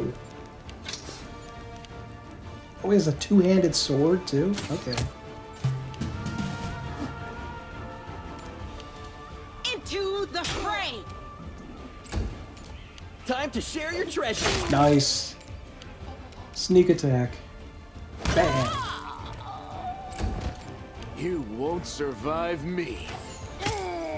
Get him. Surrender, or else! Just, oh, I guess could have. I think those hexes you can use infinitely. Go for their heart. So that's an interesting part of their abilities. I'll cut you wide open. The witches and shaman.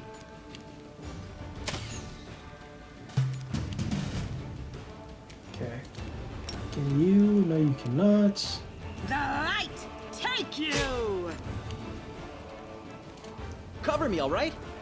Guess you have to, because it's a full round action, you do have to be right next to someone that you are planning on. Endure this! Coup de grind. Too late for apologies. There you go.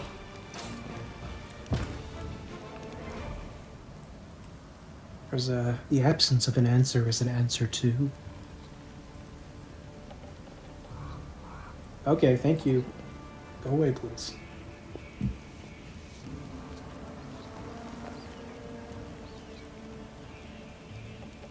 The result is statistically predictable, especially considering their intelligence level. What about you, boy?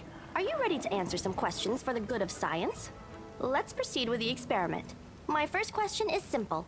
Which colors does the goddess Iomade prefer? You absolutely convinced the answer is red and white.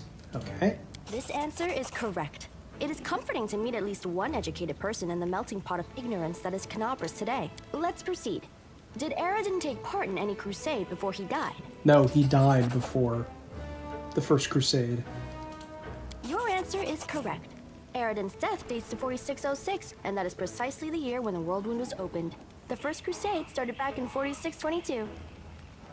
So 16 years went by before they started fighting back? Well, maybe, I mean, I don't know how long. There was a nation next to Mendev where the World Wound opened called Sarkoris, which is sort of like a proto-Celtic or Germanic kind of place. That seemed a little bit pre-medieval. And I don't know how quickly their resistance collapsed. Or maybe it took them that long for the entire country to be overwhelmed or something. Your knowledge would make Mendev's crusaders proud. My final question is, what is the title that Aurilu Vorlesh bears? Is she the architect of the World Wound? It's the first one, the Lord architect of the World or Wound. the Border Inquisitor of the Shapeless Abyss? That's correct. Most excellent. You successfully answered all of my questions. Splendid. Amazing. This is a breakthrough. I thank you for your cooperation. It seems to me that I owe you an explanation. My name is Nenio. I am an explorer, a pilgrim, a yet-to-be-recognized scientific luminary, future author of the great Encyclopedia Galarianica, and rector of all Absalom's universities at once.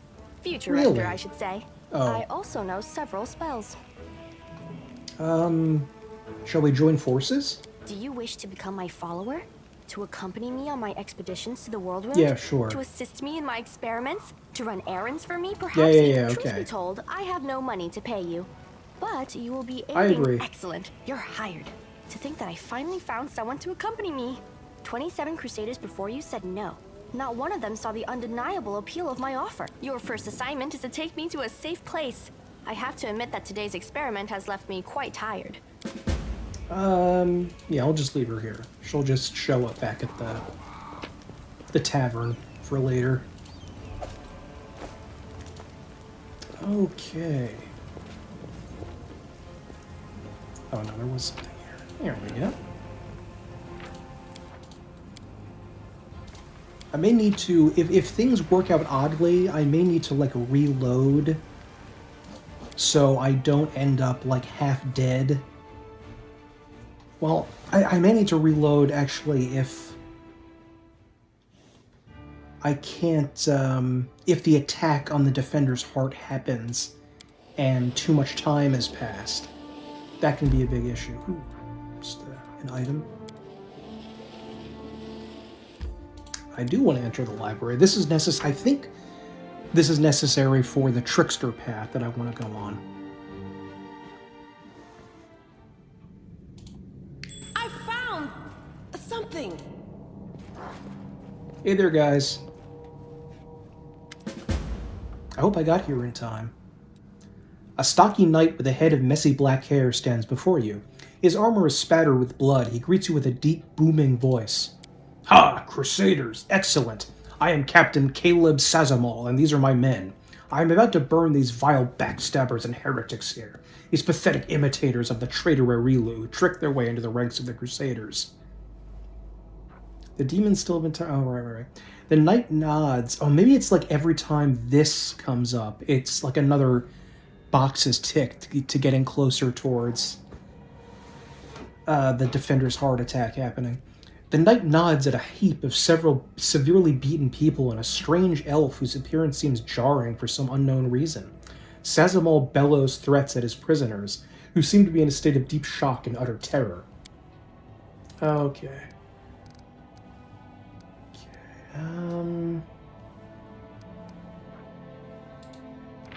Perception plus 10. 7. A strange feeling rises up within you. It's pure instinct. You don't know what you're about to do, but you're certain that it is right. Examine the Crusader's armor. Succeeded. You notice that the emblems on the armor of the two silent Crusaders belong to the Order of the Flaming Lance, but Caleb's armor is the sigil of the Order of the Sunrise Sword. Strange, then, that he introduced himself as their captain. Something's not right here. Here it is, Trickster Mythic Path. Give in to the strange instinct. Idiots! Stop! Heed my command, in the name of Baphomet! The words fly out of your mouth before you can even think them. Some gut instinct told you that this is precisely what needs to be said in this moment. And the words hit their target. The Crusaders jump in surprise and look at each other in terror. Woljev glares menacingly at Caleb. Didn't you know, mortal? We're everywhere. I like that Woljev goes along with you on this roguish mission. Caleb leaps to attention and barks out, Sorry, couldn't have known. We'll fix it right away, sir.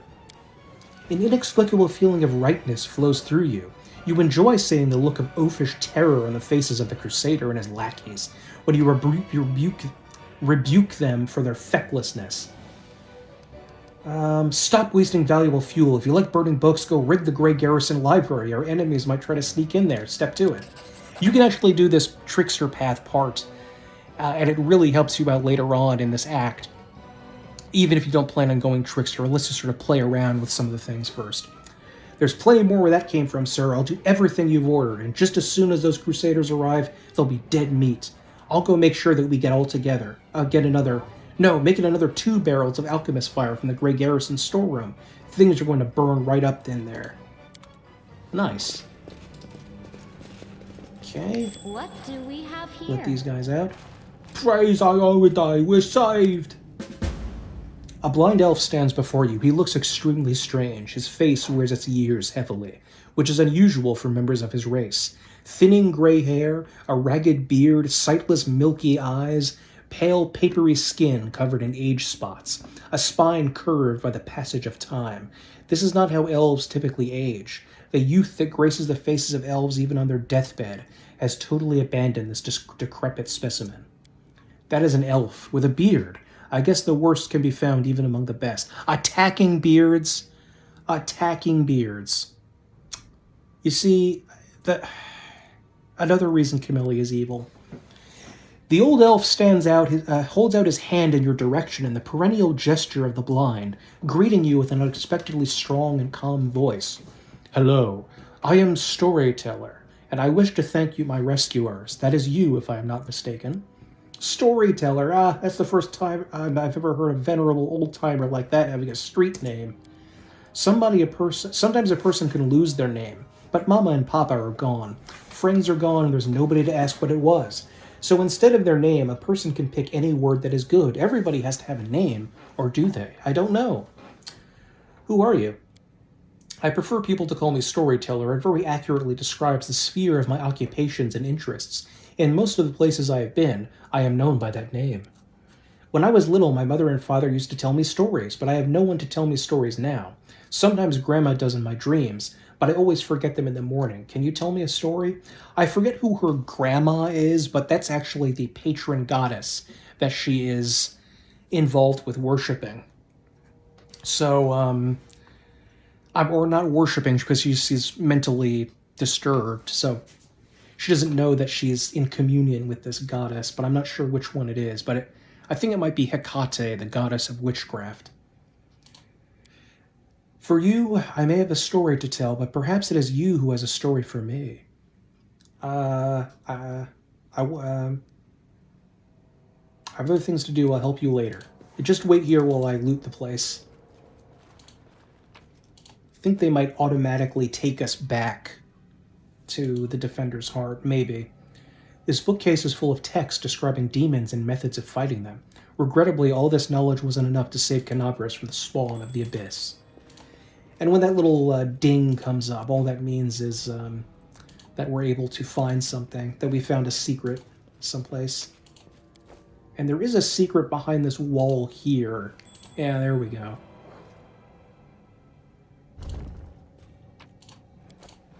Knowledge world. Nope, failed. This is a statue of a lean man dressed in wizard's robes. You do not recognize the face. I think this might be Zacharias. Possibly. Maybe not, though. There's a pickaxe in here. Scale mail. Ooh, a magic staff. Cool. What does it do? +1 to the DC for all will saving throws against spells the wielder casts. That's cool. It could be useful. Still not really doing too good. We need to barrel of flammable alchemical substance. Now, if you come too late to this little meeting, I think that they will kill all of these other guys here, which is unfortunate for them. The young man with aristocratic features wipes the sweat from his brow and gives you a courteous bow. Oh, that rhymed. Allow me to introduce myself, Brother Clayam, at your service. Thank you for helping us. We thought we were doomed to perish. There is death everywhere here. Sometimes I think we are all doomed, but then death has passed us by, and we are all still alive. Thank you, Ember. But you're an elf. You should live hundreds of years and never even worry about dying. Little elf girls shouldn't even know such words. She's actually decades and decades old, so she's not like a child. She just, because she's befuddled, she acts that way. When children are thrown into the middle of a war, they learn many sad things. That is why we have to win, so that other boys and girls don't have to learn what we did. I have to go. Oh, wait a minute. Oh no, they just went back on their own. Maybe oh no, well if I didn't tell him about the Defender's Heart, is he gonna make it back? That's, not sure about that. And we have to unlock a new character here as well. Just get close enough to this.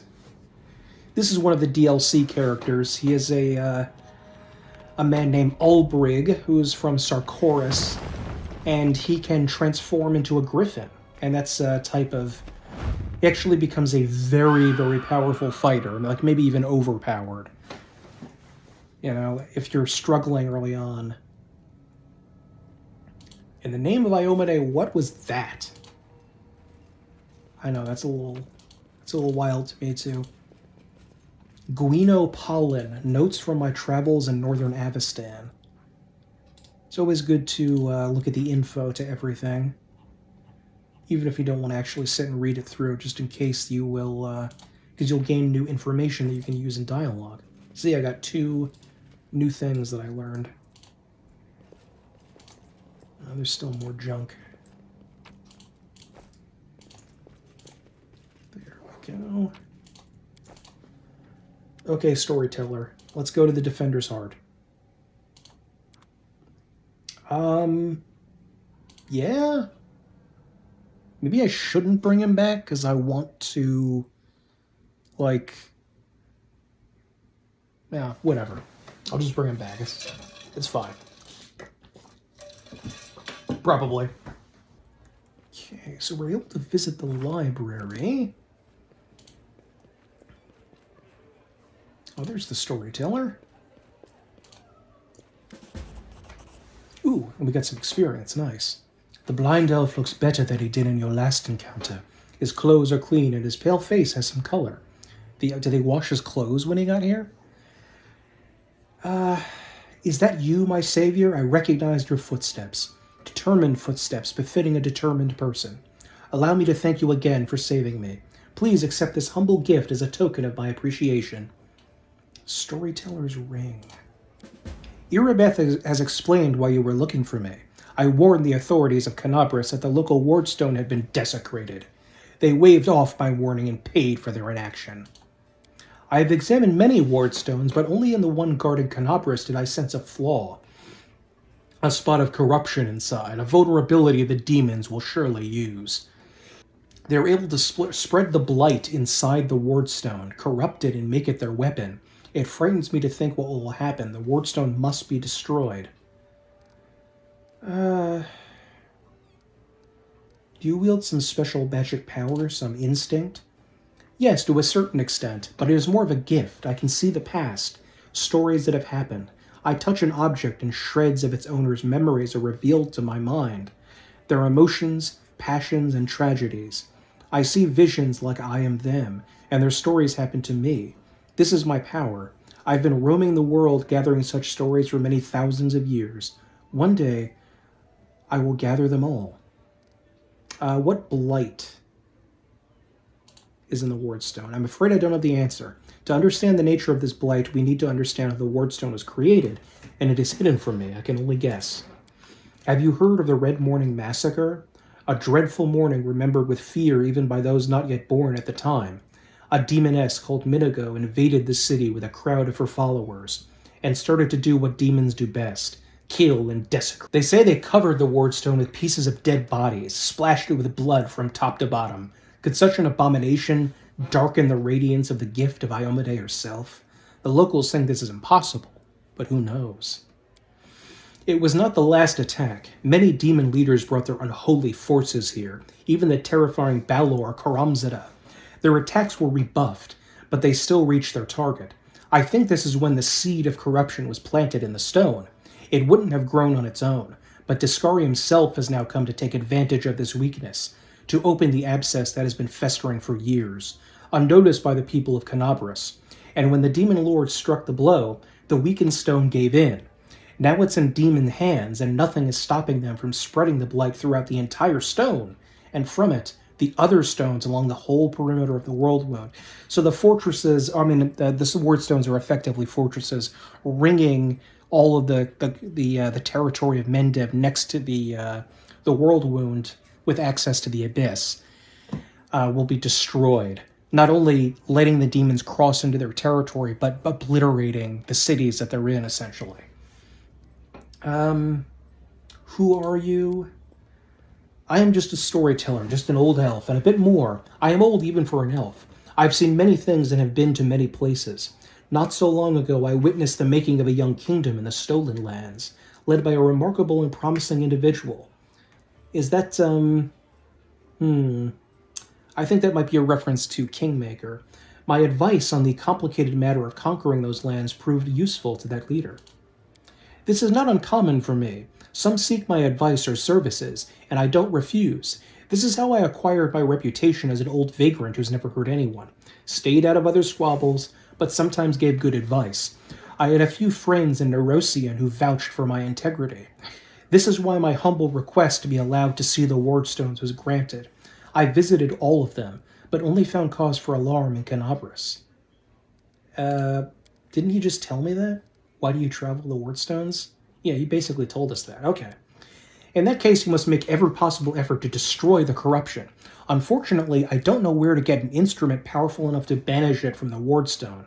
As far as I know, there was nothing like it in Canabras, but the demons might have something. Huh. I heard the dying roar of Terendelev, the Silver Dragon, the protector of the city. At the same time, I felt a wave of unfamiliar power sweep over me from head to toe. I would advise you to go to where Terendelev perished and search there for something.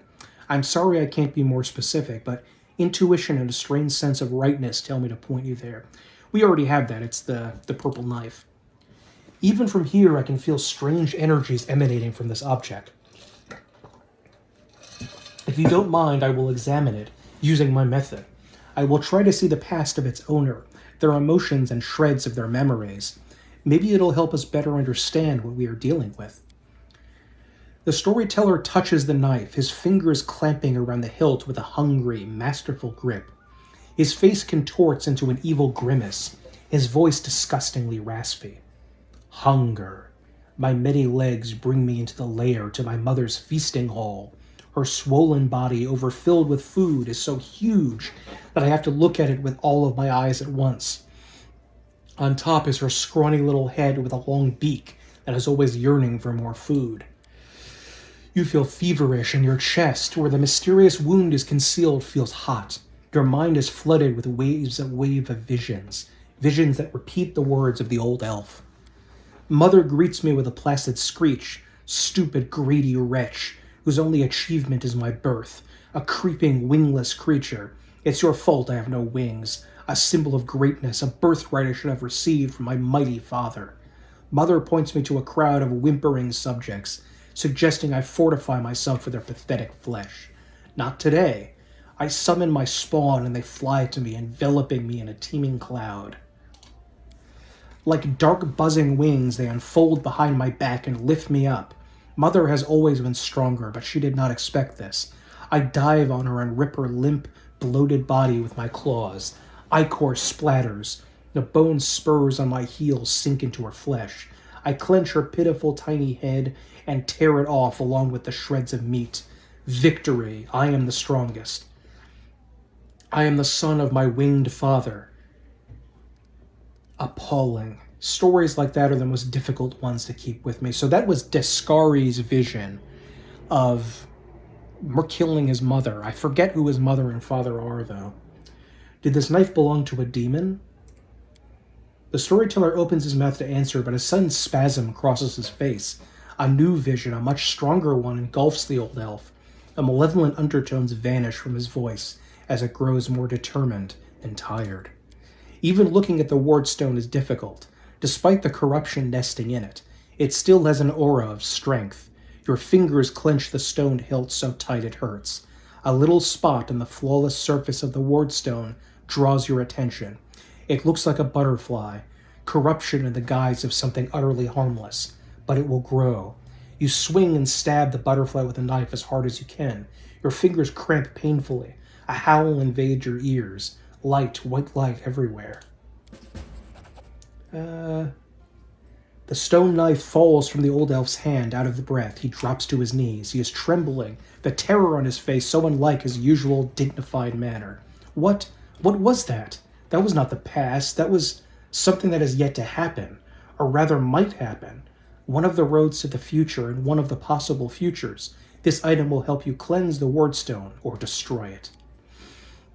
You feel a longing to take the stone chisel and plunge it into your chest, right into the wound that has opened up in it. It is hard to resist this feeling, but at the last moment your self-preservation instinct takes over, and you manage to keep control of your own hands.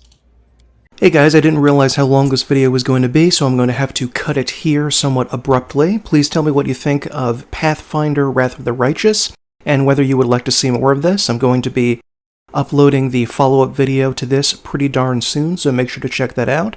And thank you very much and have a good night.